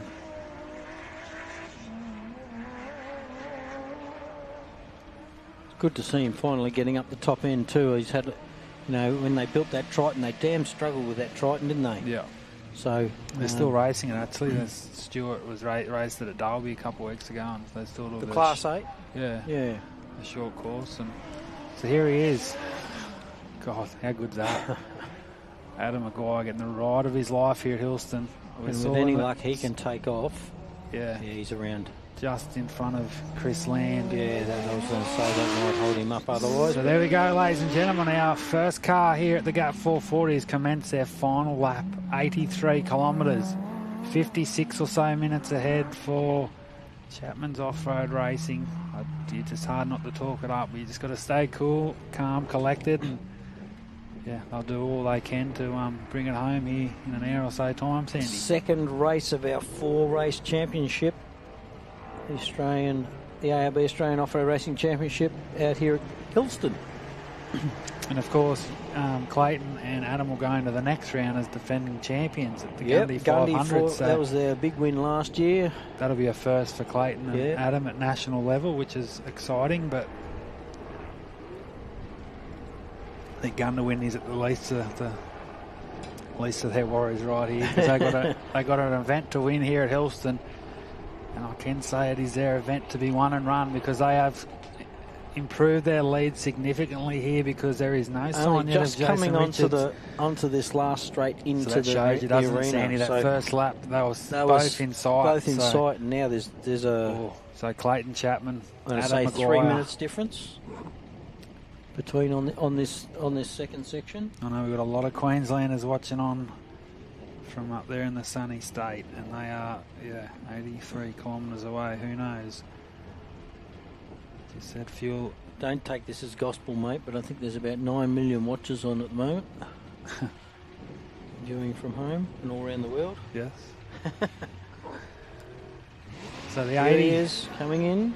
So here he is, Richards, Charlotte, his daughter Sam, his son sharing the navigating duties. Not exactly sure who's in there today, but I know it's one of his children in the Chenworth. But Jason Richards, still a strong performance, isn't it? Like, obviously, as you said, the Class 1. Mate, he got Bo Robbo behind him, just off a couple of big wins on national level events, Yeah, and that's always in the back of your mind, isn't it? Like, as I know he'd be surely he's sitting there going, where is he? He's going to be there any minute. Thinking he's going to turn up, but it's been a strong weekend for Jason Richards, and obviously with a few little dramas on that opening 2 laps, but still looking and sounding pretty strong here at the moment. So for the locals, as I said, it's been 2017 was the last time a Griffith club member won at Stackpool. Of course, Andy Ryan. What a weekend that was for those, the Ryan That was family. Also in a 2JZ powered car, wasn't it? Yes, in the Lumicraft. There you go. Yep. There's Bo. That gap's a lot tighter, isn't it? Yeah. Bo Robbo in behind. Bo Robbo, just as Richo goes around in front of us here in the commentary box, Bo Robbo's entered the arena. This is sort of how it was the first lap, but then the second lap it obviously opened up again. And maybe Richo's slowed it a little bit. Richo might be back. Maybe he's just knowing that he's decided that he'll let Chapman run his race and just consolidate that position. Because, hey, finishing second outright at your own national events are a big feather in the cap. So we'll keep an eye on that. But Robinson and Hutt. We'll just watch this Mason. I know his proud mother Faye's watching on over from Perth. So shout out to all the OBR fans across the country and the globe watching on this weekend. There's hundreds of them too. Hundreds, yeah. Thousands. OBR Army. And they're in a real prime of the time of their career here. And Bo Robinson's looking to make another outright podium at national levels this year. And he swings around for a last lap board and he'll commence his 4th final lap of the gap 440 his first time here. And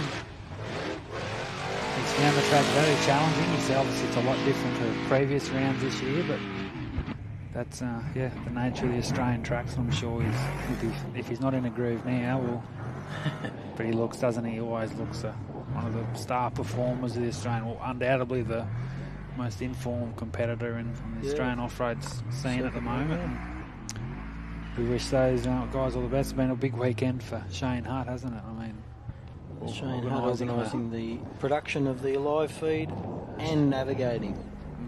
Coming third outright. So sending texts from the car last race. So it looks like the Whedons are lining up. But Paul and Mark Paul Grant also about to leave.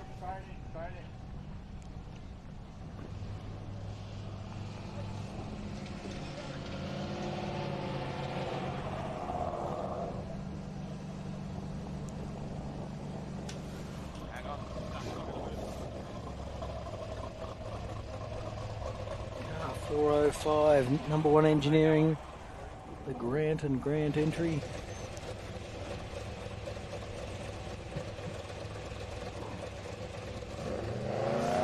There they go. Is that a manual?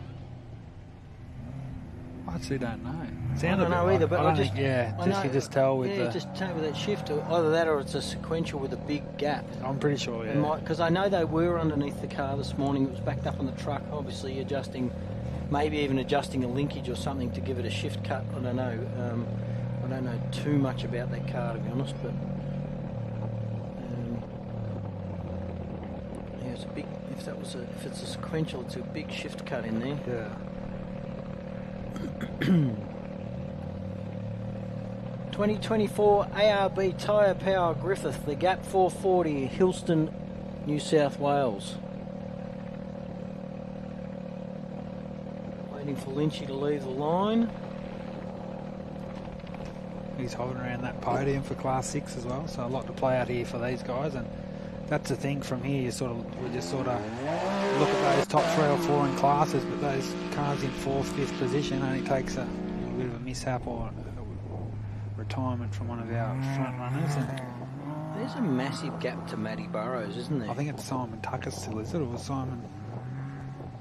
Mate, I don't know about yours. No, I've still got Simon Tucker. Mr. Vandy just sent me a message. Hello, Darren. Hope all's well back your area. So it's an ST, it's an Albans ST6 in that Oz truck. Thank you.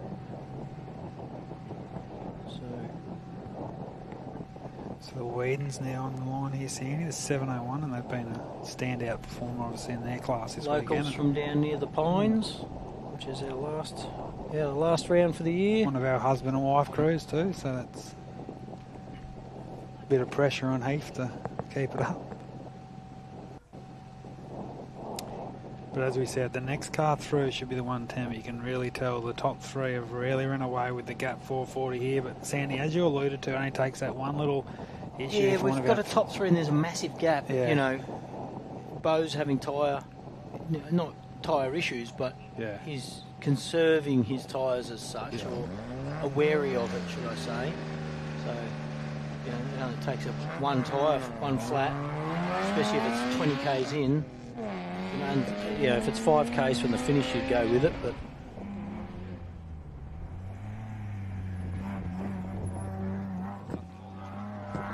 Heath Whedon and Michelle on their second section for today. They've still got 160 k's to go. Their car's sounding the best I've heard it in a long time. So, well done to the team. Let's have that. Hopefully they have a stress-free run. Just looking. Oh, that's interesting. 2 seconds between Richo and Bo Robbo on our times overall.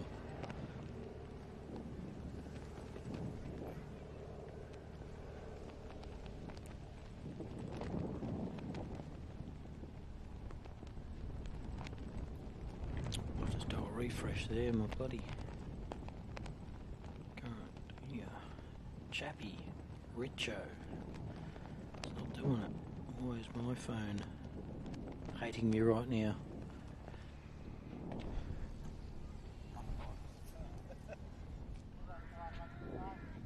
Once again, we knew we've got a few cars out. Ross Newman's rejoined.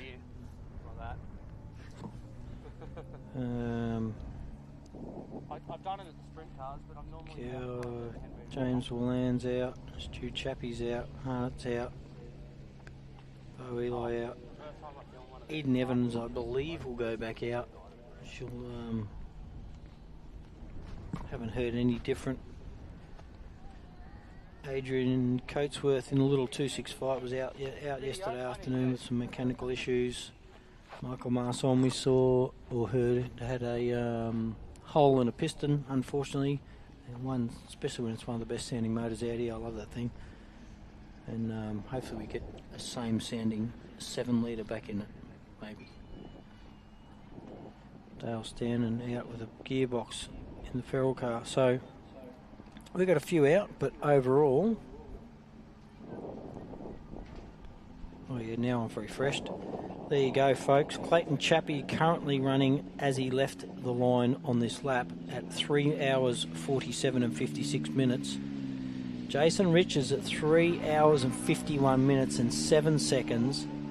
And have a listen to this. In third position currently, provisional obviously, 3 hours and 51 minutes and 9 seconds. 2 seconds difference between Richo and Bo Robbo in third. And Simon Tucker, 3...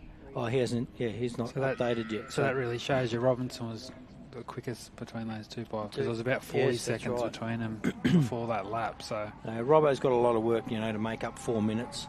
I don't think he's going to do that too easily. Oh, do you mean to Chapman? Chappie, yeah, no. but he could definitely. He's only got to round up. He's only got to come across the line behind Richards. A couple of seconds, yeah.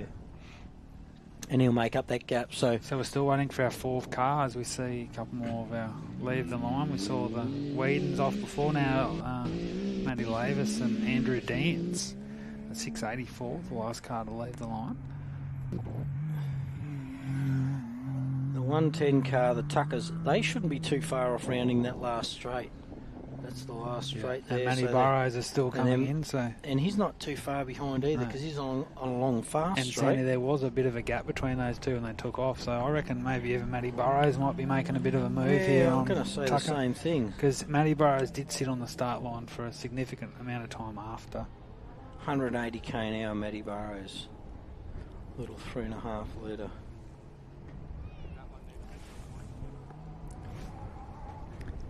So I've been trying not to look, Sandy, but where is our race leader? Well, There he is, 15. 280 kilometre mark. So he's still got, well, looks like he's about a quarter of the way in, maybe a bit further than that. So Jason Richards, and definitely on my, definitely on the rally safe device here. Looks like Robinson's definitely closed a bit more on Richards here, Sandy. So there might be a bit of a move for second place, but it's still definitely Chapman and Maguire that are in control. The gap 440 here in the closing stages. It's clocked at 160 there, so Chapman's still on the move. And is this our fourth car here? A bit too far away. Hopefully it'll be Simon Tucker. Here he is, Sandy. So this is our fourth car on the road. Simon Tucker, Cole Tucker. Well, that tells you right there that Bo Robbo did a 58.13 and Richo did a 58.50. Yeah, so around that 35 seconds or so, yeah. Matty Burrows will be, Tucker. So Matty Burrows is coming in next. So, Tucker, they're still looking fairly smooth, aren't they?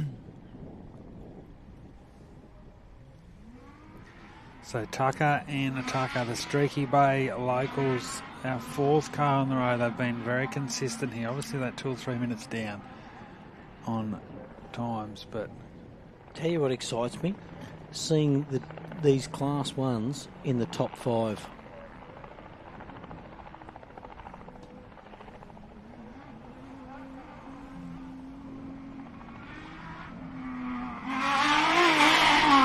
There he goes, that's Southern Cross.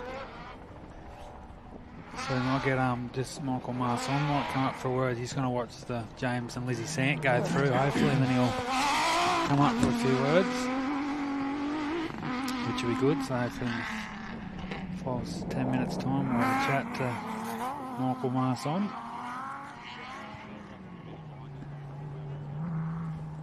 So Burrows and Jay Mitchell should be Just about to come into the arena, mate. right on Or cue, into I our reckon. vision, should I say. About 190k an hour. There they are. Look at this. Another great drive, isn't it, for Matty Burrows. Car 3, of course, third outright in the championship, and this really will set them up nicely. If they can bring it home for the next lap, Sandy, and that's what a lot of these guys are Where here did for. they end up in Rainbow They again? were seventh? Yeah, seventh. It's obviously Bo Robinson leading the way in the championship, and he'll be looking to bank some more valuable points here today. And don't forget that Chappie at He was Rainbow was second at Rainbow, Rainbow. and right now they're sitting, no, not quite opposite, but Close to. close to. If Bo can come in second today, they might be close to So if equal they on go points. 1-2, we're literally going to go to gun to Winnie like we were last year with Brent Martin and Greg Gartner, who Correct. were tied on points because they were 1-2 at They the were. races last year as well. So that's pretty cool, actually. I haven't thought about that till just then, Sandy. Matty Burrows. Still sounding super strong. And I'm still waiting to see some turbos on that thing, but maybe we'll get that next year. So Burrows and Mitchell, looks like thumbs up there, so it's always great to see. I'm sure the It's a team. clean departure onto his last lap. So this will be interesting. Where does he sit in the times with Simon Tucker? So Simon Tucker, 4 hours, 2 minutes, 53 seconds.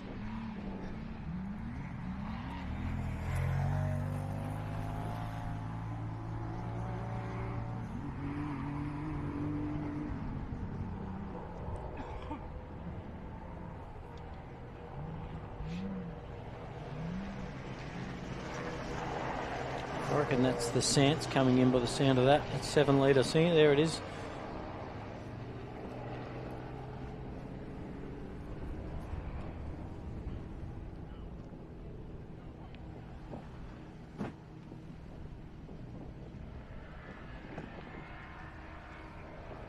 So another one of those crews here this weekend, seeing it's just having a really, really good time, aren't they? I mean, Yeah. they're coming in that 6. So there you go. So Matty Burrows, Jay Mitchell, about a minute 20 off the time to Tucker and Tucker, which is progressively provisionally, of course, with 1 lap to go. So Tucker's still in 4th, Burrows 5th, but there's only about a minute between those two on time, so nothing in it.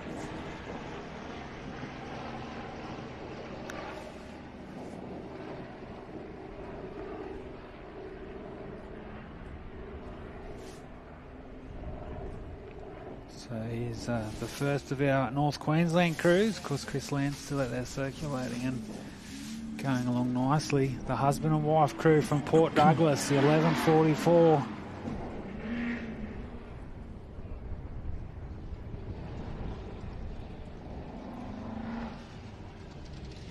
So looking very strong there, Sandy. And they take off, so that's 6 car on the road. James and Lizzie Sant.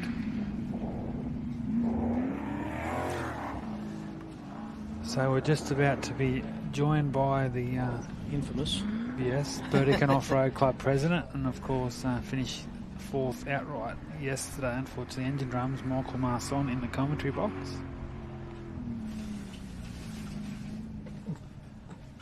He's probably come in here to get away from the wind, mate, more than anything. I They're don't not know if he wants to get in about that wind I'm around cold this enough hot in air. here, let alone out there. Welcome on board, Michael. Hey boys, Hey. you guys are cheating. Oh no, I know, it isn't it? What are your thoughts, mate? A lap to go. Clayton Chapman's out in front, about 3.5 minute buffer. I know you know better than anyone. It's still a long way to go, but he's in a prime spot. Yeah, I know. Yeah. Yeah. He's going well, and he had a bit of an alternator issue on that last one. Yeah. They did a swap out. Yeah, they did a change out. Yeah. I think everything else was looking good, so hopefully he'll get through. Yeah. Richo's going well. He is. I think Richo, it's only about fantastic. 2 or 3 seconds between him and Bo now for second on time. Yep, So on Bo time. just pulled in about 35 seconds on that lap. So I hope someone was radioing him in that info. yeah. But, I know Bo would have been getting the info for sure. Bo's on the info train. And also the Class 1s, obviously young Matty Burrows, who's been around for 4 or 5 seasons now. He doesn't need any introduction with Mark Father, 8-time Australian champion. Geez, he's having a good weekend again. They prep well, don't they? Don't they? Yeah. Put all their work in, and that's what it's all about, isn't it? You put the work in, you know that you've done everything possible, and you just turn up and, you know, if something does fail, you don't foresee, well, that's all thrown. Yeah. And obviously your crew you're helping today, James and Lizzie Sant, in North Queensland, they're having a great Having time. a good crack. We sort of hung around obviously today to help all those guys because they had no crew. Yeah. So Chris and Tanya are out there still having a crack. yeah, they're still going. So, With your little engine issue, just to interrupt, mate, are we going to see a 7-litre in there now? Sure. put the 7-litre in there. That thing's pretty good with what it's got in it. Yeah, good little package. Yeah, it ended up being got the throttle plate screwed out. Oh. Yeah, right. That's what it ended up being. So I'm sort of glad it wasn't something that, you know, bottom end issue, but it is a bottom end issue, but not that it Yeah. caused that. So, Yeah. At least you know what it is. It's really worse when you don't. no excuses, but I've been moving home, so I didn't sort of take the intake off this time and have a look and my bad. So Yeah. that's what happened. So the prep we just talked about. So. Yeah. And you've had a pretty strong start to the season too. You did the first couple of rounds of Queensland. You're second behind Talbot at Burdick in your home race, and then of course you had the win at the Dam Buster, the Queensland round. That was good.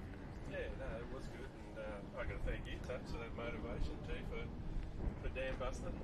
Yeah. He texted me one night and said, "Oh, how many times you come second to Talbot?" That's right. And then you got one up on him. I was a bit cranky after that. I thought, right, I'll have to have a go. So it's been good.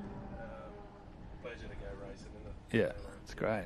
This is just such a good. This club just always puts in such good. Yeah. The conditions this year phenomenal. Oh, I couldn't. best. I seriously don't reckon there's a better race as in conditions out there today. If you could I know it's a little bit chilly with the breeze, but at the same time, you could be right up someone out here and not have any dust whatsoever. You know, whereas before, I know we've raced at different areas. on a track like this every Yeah, time, you'd be happy. yeah, Yeah, that's phenomenal.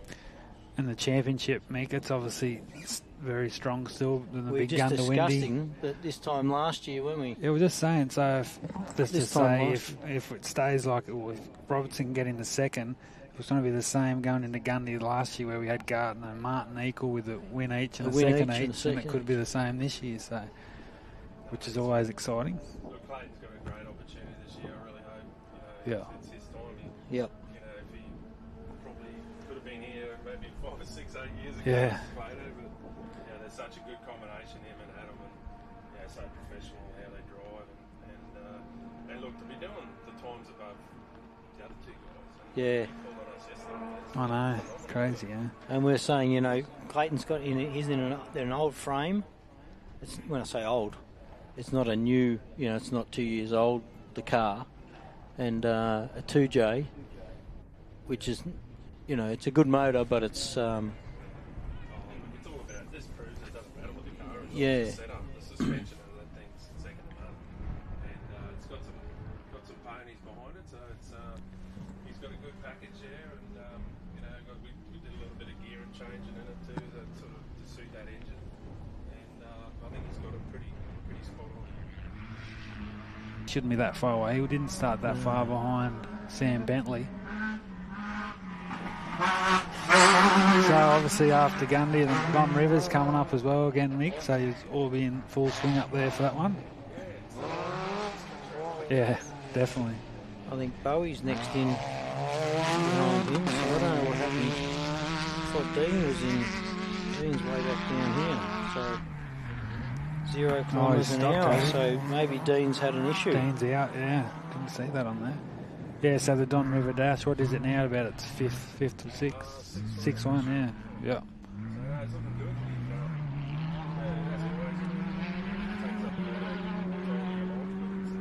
We've got a great committee up there. So, obviously we got Gundy in between, now and then, and Gundy's going to be massive. I can't wait for Gundy. So Exciting. I'm sort of wanting to get home and just pull my spare parts out so we can see what you got left, yeah. Well, I know I've got a piston and rods and rings, and so we'll get home and see what we can do. Don't want to miss Gundy. No. And then another Queensland rounds, Moranbah's a couple of weeks, so Misford and... I'm actually close. Yeah, I saw that, yeah. So you got that weekend will be out. Yeah, no, I'm always trying to help out the guys because it's until I get my little class 10 going. Yeah. I don't worry, sort of racing the short races, but Yeah. so I always offer to sort of do that. And we help out. Mackay and us help each other out pretty closely, and we'll go up and time it and I'll work it, and we'll get a strong little field of cars up there again. So looking forward to that one. Yeah, racing's very strong in Queensland, has been for a number of years now. And even at Gundy last year, we saw a fairly big field. Yeah, I think Gundy will get 70, 80 strong again. Once again, it's part of the Queensland Championship, so those that want to be in it. Oh, and look, most people in Queensland will always, and I'll always say I run Gone, but I think Gundy's the best race in Australia. Yeah. So maybe I'm a bit biased, but it is a fantastic. That's because you got suspension. Come back to one of my classes. You wouldn't think Gundy's the best class. I actually passed you that time, Sandy, when you were a little bit of a tumble. I come around you that day and you looked too good.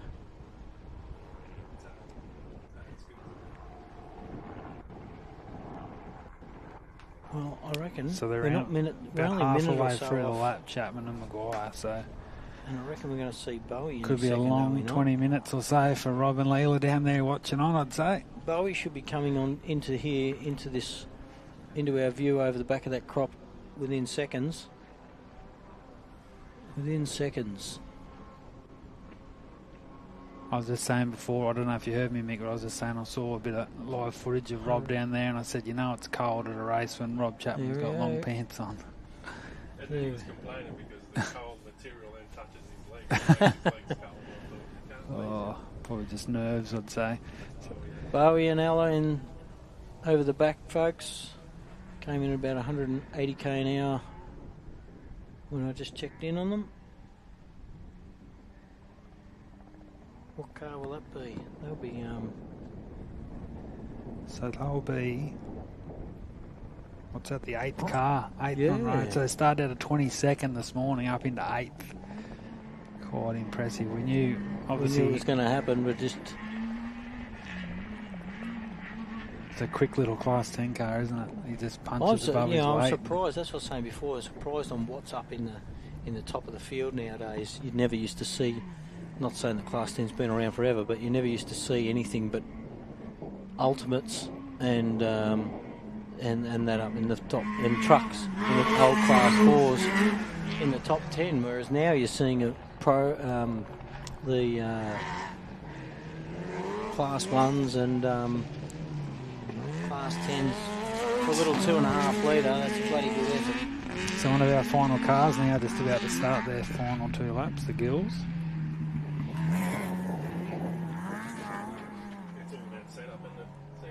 Yeah.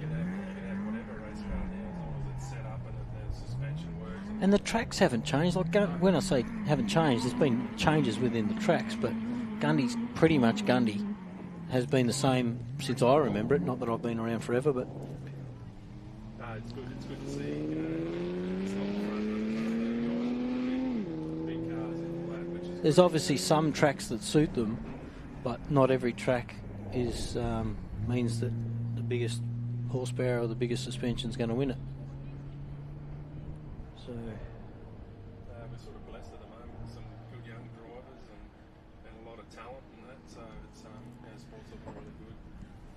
It's good to see. There's a lot of young guys coming in.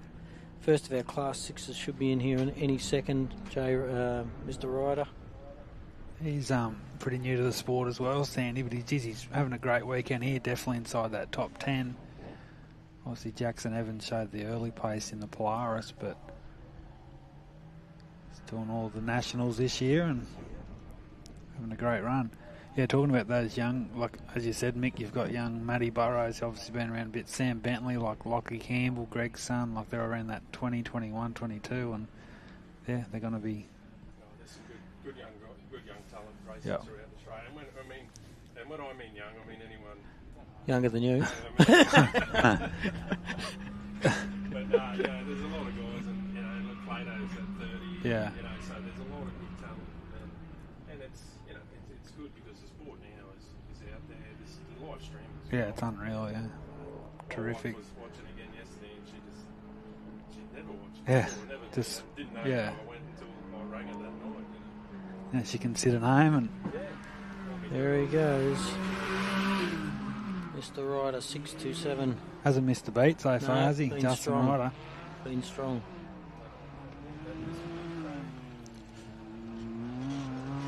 Craig Barnett is at the Cougar I'd say it'd be Racing. Barnett, yep. He's going to put the mocker on him, Mick, but you know what it's doing the big races. Last year he competed at 7 big events, including the Don River, Fink, and also the 4 ARB rounds, and the Mac 1000 as well. So Hayden's not far behind him. He finished all, Mick, so that's, as you know, that's a big effort, isn't it? It's a big effort. He's got another car coming, so he'll be... Oh, right. He's got one of the the Towers motors built. Yeah. I thought he'd have it by now, but it's very close. Yeah. They just love their racing, don't they? They just turn up. They're all smiling. Yeah. Pretty central, yeah.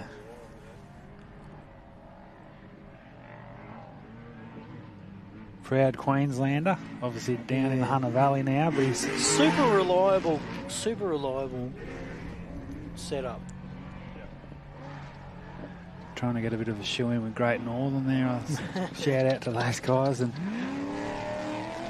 still see it there on the car, a bit of gold shining through on the Cougar. And here's Bentley. Good to see Hayden back out here, Mick. Obviously he's been sort of away the last couple of years, had that bit of an incident at Rainbow last year, but yeah. Yeah. Yep.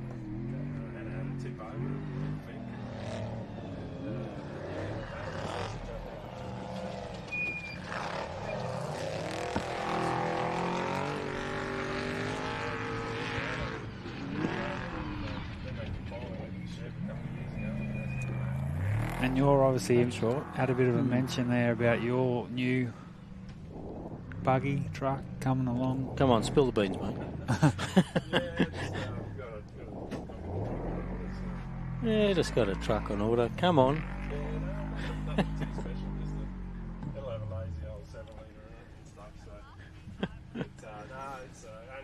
like everyone's having trouble with getting engine parts at the moment, so we're a little bit behind schedule, but we'll probably have to hang on the line for another 6 months or something. I'm sort of hoping to have the new one here at sort of start of next year, but that ain't going to happen. So Yeah. it'll probably be the middle, or probably even this time next year before Yeah. it gets here. So Yeah. but it's one of those things. You sort of, if I could send the engine over and stuff, because we want to build that here, probably would have got it by the end of the year. But it's just one of those things. I'll just wait a little bit more and frustration. But still got a car to drive anyway. So when I bought this one, I sold the old one a year and a half, like a year earlier. So I sat out. Yeah.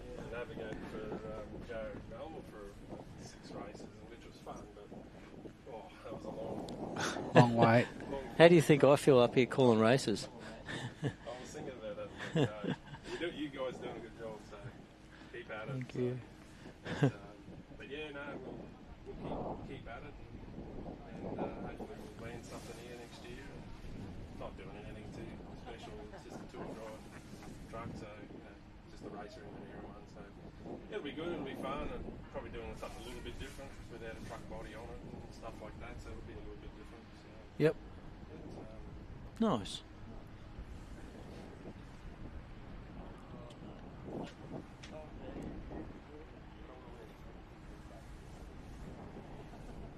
But I probably I might get going, boys, and let you call later on them in. Right, mate. Thanks for a chat. Thanks for the Bad chat, luck. Michael. Down there and hold Rob Sam because he's probably really nervous. Hold them pants up. Well done, guys. Good call. And we'll have a chat later on. Thank No you. worries. Thank you, mate. Thanks, Mick. Cheers. Thanks for joining us. Michael Marson. Catch you later.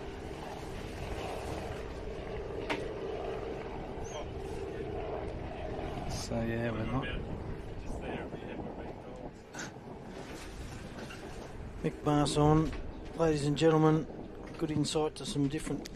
Been around for a views. long time. I know he's very active on AORRA as well, and club president of the Burson Offroad Club. So Might not have been able to hear him that well, but we thought we were well on point with him. But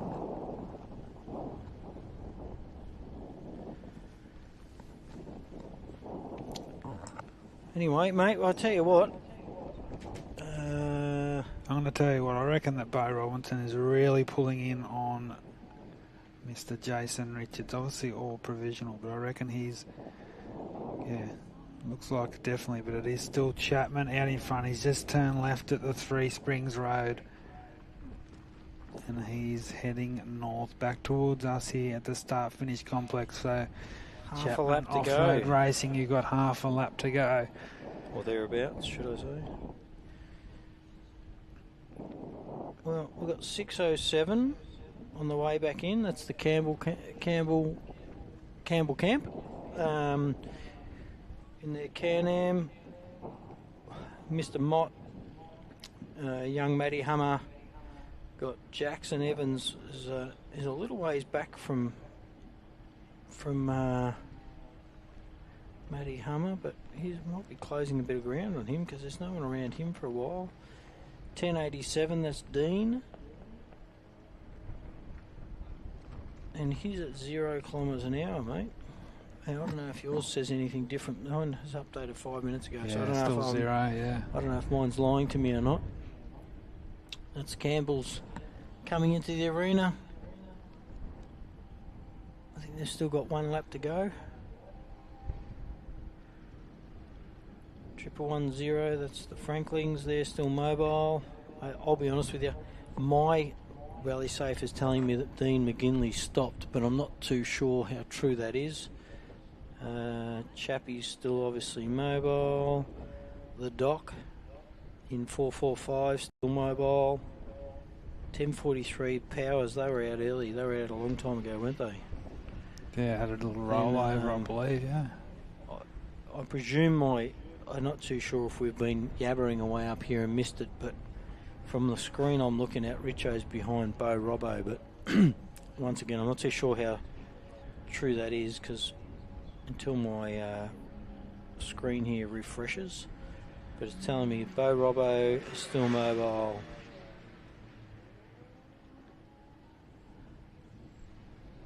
Richo is still mobile right near Bo Robbo, so usually see what's going on Just there. one of those ones in this. Car 80, the ultimate of the lands, still mobile.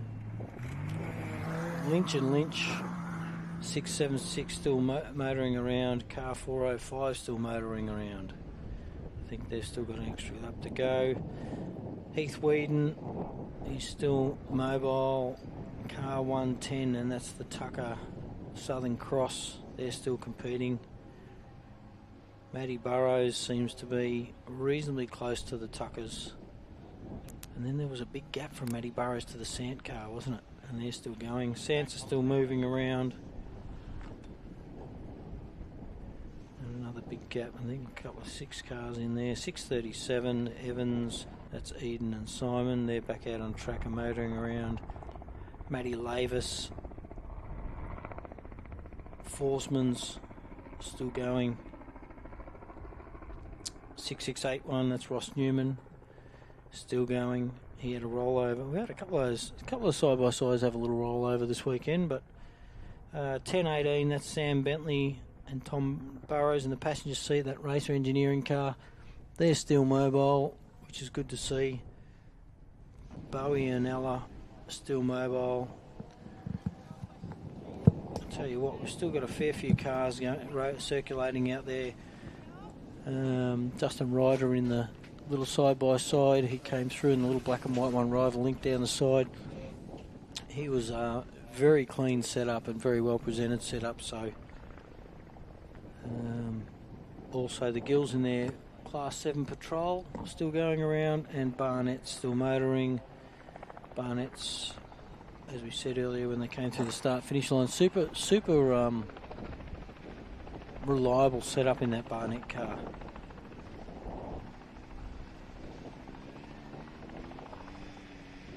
Hayden and Hannah Bentley still going. The Honey Badger is at 0 speed here. 607, the Campbells, we saw them come through just a minute ago.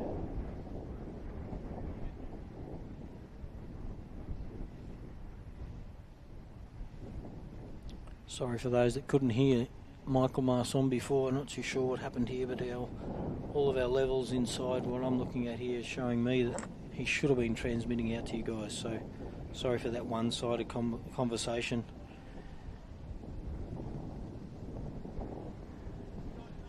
We heard it, unfortunately. You didn't.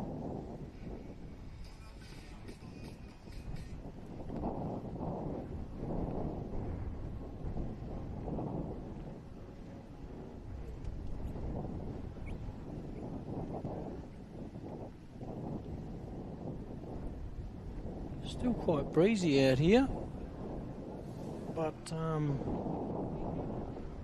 can hear in the distance. I'm going to say it's the Mott car on its way back in, because it's the only V8 that's within the vicinity.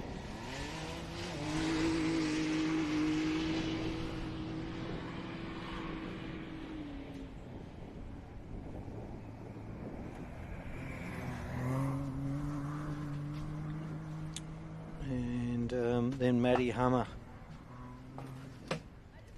Oh, I forgot about the sweets that were left in our little kit up here for us. Thank you for the crew putting that on for us. They've given us a lovely commentary box this year.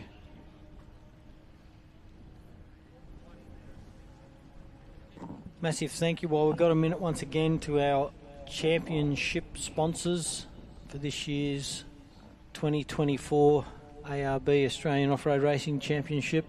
That's ARB 4x4 accessories, which I'm sure nearly every car out there's got a bull bar or something of theirs on. We've got Mickey Thompson Tyres, which the guys out here this weekend that are racing on Mickey T's, they are the same tyre you put on your car and go full driving with or drive to work on.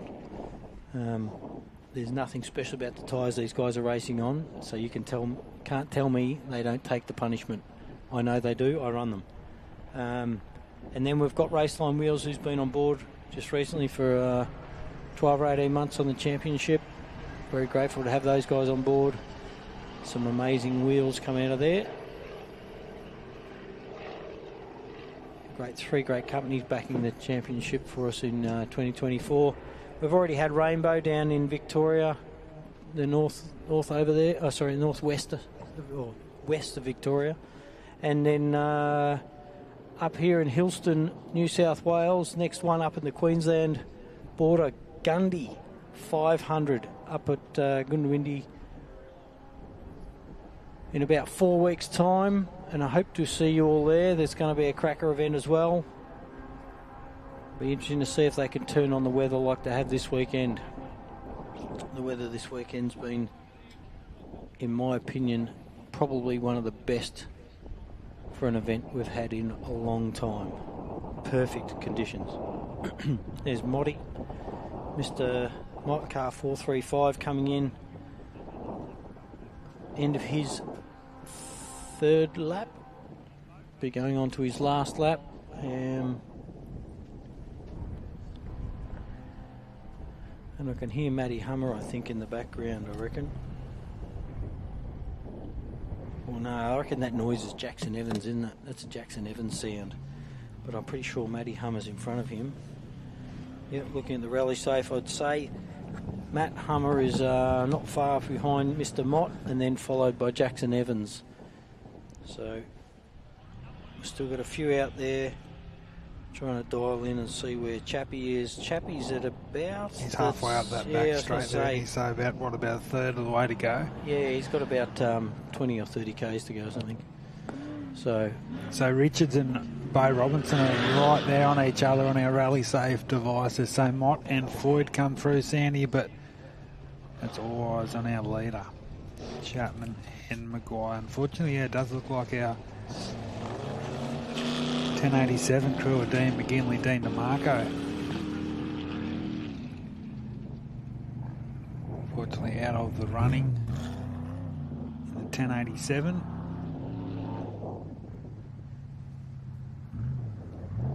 Matty Hummer coming through there in the 633 Raceline Wheels Polaris.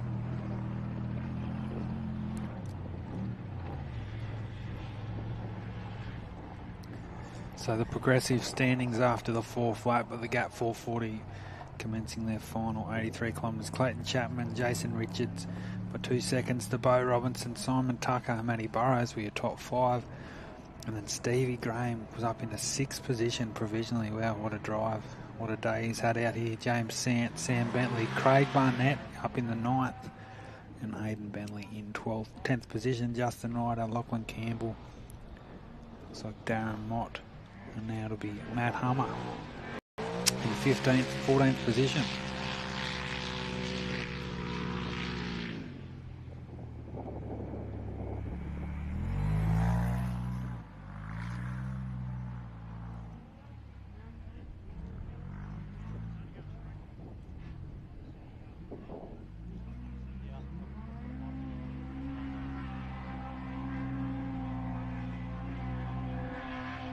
So Darren Mott with a progressive time of 4 hours 22, 30 minutes, so around 5 and a bit minutes behind Lachlan Campbell in 13th. Try and get Matty Hummer's time. He's in 14th position. So our 15th car to complete their 4th lap of the event is the King Chrome Racing, the 635 at Jackson Evans, Samuel Raper. So we'll get a time for those guys. See how those...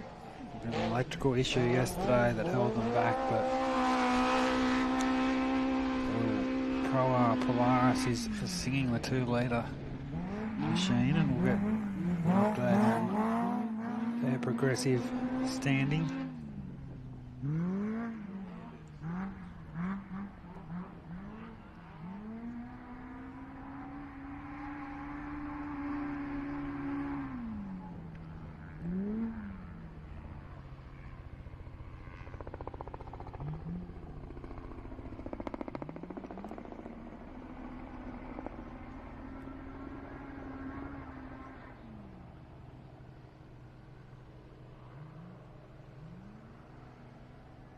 So Jackson Evans looks like they'll be 15th outright heading into the final lap, of course.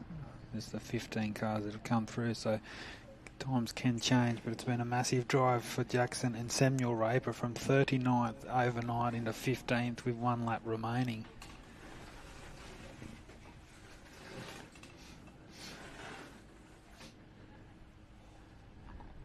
So Sandy, we're really not that far away now. The 15 is just saying he's made the pass on the 445 of John Smith, who's still on his penultimate lap. But our first car on the road, Clayton Chapman, Adam Maguire, are not too far away, hopefully. I mean, I reckon the Robinson and Richards, Robinson and Richards are having their own little battle for the second position. It is hard to get a glimpse of exactly where they are. Of course, it's Simon Tucker. Geez, it's hard to... Yeah, it'll be interesting to see where they come in. I mean, don't forget Bo, at the end of that last lap there, Bo was only 2 seconds down. Yeah. So he's only got to really finish right up his clacker, doesn't he? Yeah, let's get a little bit closer. And then I think they'd be good. So Tucker and Matty Burrows are still moving there. They're in 4th and 5th. I'm just having a look here.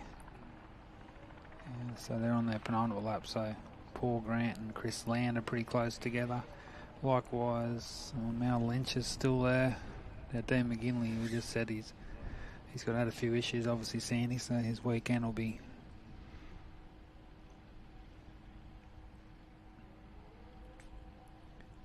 Yeah. Look at Bowie Graham, he's closing in on young Bentley. So we just had a look at the progressive time, Sandy, after that 4th lap of the event. Bowie Graham's gone from 23rd at the start of the day. He's now 6th outright. You're kidding me. And realistically, he might not get it, but he's not far off 5th. No, he's only, 40-something seconds behind young Matty Burrows. So if they can put in one of those laps, he could find himself in the top 5 after the chaos he had on that opening lap yesterday. Pretty impressive. So I just alluded to there, Sandy. So far, Jackson Evans just saw come through. He's a 15th car to complete the lap 3. 3 laps today. Yeah. So we've lost a few cars in this third lap. I'm just trying to look down to see who's still going out there as far as...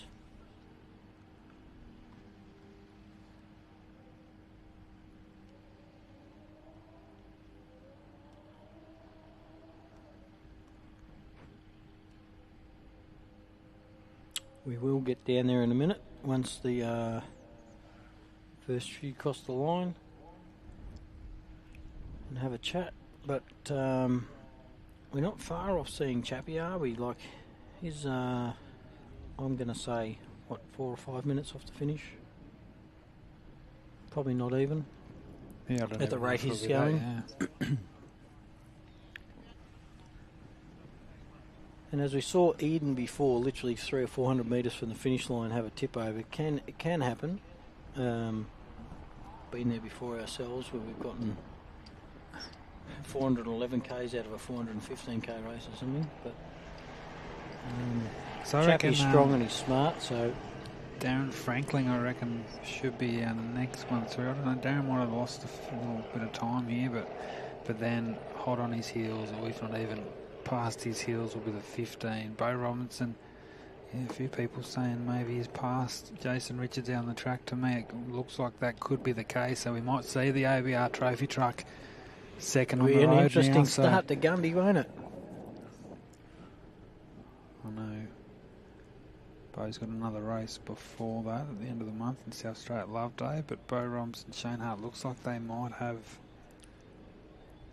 made the pass on the Richards crew, but all eyes on our front runner, Sandy, and don't want to jump the gun, but he's only got that sort of 5 to 7 kilometres remaining on his weekend here at the Gap. And he's only got one car in front of him, the Franklin entry, the little side-by-side there, 110, so that won't be any drama for him to pass, obviously.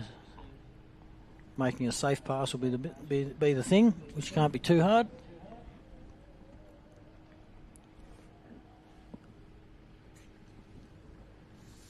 So just before we call a couple of our cars through, and of course our leading cars, just another quick shout out to our naming rights sponsors, Tyrepower Griffith. The big screen here on site brought to you by Burson, so cameras, Seraphinag, Profent, Conopara Hotel and Harvey's Service Centre. Shout out of course to our in-kind sponsors, 57 Automotive, Craig McKean Earth Moving, Show and Go Photography, Conopara Hotel and Dubai Print World. And our gold sponsors for the weekend, MR Trans, Show and Go Photography, Riverina Logistics, Dean's Auto Electrical, Horn Ag, Farm Freight, Agro, Terra Ag Fuel, Cademo, Elders Griffith, Melbourne Pastoral and Albans, McNabb's Mobile, Rivcott and Laker Machinery Services. Huge amount of sponsors in backing this race and any race really. Getting close, mate. I can hear. We can hear it. I can feel it. That Bo Robbo. You can see him on the. I reckon he's definitely made the pass. Yeah. Yeah, from what I can see, it looks like he has for whatever reason. Not saying.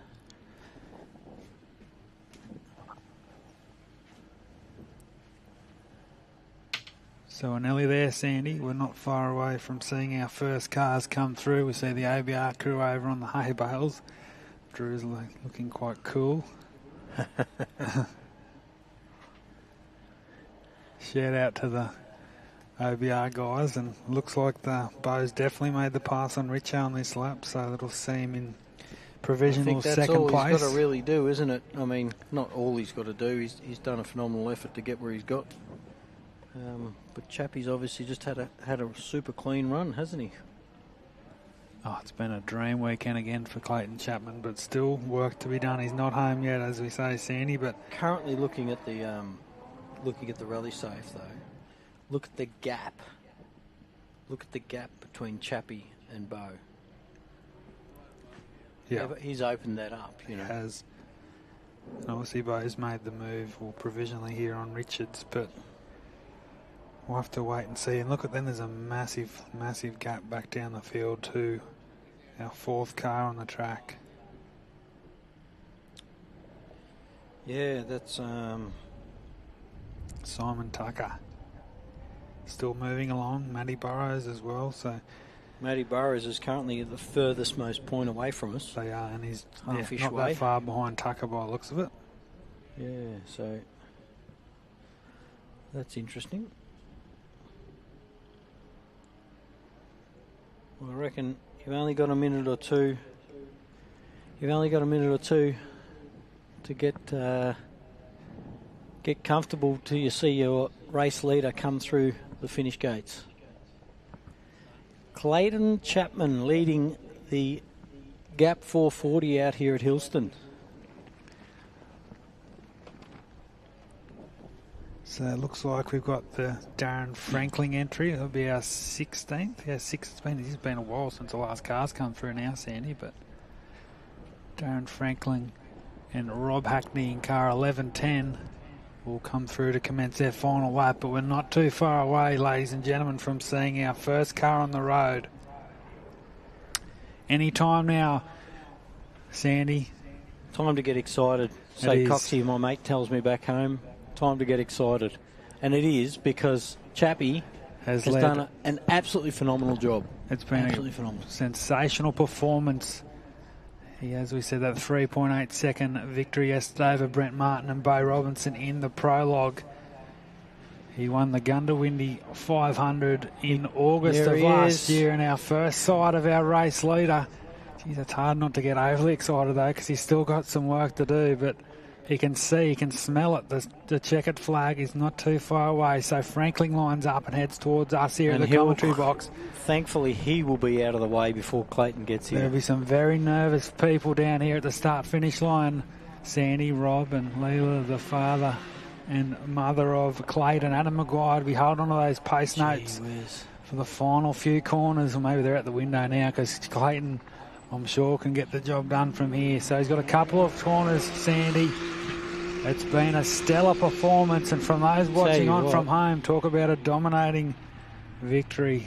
A couple of corners to go, and for the second time at national level, He's been around for a long time, and as you said, Chapman's Off-Road Racing, great supporters of the Australian circuit. But the 15, Chapman and Maguire are about to put their name in the Hillston history books, and they're going to be the third winners of the ARB Tyrepower Griffith, the Gap 440. And there'll be a lot of very excited Queenslanders watching on. Checker flag for Chappie.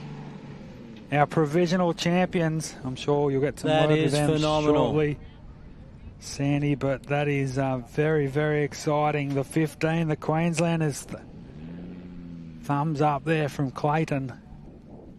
Take a bow, and that will give them a second at Rainbow and now first at Hillston. He's up on his game at the moment, hey. Which means if Bo Robinson and Shane Hart can bring it home in second, we'll be going to the gun to win. Tied equal championship lead. So, and which was exactly the same as Brent Martin and Greg Garton at the same time last year. So, Bo Robinson. There's a fair gap in between Chappie and Bo, but Bo's definitely in front of Richo. So Richo, we started, there was 2 minutes, wasn't there, between those two this morning as well. Richo may have had, don't forget Richo left. He had a miss on the way as he came in. He also had water pump issues as he left on those last two laps. Maybe he just thought, he could have been down a little bit on power. It could have been down a little bit on anything. But not only that, Bo sees red. Yeah. Bo's gets it in his system, and I can hear him. So there, look at that down there on the start line, Sandy. The finish, the 15 has done it. Their second outright victory at national level. They're multiple-time champions in the Queensland AORRA series. But there we go, thumbs up from Chapman. He's done it. He's led from start to go. It's about 5 hours of racing. That is over the course of the 2 days, 4 laps today. But well done. Well done. Yeah, hopefully you see what we can do there, Sandy, if we can catch up with our winners. All right. Very, very happy indeed. So I think this is the John Smith entry, the 445, and then Bo Robinson shouldn't be that far away as well. So here's John Smith and Grant Mannion will be coming through. They'll have 1 lap to go.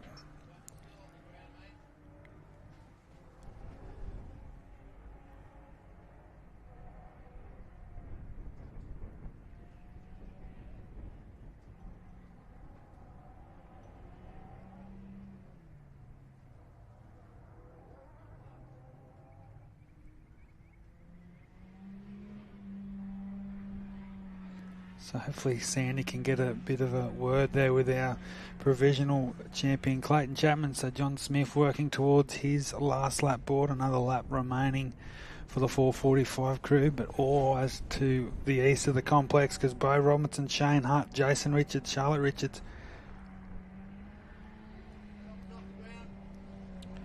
shouldn't be too far away from coming through. So Smith and Mannion still working through there nicely. They've had a nice solid day here at Hillston.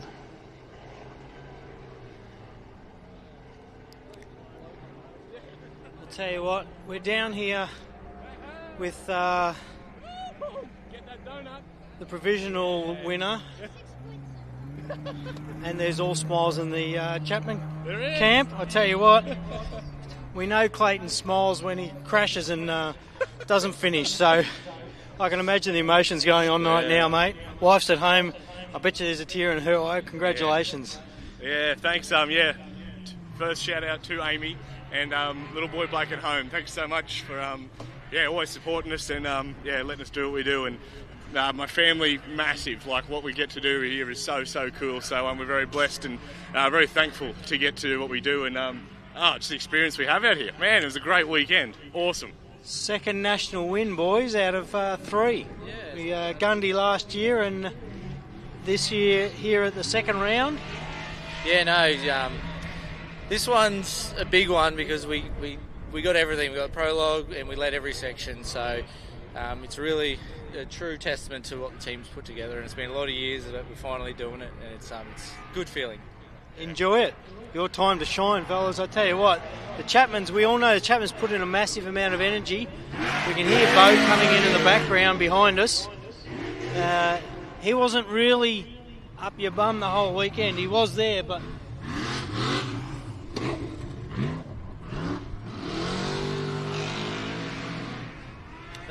there you go, Bo Robbo over the finish line behind us. I've got a lot of feedback, so hard to talk. Oh, well, I tell you what, we're going to see you at Gundy, I'm sure, without a doubt. Best track in the country, Gundy 500. Make sure everybody's there. Yeah, that's in about 4 weeks. And once again, congratulations, guys. Phenomenal effort. Really proud of you, and you should be proud of yourselves. You've come a long way to get here over the years. We've had some dramas with different cars throughout it, but this thing is strong. You guys are strong as a team, so well done. Yeah, no, thanks, mate. We're thanks to everybody who supports the sport, just puts in any time and effort. The volunteers, all the organisers for this event, or any event, it's crazy good. So we're very thankful that we get to come out here and do this stuff, and to get this win with everybody supporting us through it all is just so cool. So thanks for all the support through the years, and can't wait for the next one. No worries. Enjoy and engulf it, mate. Awesome. Thanks, boys. They are.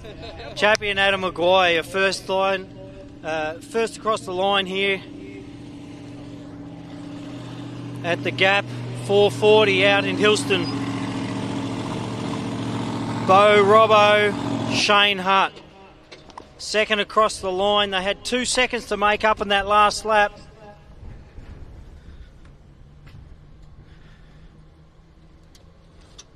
Hello, mate. Hey, buddy. How are you? I'm good. How are you? Yeah, good. Glad that's over. Yeah. 2 seconds you went in that last lap 2 seconds behind Richo. There was a bit of a push, obviously, to catch Clayton, but when did you get round Richo there? About halfway through that last lap, but we just too foreign to us. Prologue, we just didn't know where we were going, and then I don't know. It just all seemed to be too. I was disorientated. That's right, mate. Lap 1 was just slow and just useless, you know. But anyway, turned it on there the last couple. But here you are. Guess what? You're going in equal to Gundy for the next round of the ARB Championship. Yeah. So Clayton obviously second at Rainbow, you first at Rainbow, you second here. So it should be a good battle there. Definitely, yeah. We got 2 championships to worry about, so we just gotta keep it together. Keep it together. That's right. Just keep doing this. It's good. You know. Well done, mate. Proud of you. Thanks, brother. Good to see you back. Thanks, mate. They are Bo Robbo, ladies and gentlemen. 113. They get out their suits and helmets. Been pedalling hard. We'll wander around and see our local boy Richo. I tell you what, these guys pedal like crazy and absolutely phenomenal. Before you even get out, mate, phenomenal effort to see you on the podium third outright. I know you got pipped there towards the end, but really held on strong early on. I can't believe it. Poor little thing only finished. We're finishing on 5 cylinders. I just couldn't keep in front of them guys. Anyway, congratulations to them too. Mate, congratulations to you, third. And I know, it was only in the last little bit there. You were 2 seconds in front of Bo on the entry to that last lap. So, well done for we've got to remember what class cars we're talking about here. We're not talking about 2 7-litres. We're talking about 3.5 and a 7-litre. So, yeah, no, thanks, mate. We, kids did a good job navigating and, had a good run. Just, motor was playing up a bit. But anyway, I'm happy. There you go. Richo, our local boy. And don't forget, folks, this is a Class 1 car to come in third outright. And there's a big gap between the first 3, which you've got Clayton Chapman, obviously, Bo Robbo and Richo over in third. The dust. There's a big gap between those 3 cars and then the 4th and 5th out on track. So this is an amazing amount of energy to get through, to get a Class 1 car on the podium, like I said, at any event or an outright, but there seem to be a few up there at the moment. Toby, I don't know where we're at back up there, but we might cut back to you for a minute until we get a bit more action down here, but that was good to see these these top three. They'll hang around for a while. Hopefully we'll get a few more across the line. Thanks, Sandy. We'll yes, get back down here. Great to get some insights there. Clayton Chapman, well done, mate. Can't think of a more deserving winner here this weekend. Bo Robertson, very elaborate in his approach, and he just said it was off to a bit of a slow start, but very happy to bring it home in second position. And, of course, Jason Richards, as you said, only around a minute and a half off the pace of Bo Robinson in the Class 1. Obviously a bit of a miss there all day today, but third outright at your local event. Well done to him and his kids, Charlotte and Sam, sharing the navigating duty. So we're still waiting for our fourth and fifth car to come through. Should be the Simon Tucker entry. Get a bit of an update here on our rally safe devices. So the 676 of Malin Zach Lynch, not too far away from finishing their third lap, so they'll have one more remaining. Likewise, car 80 of Chris Lantenia Gaudry.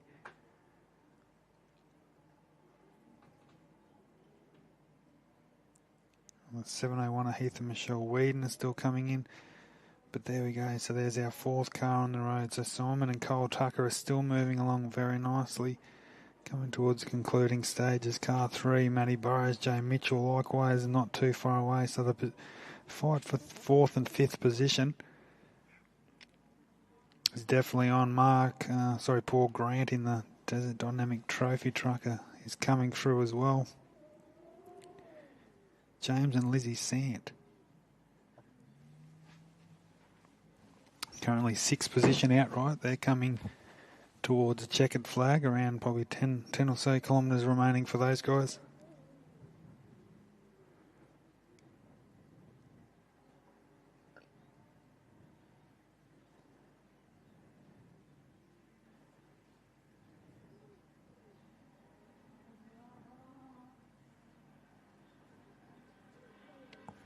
So we have a clear three cars that have been the dominant force here, especially on Sunday at the Gap 440 for 2024, and sets up a beautiful championship now between Clayton Chapman and, of course, Bo Robinson. Young Matty Burrows finished 7th at Rainbow, and he's going to hopefully a top 5 finish, so he'll definitely be in contention. Craig Barnett also will be thereabouts. They can bring home the 68 Ultimate car.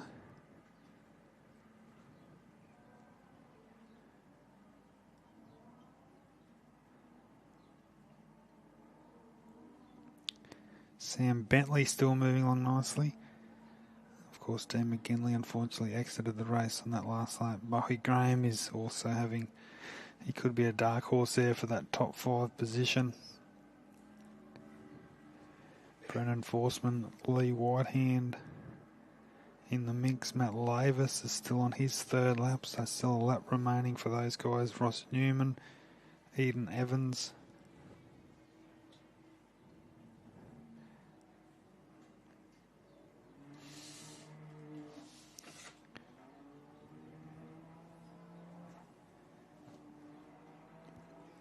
Craig Barnett, Justin Ryder, Hayden Bentley are starting their way back up from the most southern part of the circuit, so they're heading towards a finish here at the Gap 440. We see another beautiful drone shot of our first 3 finishes for those watching on from home.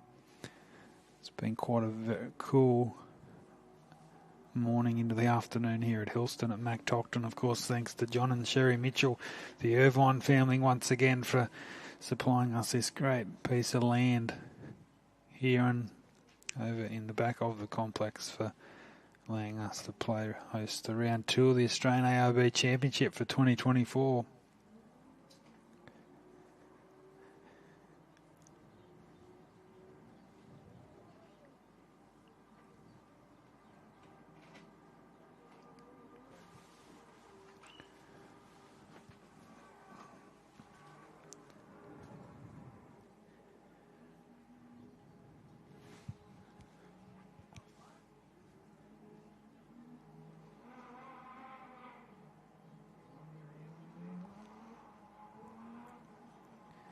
So we're still waiting our 4th car to cross the line here to complete the Gap 440. There's a couple others that are coming towards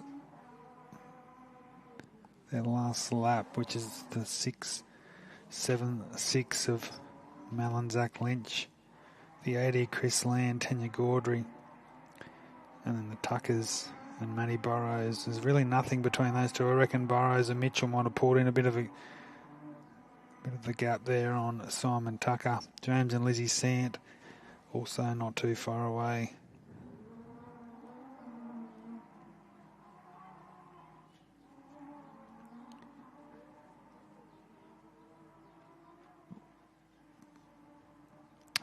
As I said, Heath and Michelle Whedon are still coming in.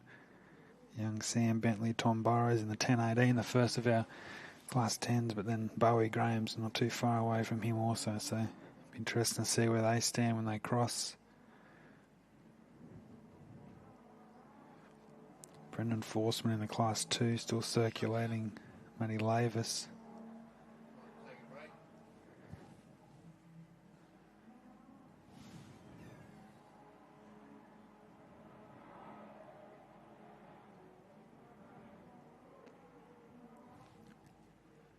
But here is the Lynch Racing Classics, Can-Am Mal and Zach Lynch coming towards the final stages of their third lap today. So they'll still have another 83 kilometres ahead of them. It's the nature of these long course national style events. We'll see us all start together and then cumulative time to the first couple of laps. The compulsory pit service break and then return to the circuit for the last.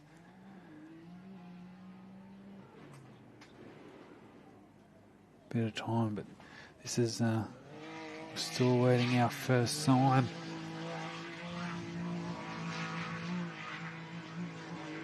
And that's the Chris Land entry we see over to the north of the sort of stadium section as you stand there, and it will be the 80 of Chris Land and Tanya Gaudry. So we've had a chat to Michael Marson before. It's great to see Chris and Tanya out here having fun. And here is the first sign of our fourth place current car, Simon and Cole Tucker from Streaky Bay. Tucker Motorsport will be pretty proud to see where their lads are here, the father and son combination.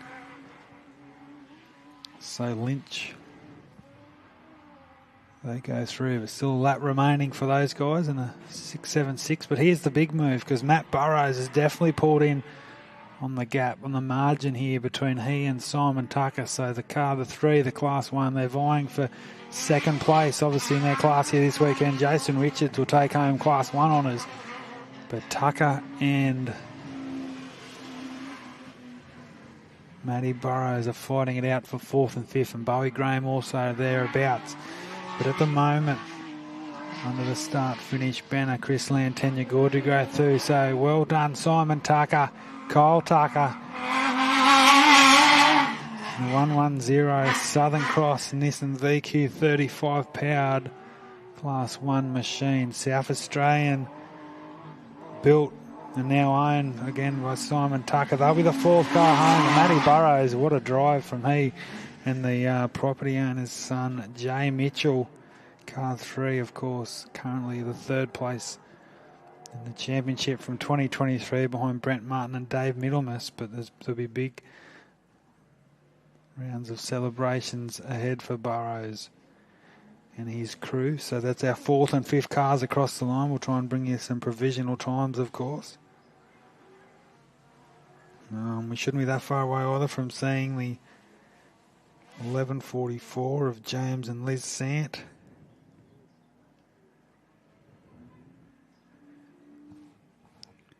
And the 4.05 of Paul and Mark Paul Grant. So I'll try and get some times here for you guys watching on home. And there you go. So I just thought that Mark Burrows' son, Matty Burrows, and Jay Mitchell in the MBR Aussie Spec Gymco have gone a 5.03. So they've pipped Simon Tucker at the moment for fourth place by about 7 seconds provisionally.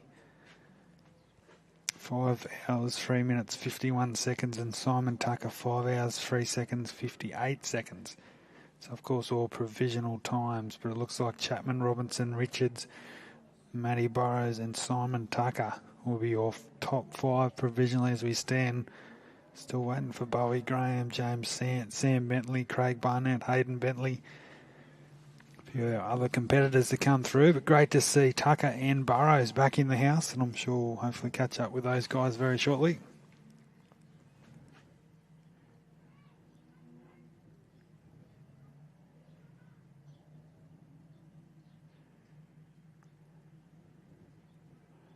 So that's very interesting. Provisionally, it looks like young Matty Burrows has pipped Simon Tucker by 7 seconds for fourth spot. We'll go down to Sandy Bowman. Ultimate car, Class 11. And 3 Class 1s.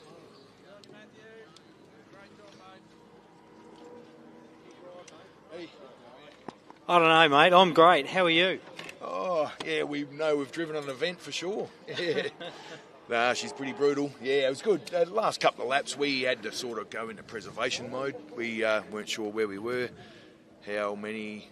I know Bo, we had no hope of catching him. We might have seen the back of Richo, but obviously not. Yeah, but no, it was good. Yeah, we had a navigator did well, and had a couple of near moments where we could have done this, that, and what we shouldn't have done, but yeah, we got here.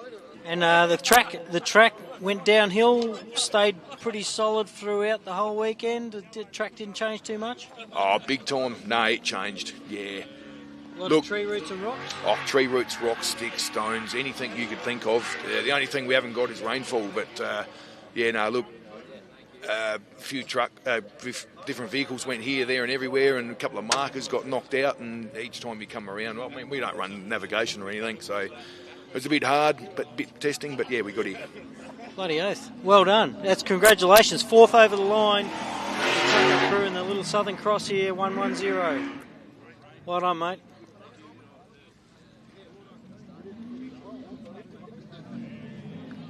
Come around to the Burrows crew. Tell you what, another stellar amount of energy went into this as well, mate. Well done. 5th. Well, 5th over the line. We don't know provisionals. They're provisional, so we don't know outright times yet. We'll see them soon. But how was it? Yeah, really good. We really enjoyed the weekend, actually. Much better than last year. A lot drier, but no, the car handled everything really well. The car sounded amazing the whole weekend. Yeah, really good. We're really happy with it. We broke our flat tyre curse here at Hillston, so we're really happy about that as well. And, you know, everyone in the pits, Mick, Hodgie, Dad, everyone did a really good job there. Amazing job in the navigator seat, you know. We'll have to thank everyone that helps it out. And, yeah, awesome. Feel really good. Well done, mate. Off to Gundy next? Yeah, going to be the next one. We really enjoyed that last year, so we'll go back there and see if we can do something there good again, I suppose. So yeah, no, it'll be good. And how did you find the track overall? Like, we know last year was a bit of a rain out as such, not too bad. But I called it this year as pretty much perfect racing conditions. A little bit chilly, but the wind was perfect for dust. There was not one bit of dust. Even the cars that followed each other in were still running in clean air. Yeah, no, we had a lot of fun. That's what I'd call the track, a lot of fun. We just sort of took it as it came, and it didn't get too whooped out like it did the last couple of years, and, you know, it wasn't wet in too many places, so it was good. And, you know, we could follow Simon pretty good. Basically that whole lap we were trying to get on top of him, but couldn't quite get there. But yeah, no, we had a good time, so it was awesome. All right, there you go. 5th across the line, Matty Burrows, car 3 on the podium from last year. What was it? There you go. Just got told he got up by 7 seconds. So he's actually 4th in the line, beat Tucker by... There you go. That's not much overall when you're considering you've just raced 440 of Australia's toughest. So, fantastic.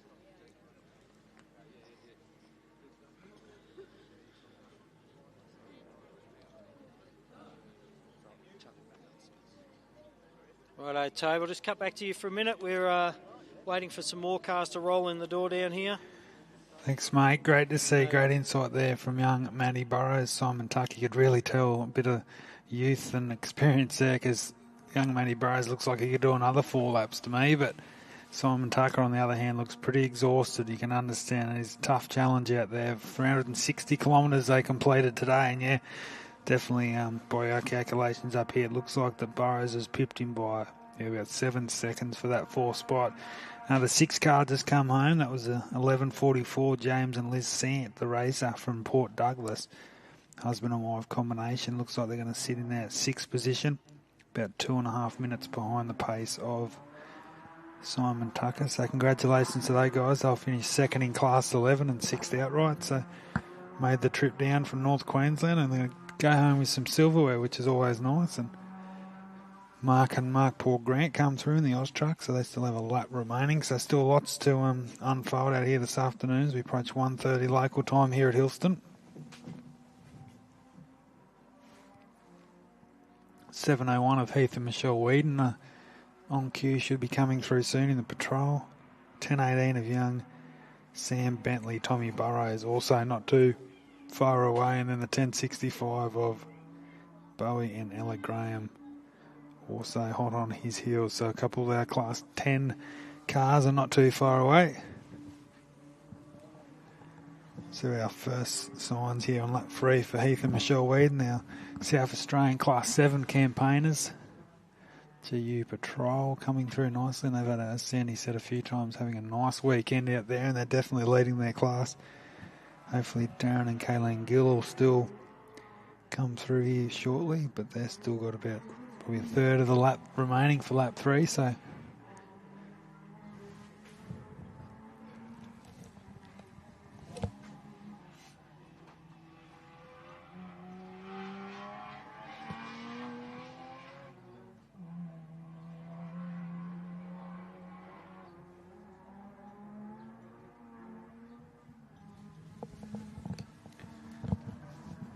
still waiting for our 7th and 8th car, respectively, to cross the line for a finish. The 10:18, young Sam Bentley and Bowie Graham, one of our local crews, but here are coming past us here at the headquarters, the 7:01 Whedon Racing Patrol, Heath and Michelle. So they still have 1 lap remaining here for the weekend.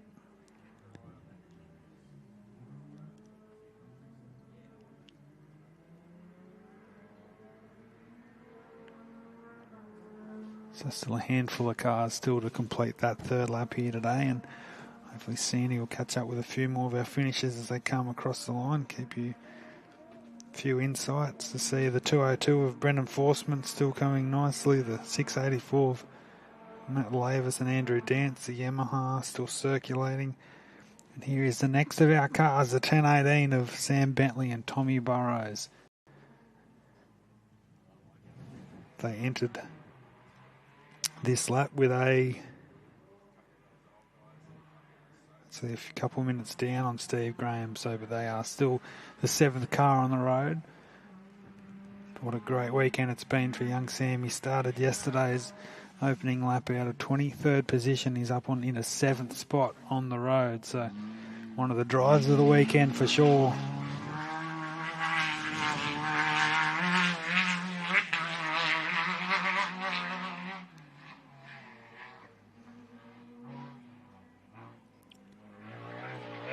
So for the final time here, ladies and gentlemen, for those watching on from home, the 2nd generation racer, the 10:18 Sam Bentley, Tom Rose. Fantastic weekend for these guys. I know Hayden Bentley is still a few cars away, but he'd be looking forward to giving his son a good round of applause here, because it's been a tremendous performance from young Sam. He's home and home, so he's our 7th to finish this weekend. And now the next one through will be the 10:65 of Bowie and Ella Graham, and one of those weekends, what could have been, as you said, lost valuable time yesterday with a few issues, a flat tyre as well, but I reckon they're going to finish around that 6th outright position here today. And from 20, I think they were 23rd off the grid this morning. Tremendous result, and they could still take home, it looks like, provisionally, the Class 10 honours here for the Gap 440. So Bentley home in 5 hours.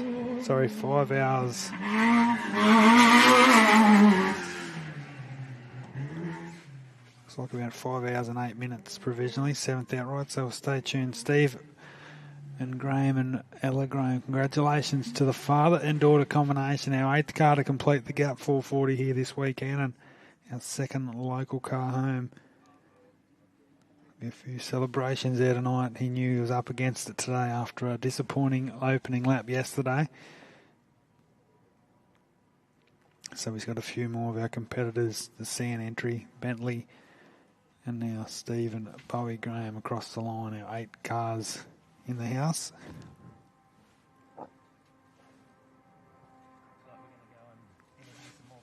So we'll head back down to Sandy to catch up with a few more of our drivers.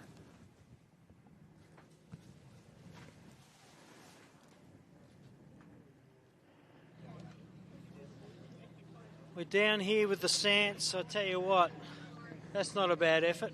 We did it right. How'd you go? We did good. We took a couple of trees out, but we got there in the end. For a surprise, this front wheel's still here. No, good fun. We rode up over the top of it. No, it was good. It was good. The car went really, really well. Yeah, really. The car looked fantastic all weekend and sounded amazing, so no dramas. Hardly put a spanner on it. That's a good weekend. It is. Fantastic weekend. Oh, well, congratulations getting to the end. I know it's any off-road race is a tough race. 440 of New South Wales best. Yeah. And hopefully we'll see you at Gundy. We will do. Yeah, it's not broken, so it will be there.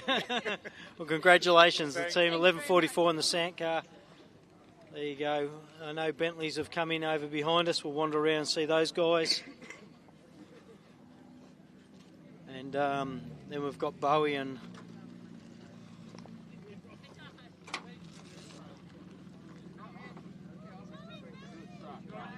well, we'll come around and see Sam around the front here.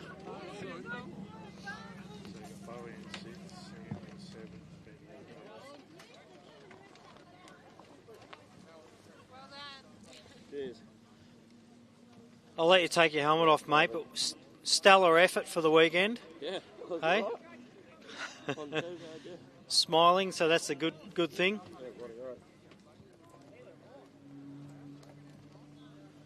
As you can see, a lot of gear goes on.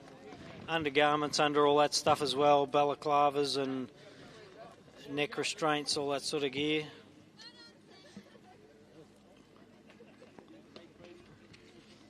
And he's still smiling, so that's a good thing. It was pretty tight and twisty, but it's good fun, yeah. It keeps you going, so it's good.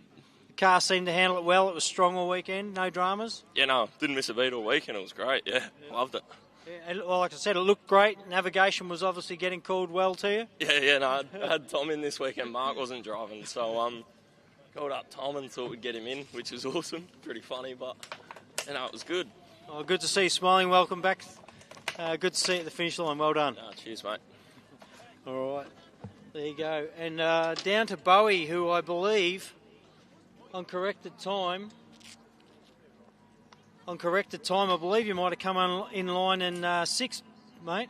Yeah, no, I really don't have any idea where we are, to be honest. So I've just been told sixth. That's a phenomenal effort because I know you started way down the line. You definitely had dramas yesterday. Yep. Yeah, no, we had a few dramas yesterday and only one this morning, so it was all good. Ella obviously called spot on today. Yeah, perfect. She's getting better at it. Yep, no, it's good. That's a good help too. And we're going to see you up at Gundy? Oh, yeah, most definitely. Yep. Yeah. That's good. The car obviously doesn't, it seemed like it came over the line fairly strong, so no real issues with the car to sort out. Nah, maybe an alternator wire, exciter wire, but that was about it to come on the last 50 k's. We were like, are we going to make it or not? But anyway, it went off, so yeah, anyway, we're here. What do you think of the track out there today? Oh, it's awesome. Yeah, it's good. True off-road track. Yeah. Yeah. And I know a couple of guys were saying it's fairly tight amongst the trees and the creeks, but overall, even those, it gives you a bit of breakout along those, beside the crops there. Yeah, there's a couple of straights where you get to have a rest, but not much. But anyhow, that's racing, it's good fun. All right, well done. Congratulations. Sixth so far. Provisional, obviously. I can't say that's 100% yet, but well done. Yeah, thank you. Well done, Ella. Bowie car, 1065, folks.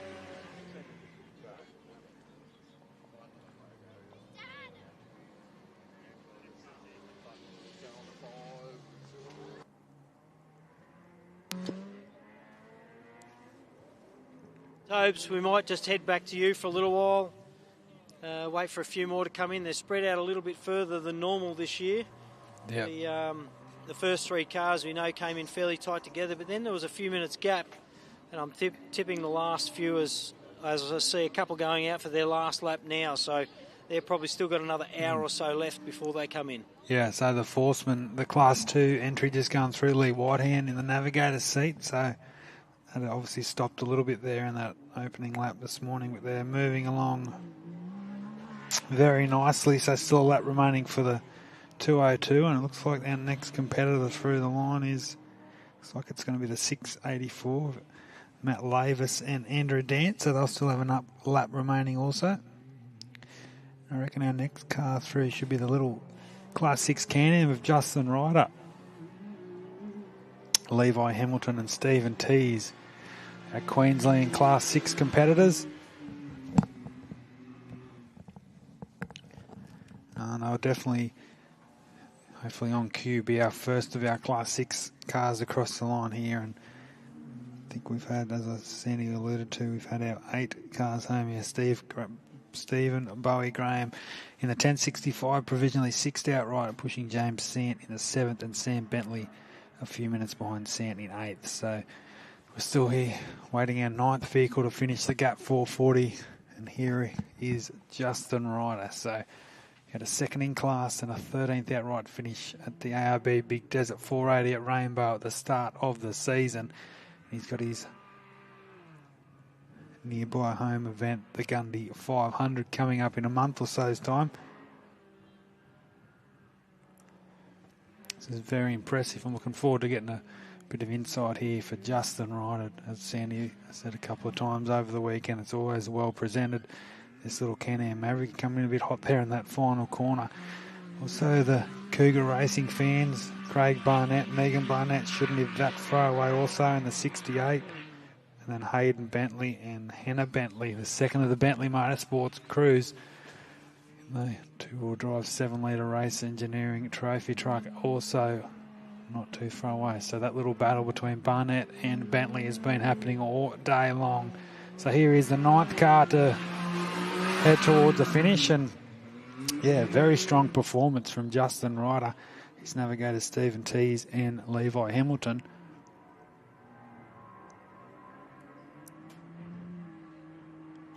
And that's a nice finish. So a 9th place finish there, obviously across the line. But there's a few here that are going to have to say a bit about that, because Craig Barnett, Cougar Racing's 68 Ultimate, and here's Hayden Bentley. So you can definitely see Bentley's pulled in a bit on Cougar Racing's Barnett here on this final lap.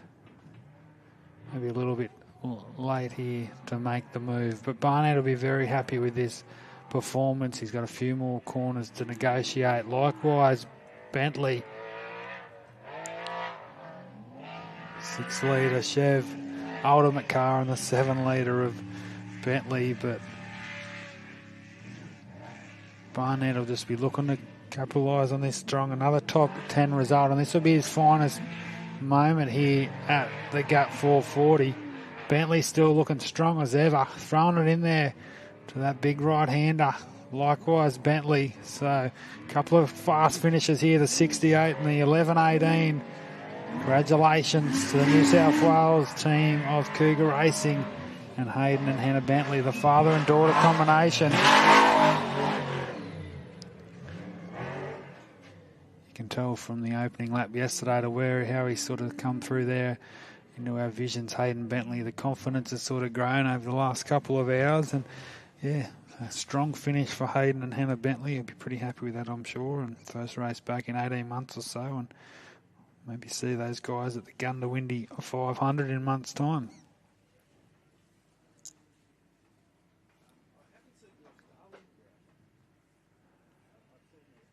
I've actually seen Hayden Bentley come through. It looks like, what's on the screen here, but it's on his half on his side here on one of the hay bales, so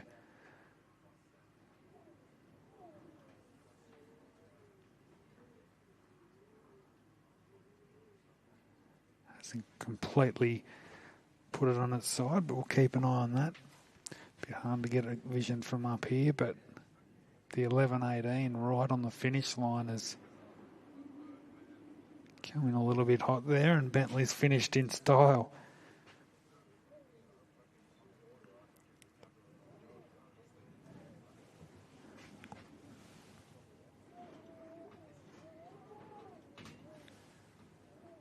So as we wait for some officials to help Hayden and Hannah Bentley there to the ground, we'll get a time for the first of our Class 6 competitors, Justin Ryder. Craig Barnett, there you go. So Craig Barnett goes 9th quickest, 5 hours 17:07. Justin Ryder 10th with 5 hours 18:56.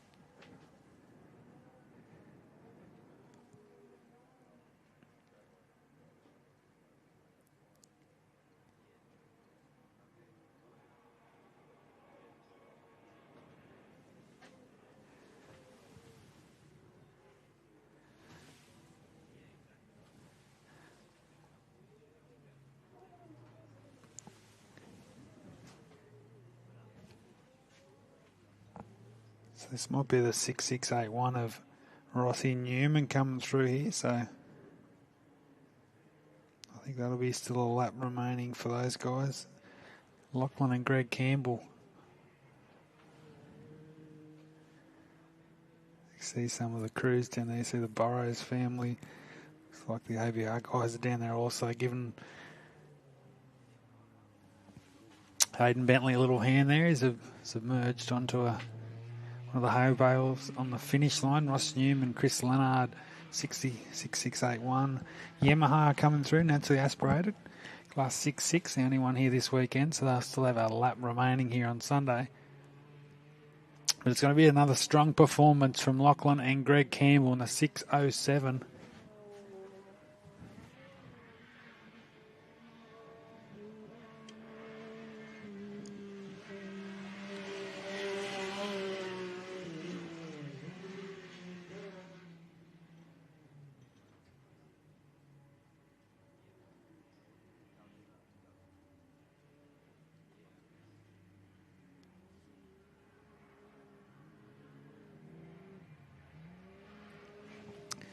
So well done to GRC Motorsport, Can-Am Maverick competitors, a 6:07. So that'll be a second in-class finish for Lachlan Campbell. He was third at the opening round at Rainbow. So more points towards their championship. Of course, the New South Wales outright championship winner from last year. So what's that? That's around 11 cars I think we've come home so far.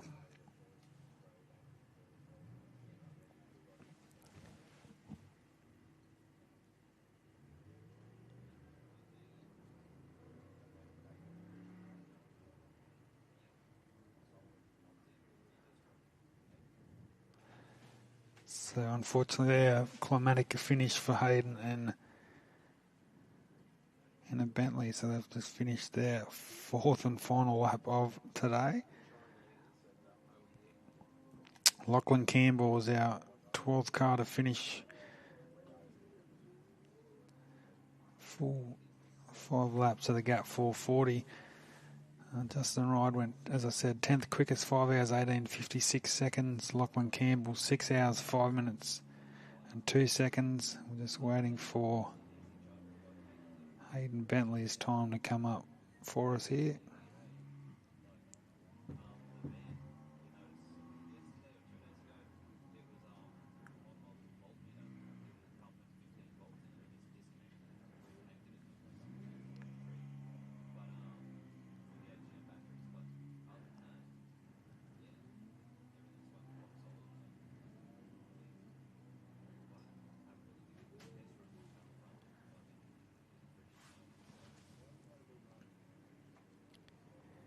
Jackson Evans, Samuel Raper on cue to be our next competitors to complete full distance. They're still a few minutes away. Darren Mott, Daniel Floyd likewise. Darren Gill, Kayleen Gill in the 760. Patrol are still on their third lap of today. The 6:33 Matty Hummer. Closing in on a finish, the 6:09 of Jeremy Horn. Also got some work to do with another lap and a bit remaining.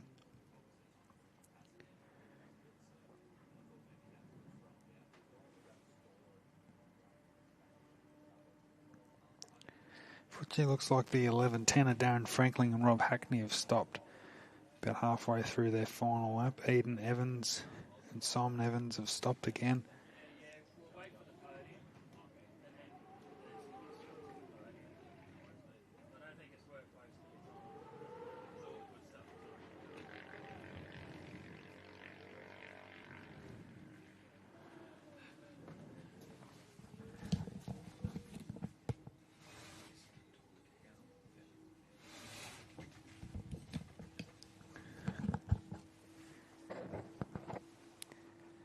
So we still have a few cars on their penultimate lap here. Ross Newman, of course, we just saw go through before. Can hear the Polaris just to the northern side of Parkers Road head back for the final time, the 6:35.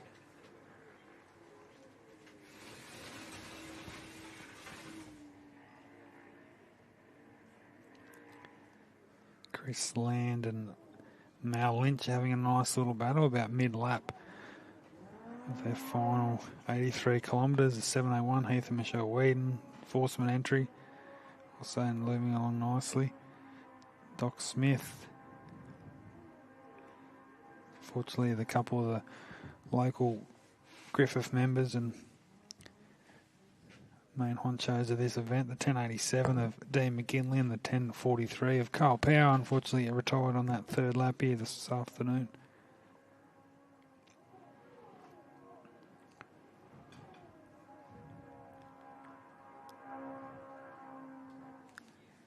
So Evans and Sam Raper will be the next of our competitors through here. They'll be the 13th car to complete full distance.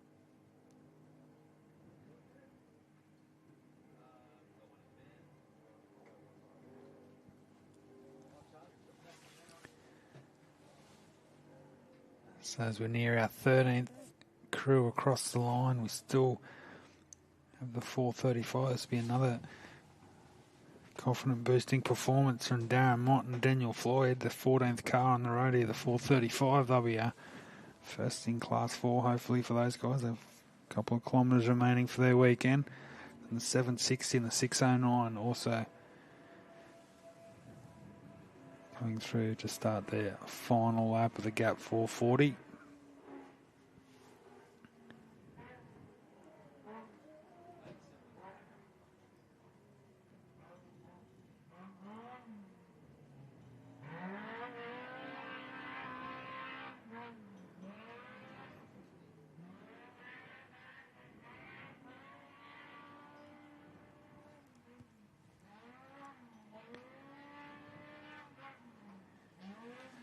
He started off very confidently there yesterday. Had a few electrical issues halfway through the lap yesterday afternoon, but Jackson Evans in the 6:35 King Chrome Racing Polaris Pro R going ahead remarkably looks like a possible podium finish here this weekend in Class 6, which was exceptional considering they lost nearly half an hour of time there yesterday afternoon. But the 6:35 will be our 13th car to complete full distance. Always holding it down to the finish line. These guys love their racing like we all do, but the King Chrome guys, unfortunately Eden and Simon Evans out there, Jackson's younger sister, looks like they've suffered some issues.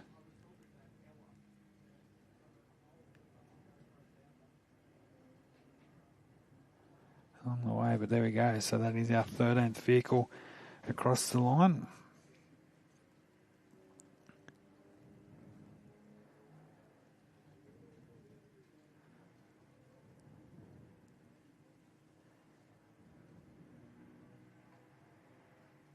So there you go, Hayden Bentley, even though that little bit of a last lap mishap, has finished 10th outright, 5 hours, 14 seconds. So provisionally our top 10 here at the Gap 440 for those that have just joined us. Clayton Chapman takes his second outright national round victory in the ARB Championship since Gundawindi last year. Bo Robinson, Jason Richards round out your outright podium. Matty Burrows, Simon Tucker, your top 5. Stephen Graham, what a performance from him, 22nd to 6th position here today. James Sant, Sam Bentley, Craig Barnett and Hayden Bentley, your top 10. Justin Ryder, Lachlan Campbell, Jackson Evans, your 11th to 13th position. And now Darren Mott is the next contender to bring it towards a finish here for the weekend.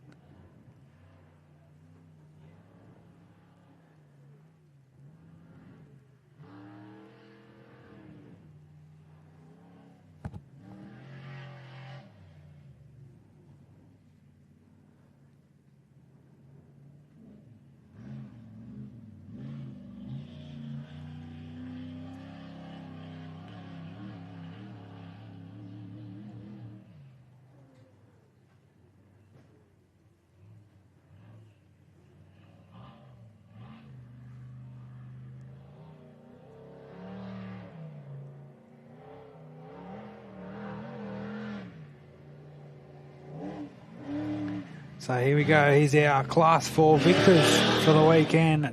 Darren Mott and Daniel Floyd, the Sea Lake representatives. A couple of crews here from the Sea Lake Offroad Club this weekend, and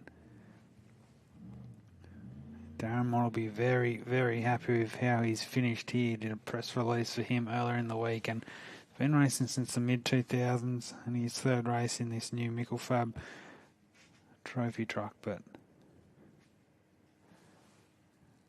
big shout out to the Mott Racing crew here, and watching on from home. Your Darren and Daniel have brought it home 14th outright provisionally and first in Class 4 for the Gap 440 this weekend, and hopefully John Smith and Paul Grant can bring the other remaining Class 4s home. So currently we've had 23 competitors today complete 3 out of the 4 laps. So we've had 23 start their final lap.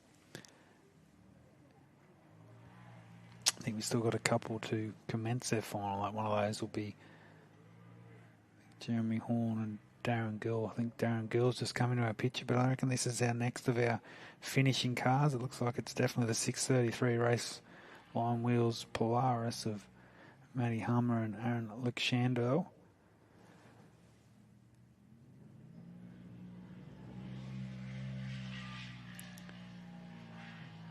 So Jackson Evans, there you go, 5 hours 29, so he was in the 13th outright position. We'll just wait for Darren Mott where he pops in.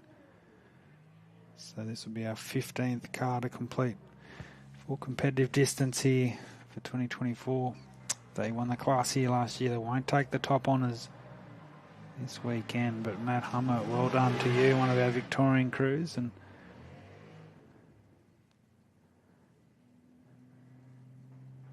nice strong finish to the end. It was one of those, a bit like Jackson Evans is sounding beautifully all weekend. The Polarises of definitely shone here today, but it was all honours to Justin Ryder and his crew,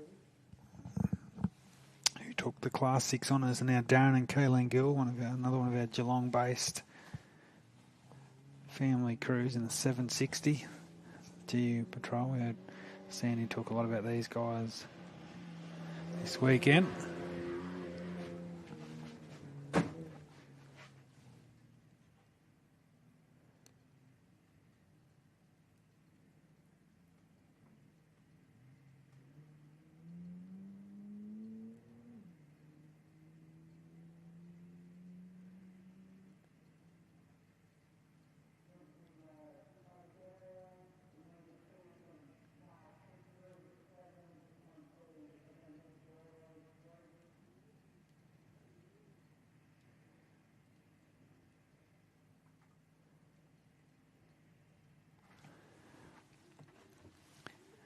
So I nearly reckon Darren Gill will be our final car to commence their last lap here for Sunday at Hillston. I'll just have a quick look for our rally safe.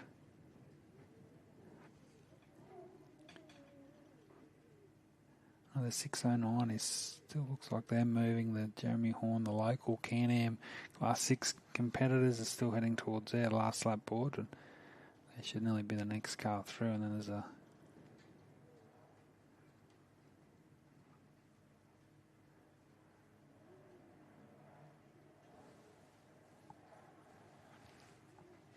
looks like to me we've got a fair bit of a gap back towards the remainder of our field on their final lap. The John Smith entry. Good news for Darren Franklin fans. He and Rob Hackney is still circulating in the 11:10 again. Car 80, Chris Land, Tanya Gaudry still working their way towards the finish. Likewise, the Whedons in the Patrol, the 676. Lynch Racing have actually stopped 3 minutes ago, 676. So that's another one of our cars to have possibly succumbed to the Hillston terrain. Brennan Forsman still going all right.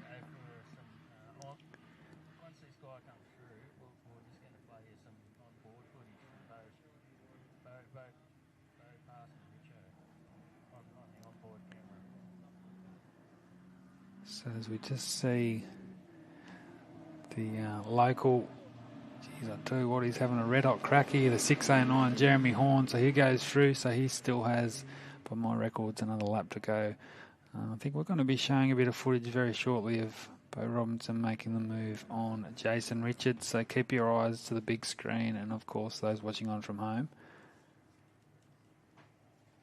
Be a great little insight of what happened out on the track on the final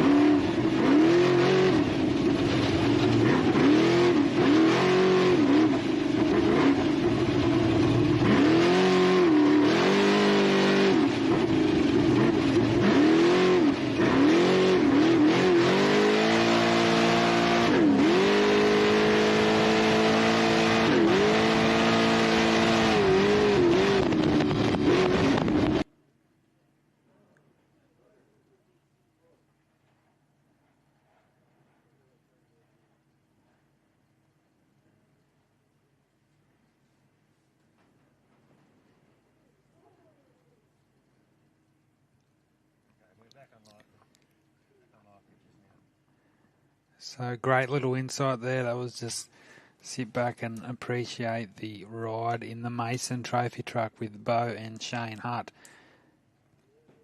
So we're still waiting for our final sort of 8 to 12 cars to finish the gap 440 as we approach 2:30 local time here at Hillston. We saw the last car across the line was the 6:33 of Matt Hummer, Aaron Alexander, with a race time of 5 hours 30:56. So Jackson Evans has held off Matt Hummer for that final spot on the Class 6 podium. So congratulations to Jackson Evans, who's come from the clouds to finish 14th outright, 3rd in class. Great performance from Darren Mott and Daniel Floyd, 13th outright and the class victory. So still 15 cars that have only 15 cars that have successfully completed full distance, and we shouldn't be too far away now from seeing the 445 of John Smith, Grant Mannion, Darren Franklin. We did see stop Rob Hackney in the 11:10 also, not too far away. Chris Land, Tanya Gaudry. And so they're really spread out now, the competitors we have lost. Fortunately, it looks like Paul and Mark Paul Grant in the Oz truck have stopped on the circuit. Early stages of their final lap, so not great news there for those guys. Their first race back for some time. The 760 still moving along, heading towards sort of that halfway mark of their final lap. Likewise, Jeremy Horn in the 609 at Can-Am. And he will definitely be the last car still circulating. Brendan Forsman, Heath, Michelle Whedon, Matty Lavis, Mal and Zach Lynch, other competitors still out there. So what a day it's been. The day's been all about the 15, the Razorback Sunshine Coast-based competitors, the crew of Clayton Chapman and Adam Maguire. What a performance. I just read a comment on Facebook, a dominating performance here at Hillston. Very rare in the off-road arena that you can win the prologue and hold it from the start to the finish. But Chapman's done just that here at Hillston this weekend. So another congratulations. I'm sure we'll see some podium celebrations coming to us soon here on the track. But the next car through should be the 445, so we'll see them very shortly.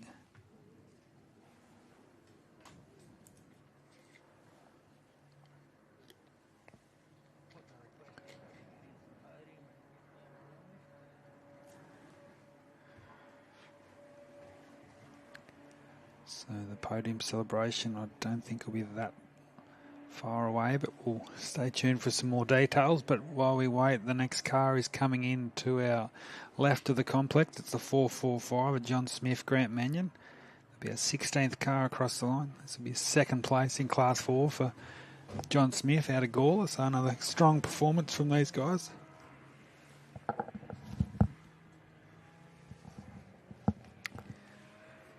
On one of those crews like Sandy has alluded to, that just turn up to these races, smiles on the dials, and just get out there and have a lot of fun. So the 445 will finish second in Class 4 behind that of Darren Mott. Paul Grant will take home third. Unfortunately, stopped on the track at the moment, so won't be full completion. But yeah, thanks again to the Griffith Off-Road Club for hosting us here this weekend.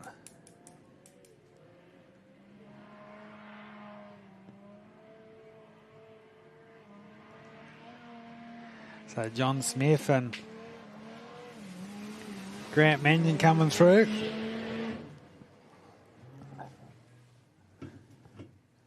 So a nice finish for those guys.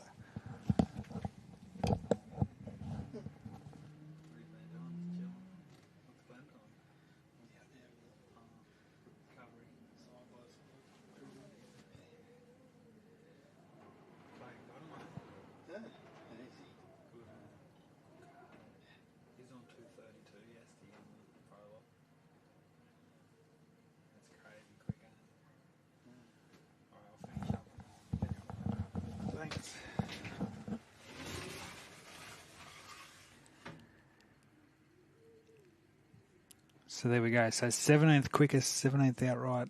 Sorry, 16th outright for John Smith and Grant Mannion, second in class. So congratulations to those guys. Around 5:45 elapsed time. So Darren Franklin, Rob Hackney will be the 17th car to come through.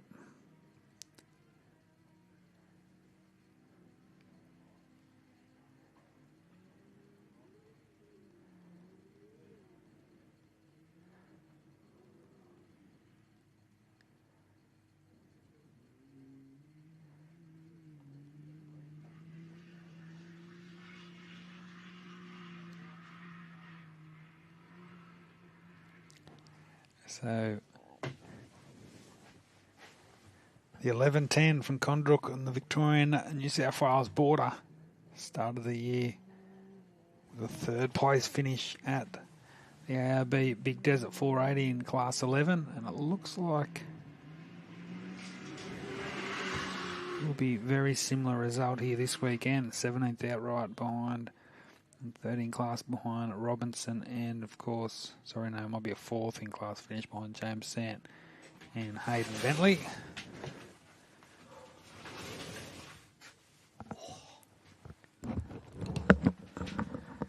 Join back up here with Sandy Bowman, mate. How'd you go down there? How's the conditions? I haven't been doing nothing, mate. I know what I have been doing is freezing. Still cool down there? Yeah, a little bit fresh. So there's a bit of good insight there with some of the drivers and some of our next-gen stars, Sam Bentley, Matty Burrows. Indeed. I made the call. It was very... it was cool to appreciate. Simon Tucker looked absolutely exhausted. And then Matty Burrows, young Matty, I said he looked like he could have done another 4 laps. He looked pretty... Yeah. Pretty calm. Unbelievable, hey. Even young Sam Bentley came out of the car looking pretty fresh, didn't he? So we've had 17 cars finished now. We just saw... Yeah, there's a bit of a gap between the last guys. Still a few I cars. presume we've got to go for a little bit yet. They'll keep us going for a little bit longer here before we get presentations underway. I think we've still got an hour and a bit of actual race time before people start timing out. So we saw Darren Franklin was definitely stopped out on the circuit on that last lap, but he managed to bring it home. 17th car on the road. We'll just try and get a confirmation of his outright position. Saw Doc Smith finish another race in his home-built Class 4 truck, so that was another good effort. Standon's out 6:09. They were still circulating, weren't they? The Horn Can-Am. Yeah, they're still moving. The Oz truck, car 405, they're still going? I think he stopped. He stopped last time I looked. I just saw it, just had a bit of a look. It was interesting to note that Lockie and Greg Campbell pulled nearly 2 minutes on Justin Ryder on that last lap, so they ended up winning Class 6 by about a minute. That's unbelievable, Ryder, so yeah. Lockie Campbell, another one of those up-and-comers, and another second in class. Out of all that, Jackson Evans ended up coming 14th outright. I'll tell you what, third in class. That was a pretty good effort. 39th to 14th. That was a pretty good effort from Jackson. He was definitely fast when we were looking at him. Obviously, he had that electrical issue yesterday, slowed him down a little bit, but overall did a fairly good weekend in the car. So here we go. I don't know if we've ever seen this. Have a look at the top 5 outright here. We've got Queensland, WA, New South Wales, Victoria, South Australia. Top 5. It's been a long time, I'd say, since we've seen a dispersed of competitors from different states. We've got a lot of competitors travelling, and like you said, fairly strong competitive field from Queensland. And we're up there next, so I'm sure everyone that came here from Queensland this weekend will be up at the next one ready to go. I mean, now looking at it now, like can you go past Clayton Chapman as your race favourite for Gundy? You'd have to, obviously, Bo will be there, Brent Martin, I'm sure, Denny and Andy Brown, I'm sure will be back for Gundy, but defending champion, coming off this performance at Rainbow, I know Bo Robinson would like to add another victory up there, and that sort of track, I'd say, will be a lot better suited to the Mason. How good was that in-car footage of Bo Robinson? And we saw a bit of a live feed from him at Rainbow too, for those that remember. We were on board live with Bo and Shane out at Rainbow, and that footage was phenomenal.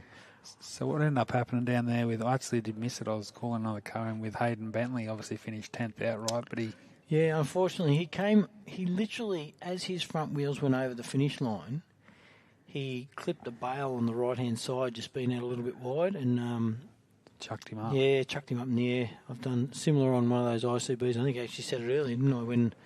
When I think it was maybe Sam Bentley might have hit the... Oh, yeah, Sam Bentley hit one over behind us here. And I did the same thing in the old Griffith track a couple of years back and rolled over. So it's quite easy. And Hayden was teetering there. He didn't want to damage the car, obviously. So they cut the bale out from underneath him. All good. Timing gears all back together, and everyone's happy over there. The land entry, I think, will be the next car in. Still travelling. 332 competitive kilometres passed under their wheels this weekend. That's not bad. So Heath and Michelle Whedon still going along. Brendan Forsman still cracking along out the back there. Sandy still has a bit of work to do. Matty Lavis likewise.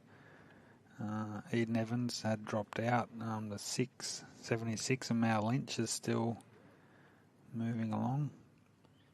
Ross Newman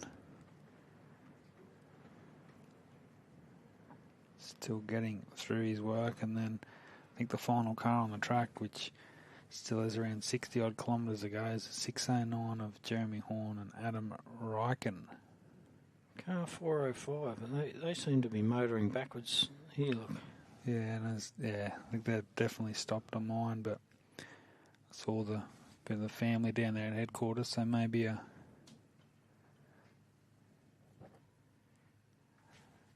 last lap.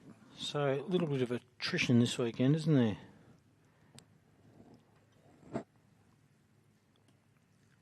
Retirements.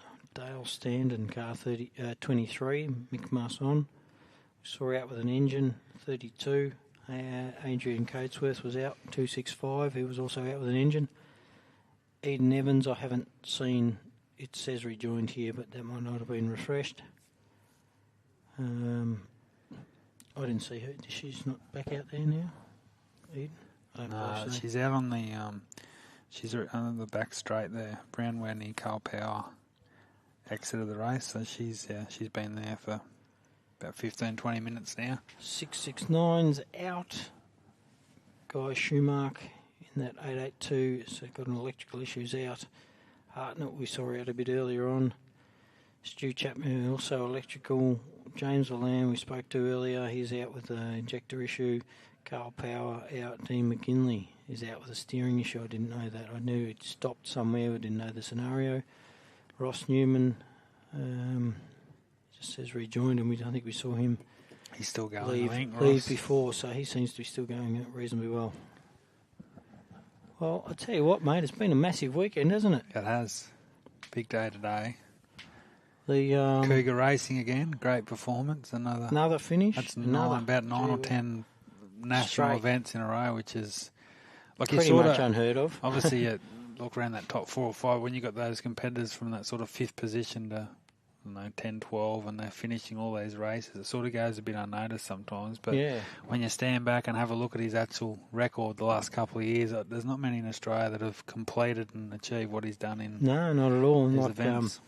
I don't know, I know a few people didn't hear Mick Mars on earlier, unfortunately, but he said they've got a new car on their way, or I think it might have been you said they've got a new car on the way as well. Yeah, he does. So Towers Motorsport, Glenn Towers and his crew down there in the Hunter Valley that are putting that together for him. So it's going to be a big chassis, and I'm not exactly sure with some of the components there, but Craig Barnett, he's been around the sport for a few years now, and he absolutely loves it, and doesn't mind a Great Northern also.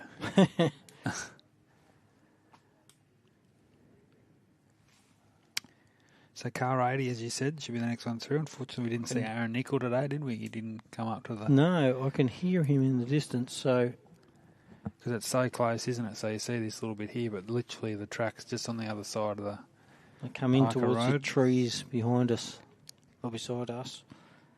Disappear again for a little minute. Car 701, Heath Whedon's. We'll be after that. Forsman's 202. So what have we got? Still Basically motoring. 3, 4. Matty Lavis still motoring. 5. Dee McGinley, we heard, was out. Steering issue. I reckon we've got 8 cars still on the The track. Can-Am of the Lynches. 676 is still motoring. 1043, their powers have been out for a little while now. 6681, which is Mr. Newman, he's still going around. 760 is the Guild Patrol entry. They're looking to get a finish, aren't they? They're still going. They're a bit beyond halfway around the track, I suppose. Actually, I'll tell you, they're at 292 Ks. I can't do the maths at this time of the weekend. Too late.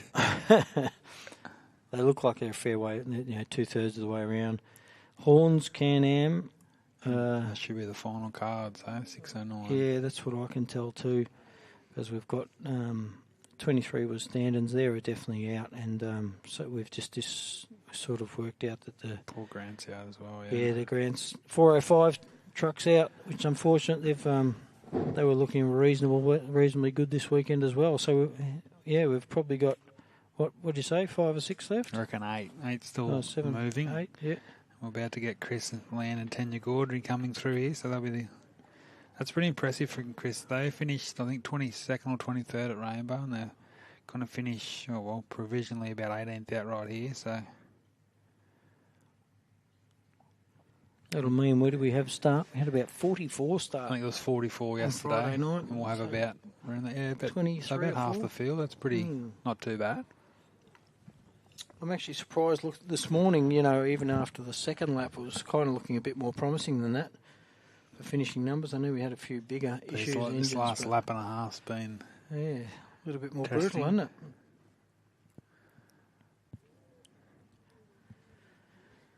Thanks to ARB, Mickey Thompson Tyres and Raceline Wheels there. See on your screen.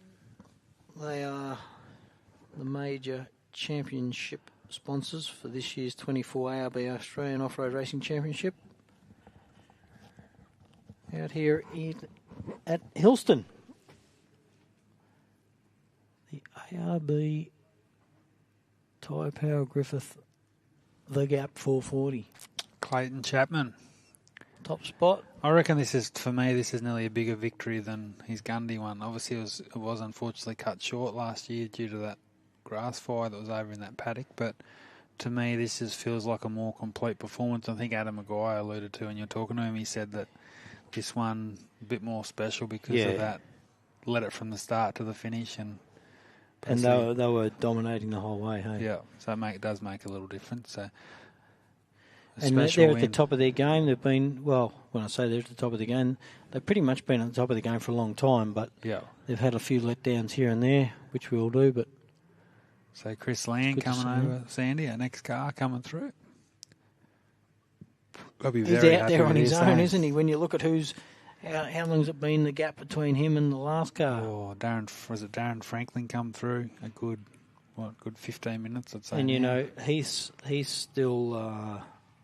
he's probably still got another 10 or so minutes off his as well. Yeah, so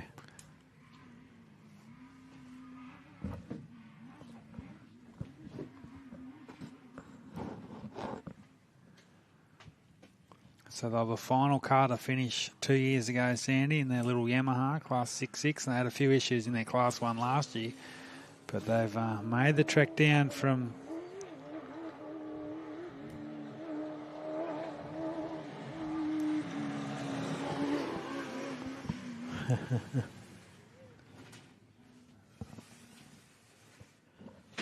There you go.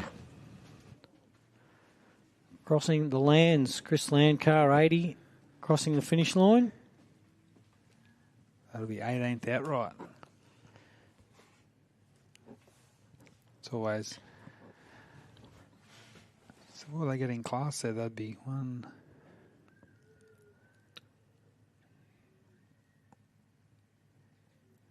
third. You know, they'll be third in fourth. class. I reckon they'll be third in class for Chris Land. So I reckon it'll be obviously Clayton and then back to Craig Barnett in second. And Yes, true. Yes, and then I reckon Chris Land in third. How good's that? Chris Land, well deserved. I think he finished fifth in class at Rainbow. So he's, had a couple of good, strong results. How's that with a couple of Class 6s up there as well? Where the placings have ended up this weekend. I think, I said it down there at the start line earlier, where the those couple of those Class 1s and the Class 10s up in the top 10, you just dead set. You wouldn't see it 10 years ago. Yeah. So it's and maybe They'd be nearly coming in now, wouldn't they? Though? And maybe a track like this shows the driver's skill Yeah. rather than the car suspension and horsepower a bit more. Definitely.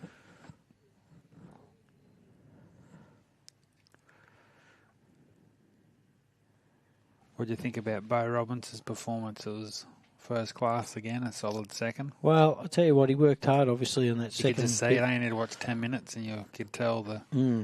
And he said it was super tight out there for him. Yeah.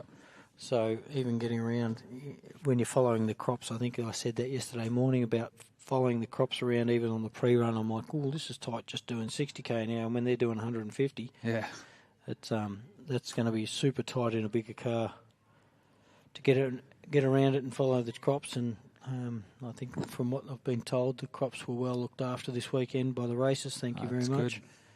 Good.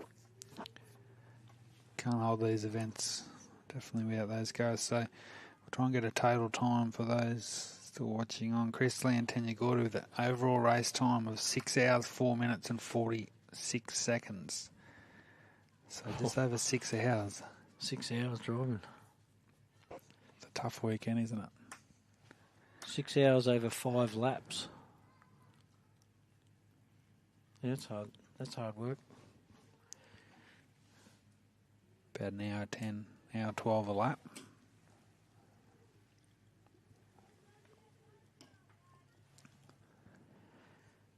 Wow. We've got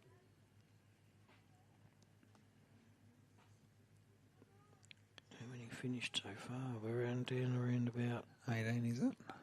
18, 19. Chris Land's at 18. It's 6 hours. Shout out to all our stewards and rally safe officials here this weekend that have done a great job, Sandy, obviously. Yeah. Once again, it comes from every angle, doesn't it? There's a lot of moving helicopters parts. been out here this weekend taking people up in the air to follow cars around. There's been everything from the people down there cooking food, and there's just so many aspects to running an event. Obviously, the local town was a buzz last night. The Bolo's always a good place to be. Nothing better than a bit of Chinese from the local Bolo. You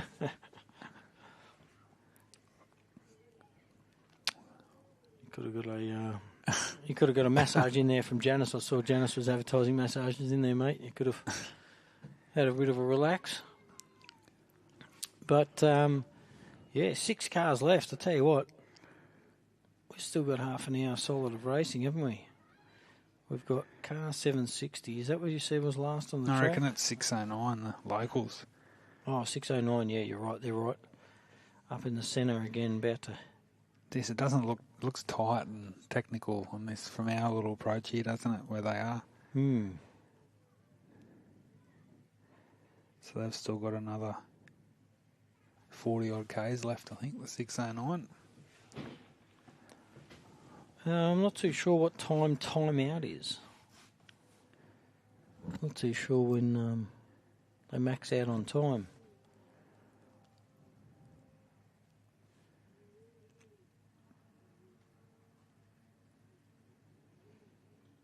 Sounds like Heath in the distance coming in. probably not too far off seeing Heath. Heath we actually wrapped, I reckon, not to finish last because he's had a few events lately where he's came in last. He's stopped to help a lot of people. He's been strong, hasn't he? Yeah. Obviously. This weekend, we both said it, his motor sounded really crisp today. And we know they've battled with engine issues for a long time, so hopefully that's behind them.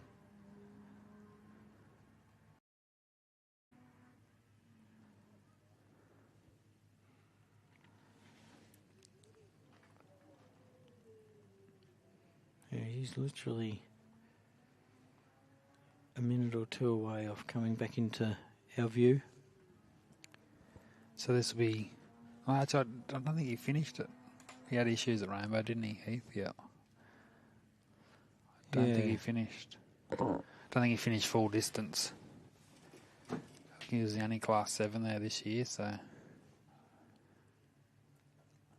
I'm sure we might see Heath and Michelle up at Gundy. He's got a lot to do with that little... He's got a lot to do with that little race out of Barongal. Oh, yeah.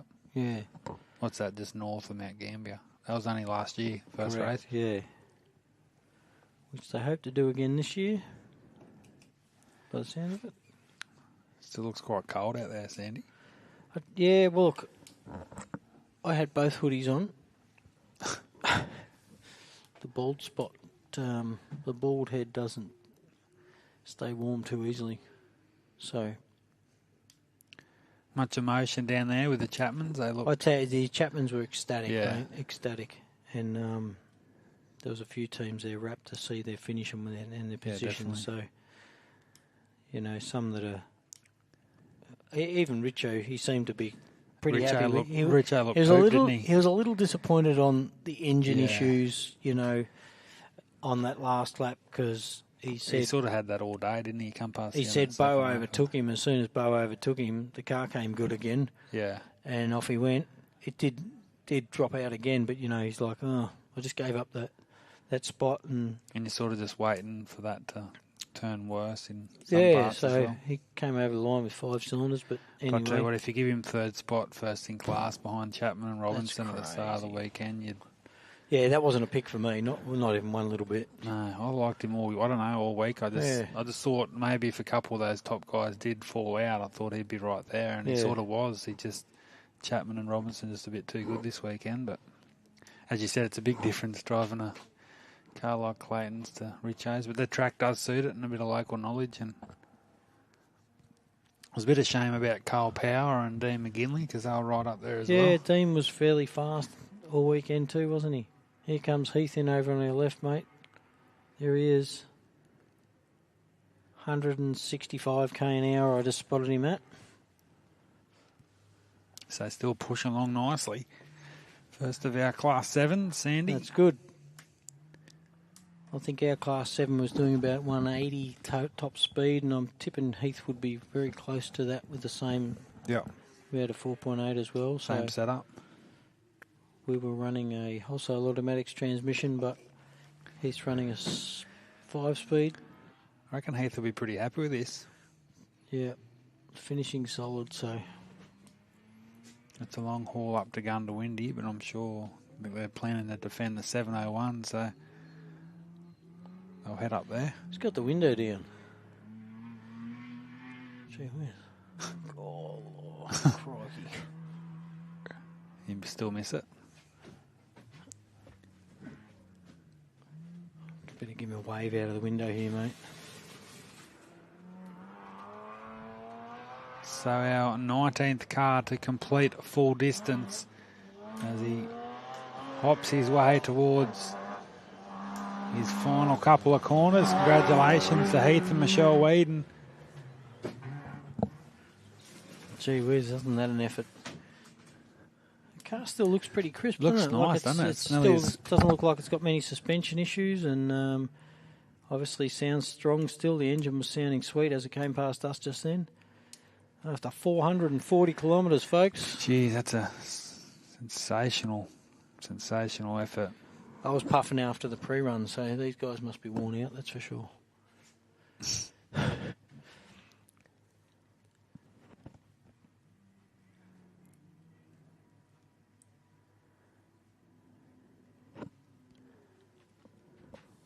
Got a little ways to go, and then we've got two coming in. We've got 684, which is Matty Lavis, and then we've got the Forceman entry, the 202 car, and the 676 of the Lynches.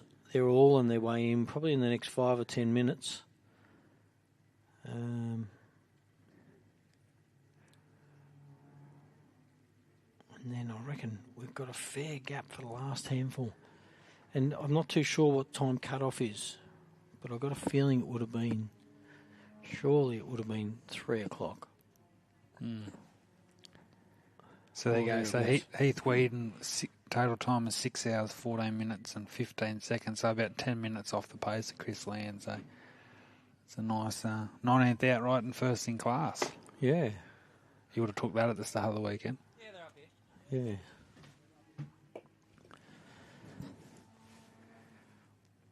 So as you said, still waiting for, was it the 676? We've got 3 on their way back in, mate. They've got Matty Lavis, should be the next car in. And then the Forceman entry. Yeah. Hello, is it okay if you guys ask the crowd to all cheer for car 609 when he approaches? He's the last vehicle. Oh, yeah. He's a local from Hillston. Thank you.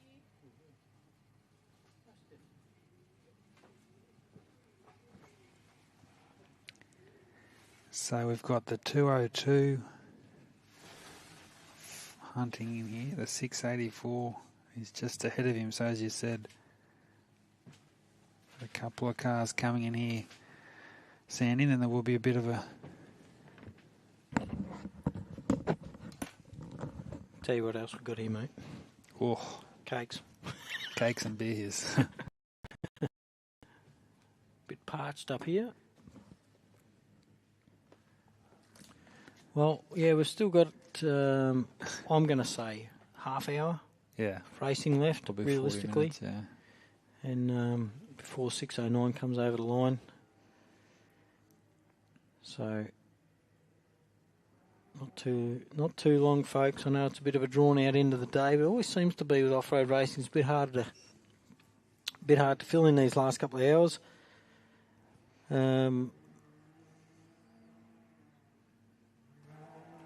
But we've had a fairly quality field, haven't we? Yeah, it's been a very quality lineup this weekend. It promised a lot heading into the weekend, and a lot of people did tip Clayton Chapman. He was definitely one of those that I would have thought would have been right up there. Matty Lavis is back in our sights, mate, over on the left. That little boosted car we said earlier, he's removed the turbo. Had a little bit of... I'm sure he'll be comfortable with it by the end of this, the end of today, and I think we'll see Mr. Forsman appear on our left as well. So this will be 3. So when Brendan Forsman, so this is the ex-Simon Tucker car. So Simon Tucker, Forsman's? yeah. Oh yeah, He yeah. bought that off Tickner, and then he's bought that off Tucker. So I think his first 4, 5, 6 races, he had some big dramas and gearbox issues and so forth. But so it's great to see him out here. I think it's his third ARB round finish win in a row, Sandy. So the 202 Brendan Forsman and Matt Lavis here, and one of our South Coast New South Wales competitors. Matty Lavis loves it, doesn't he? Loves it, yeah. He always looks one of the quickest through here, like he's just flat to the board, like through this little part of the circuit. But so he'll be the 20th car to finish, and then Forsman and Whitehand will be not far away either.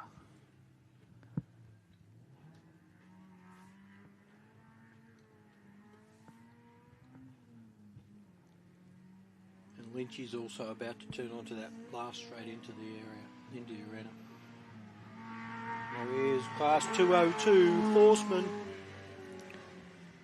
About to come across the finish line. He'd be very happy with that one. He'd be pumped, I reckon. A winning class is always good. Yep. Top 25 result.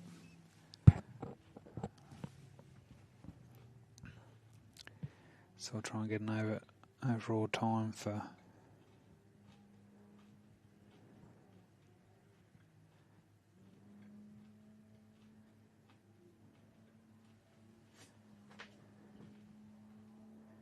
So Matt Lavis goes 20th quickest for 6 hours, 17 minutes, 48 seconds. So about 2.5 minutes behind Heath Whedon.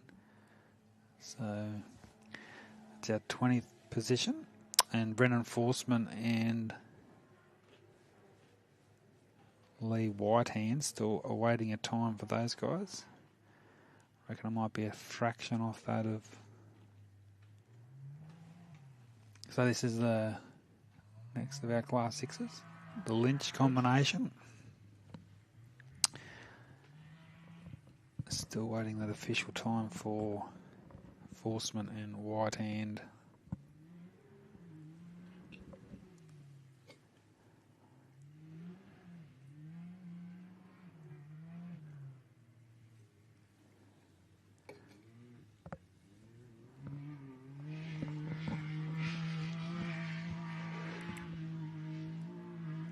He's another one of those guys that look pretty slick this weekend as well. Cindy, obviously don't know what's happening out back at the complex also, but...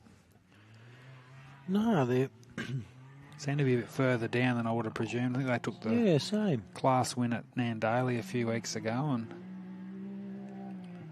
And like you said, even Matty Lavis seemed fairly quick in through this area. So maybe these guys just don't have that top-end power out on the straights. I don't know, but it can't be in amongst the trees and the rough stuff because these little things are pretty good in the rough. And there you go. So Brendan Forsman was a few minutes slower than Lavis, so he went 21st quickest, 6 hours 20:34. And we've got about 10 minutes, I reckon, till Ross Newman comes in. The next car on field. So Ross Newman, and there's a long way back to the Gills and then the local competitor, Jeremy Horns. I reckon we've only got the 3 cars left. All right, mate. I've got to go over and do some presentations for the 3 top cars over there while this happens, and then we're going to do some presentations overall shortly.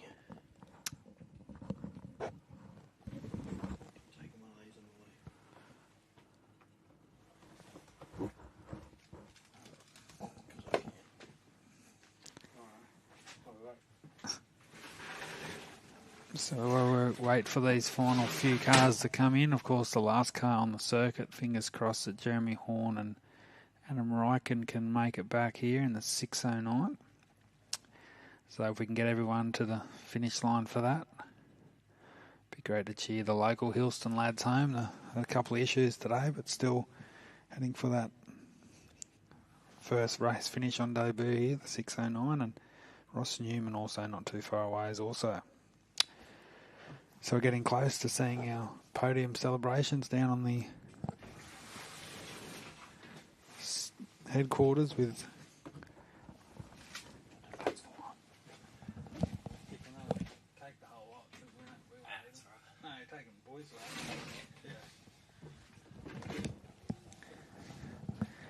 so of course another memorable weekend for the 15 of Clayton Chapman and Adam Maguire, and I mean everyone thought the Gunda Windy was a moment. I think this could be take the cake for Clayton and Adam in terms of career highlights, but we'll have to ask that the man himself. But congratulations once again. Bo Robson, Shane Hunt will be on the die, and then of course third position is the locals, Jason Richards and Charlotte and Sam sharing the navigating duties.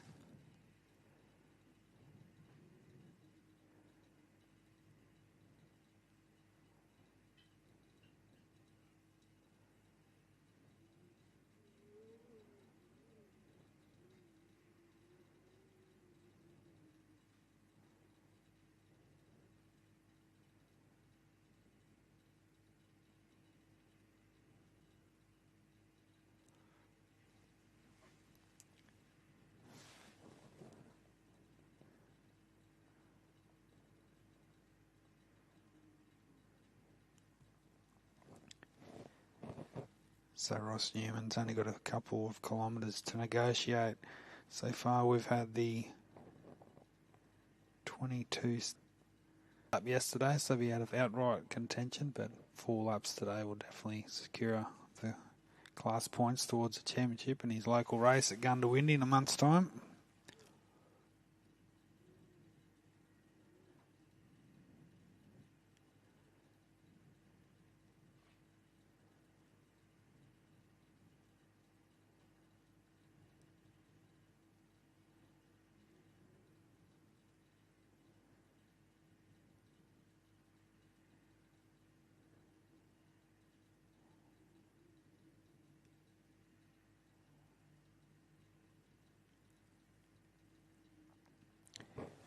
Once again, a big shout out to our Griffith Offroad Club, of course, Tyrepower Griffith as well, ARB Raceline Wheels, and of course Mickey Thompson Tyres for all they do for this ARB Australian Championship that's at its halfway mark.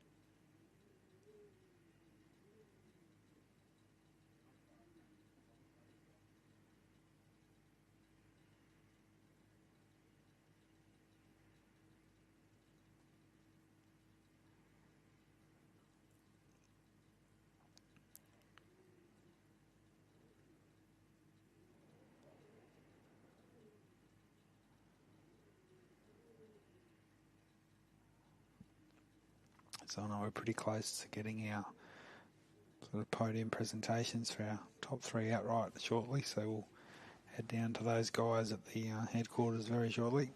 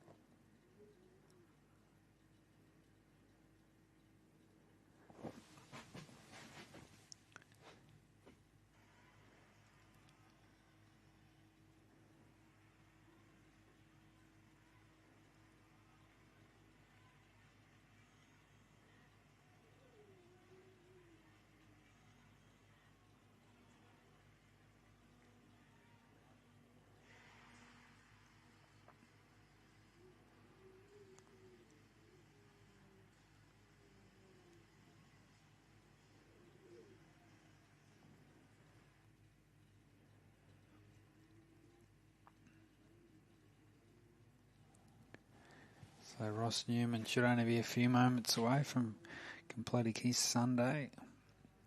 Massive shout, of course, to Burson's for the sponsoring the big screen here this weekend. To our great friends led by Shane Hutt to bring our production, our live stream, which I'm sure will be at the Gundawindi 400, of course, Millicent, to round out the championship. So head on to AORRA and check out all the latest news info. Of course, the merchandise store as well. You can get all your ARB Australian Championship merchandise, shirts, caps, all the way down to children's sizes, so check that out. All the latest point scores for the Queensland and Australian ARB Championship as well.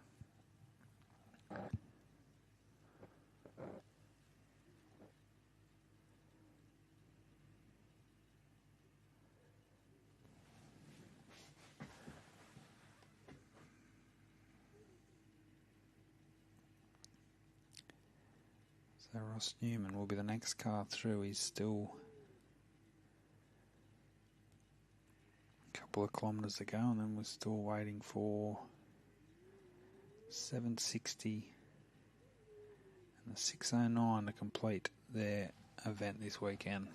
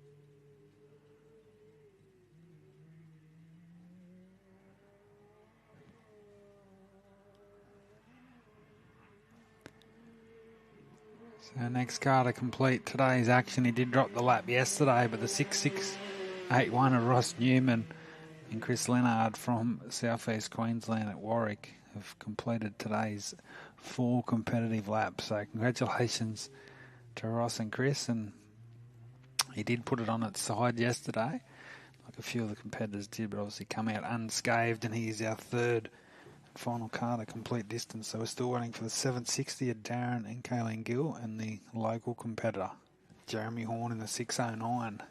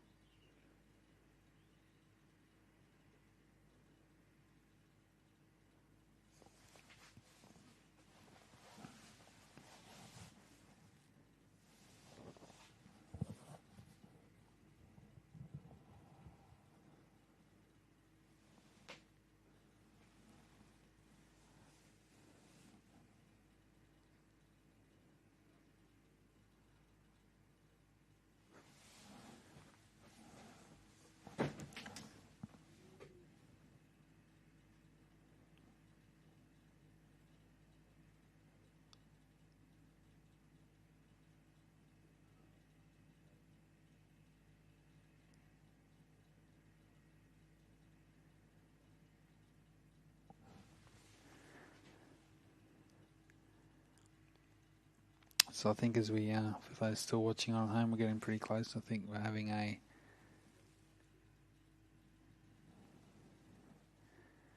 top 3 podium celebrations.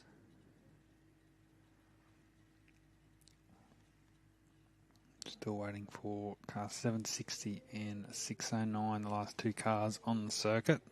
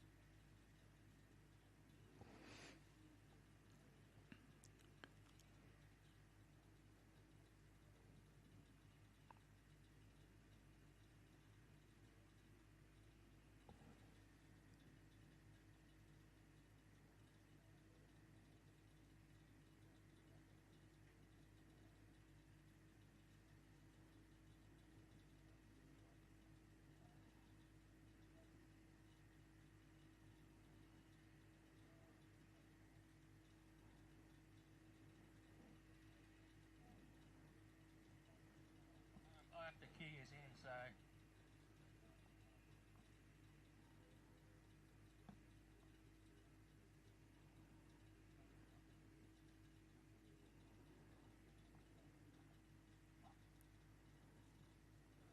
Okay, I think we're going to do the podium.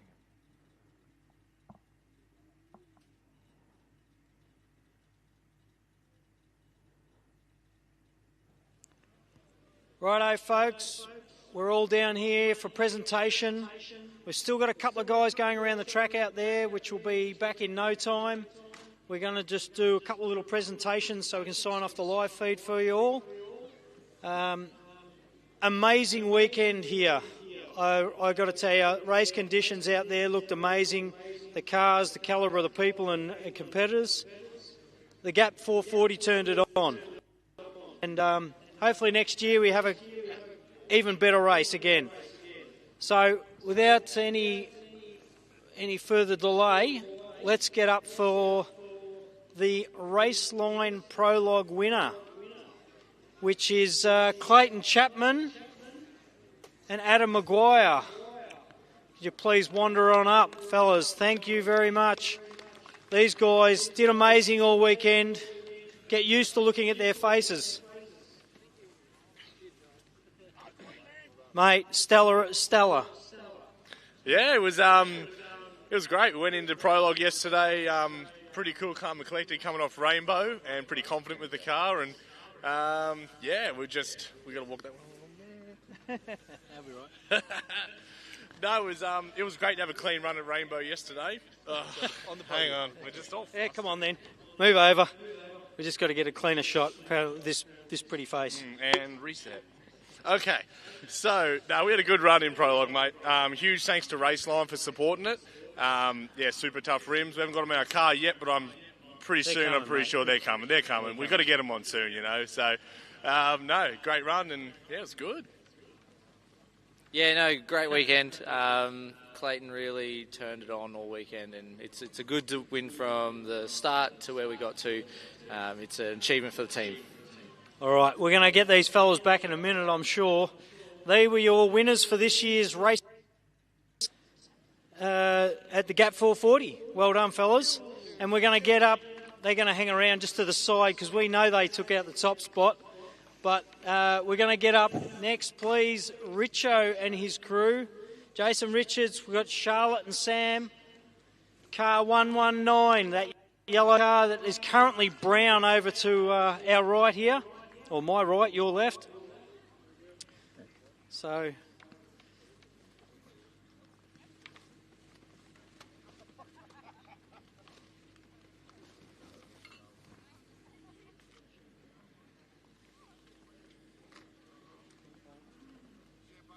yeah. Righto, the Richo team, I tell you what, you all did fantastic. You can all stand around here somewhere. How was it? Rough and wet. That's about it. Mate, third outright. That's fantastic effort, isn't it? Yeah, probably only the race I finished with Dad so far. That's good. Well done, mate. I know you struggled on that last half of that last lap. So without that, you probably would have pipped Bo. But I know you struggled with a little bit of engine issues. Yeah, we had a few engine issues, but yeah. Anyway, it was we had a great run. Really, we were down on 5 cylinders for a while, but yeah, Bo was sort of hunting me down. I sort of knew he was coming, so yeah. Anyway, I'm happy with third. They are Richos, the three of the Richos, third outright this year at the Gap 440. In second place, Bo Robbo, who's done a runner already, unfortunately, but Shane Hutt. Come on, mate. Shane actually does a lot to do with the production here. Huddy can have a few words, but Shane in second. You had a few little electrical dramas just with your, not really with the car, but it was more with the production side of things in the car. But well done, mate, for you and Bo. Off a first at the last round of the championship there, round 1 at Rainbow, and second this time. You got to going in even to Gundy with Clayton. Yeah, no pressure, but thanks for putting on the event, everybody here, and the landowners letting us scratch the place up. We had fun, and I had fun. Bo's taken off. I'm sure he had fun too. We'll ask him later. All right, there, Shane Hutt and Bo Robbo, they came second outright. And for this year's ARB Tyrepower Griffith, the Gap 440, your winners this year, Clayton Chapman and Adam Maguire. They dominated all weekend here, folks. 2JZ powered car. Thanks, mate. Folks, I'm going to...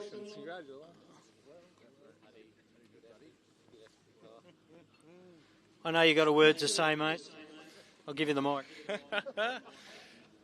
Oh, it's surreal. It's great. Coming off our first win at Gundy there last year, that was, being at home in our home state with all our local supporters there was still our career highlight. But to lead from the start of the event to the end now, it's just was a phenomenal weekend. So thanks. Adam was an absolute godsend here. His notes, his timing, our teamwork in the car just made us get around that track safe as houses at the speeds we were doing. So, mate, I cannot thank you enough for what you do in the car, mate. Just our car, the Razorback, running the Mickey Thompson tyres, and the Link ECU, we just flawless all weekend. So, yeah, huge thanks to Speedline Race Engine that builds the 2J, helps it to handle the boost, and for MR transmissions, so Mick Marson, huge supporter of the sport, great competitor, commiserations to him this weekend, but he built the gearbox to handle us, do what we want to do with it. So, we're just over the moon. Huge thanks to the family and the friends and everybody who just does everything for us. It's just awesome. And the competitors, what a great weekend. It's just so good coming here and having a laugh and then enjoying what we get to do, and awesome stuff. Thank you. No worries, mate. Well done. You want to have a word, Adam? No, there you go. There you go. Your top three up on the podium. Shane, don't walk away. Get up there, mate. While they're up there, I'd like to put a massive thanks to John and Sheree Mitchell and Brant and Kelly Irvine, the landowners that gave us the privilege of racing on their land this weekend out at Hillston. An amazing amount of effort and energy goes into all this. This is what it's all about. These teams worked tirelessly, obviously before and during the race. So, well done. Congratulations, everybody. It's great to see. So what we're going to do, we're going to sign off the live feed. We know we've got a handful of cars still going out there. Thank you, everybody, for coming. We're going to do presentations, all classes, etc. in about 5 or 10 minutes, I believe. Maybe a little bit longer once the last couple finish. But for everybody that attended the second round of the ARB Australian Off-Road Racing Championship, thank you. We'll see you up at the Gundy 500 in about 4 weeks. And thank you very much for your support. Thank you, Toby, for being on the microphone with us. And thank you all. We'll see you next year. Next month. Thank you.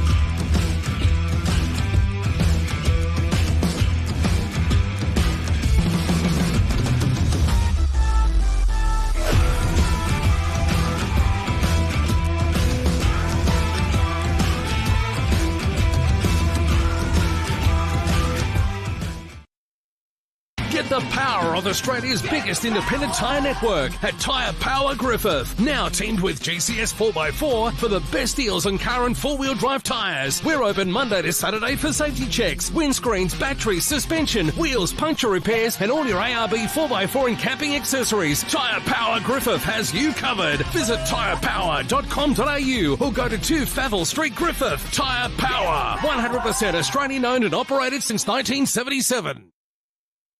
When you're out in the sticks, you want top gear for the job. GCS 4x4 delivers. Norweld trays that can handle the load. Rock solid trig point service bodies. Premium Norweld canopies that give you every option. Fridges, drawers, storage, ladders, all Aussie made and as good as it gets. GCS 4x4 can build the vehicle you need, all set up to take the rough stuff, for on the job or just for fun. GCS 4x4, your ARB stockists for Vel Street, Griffith.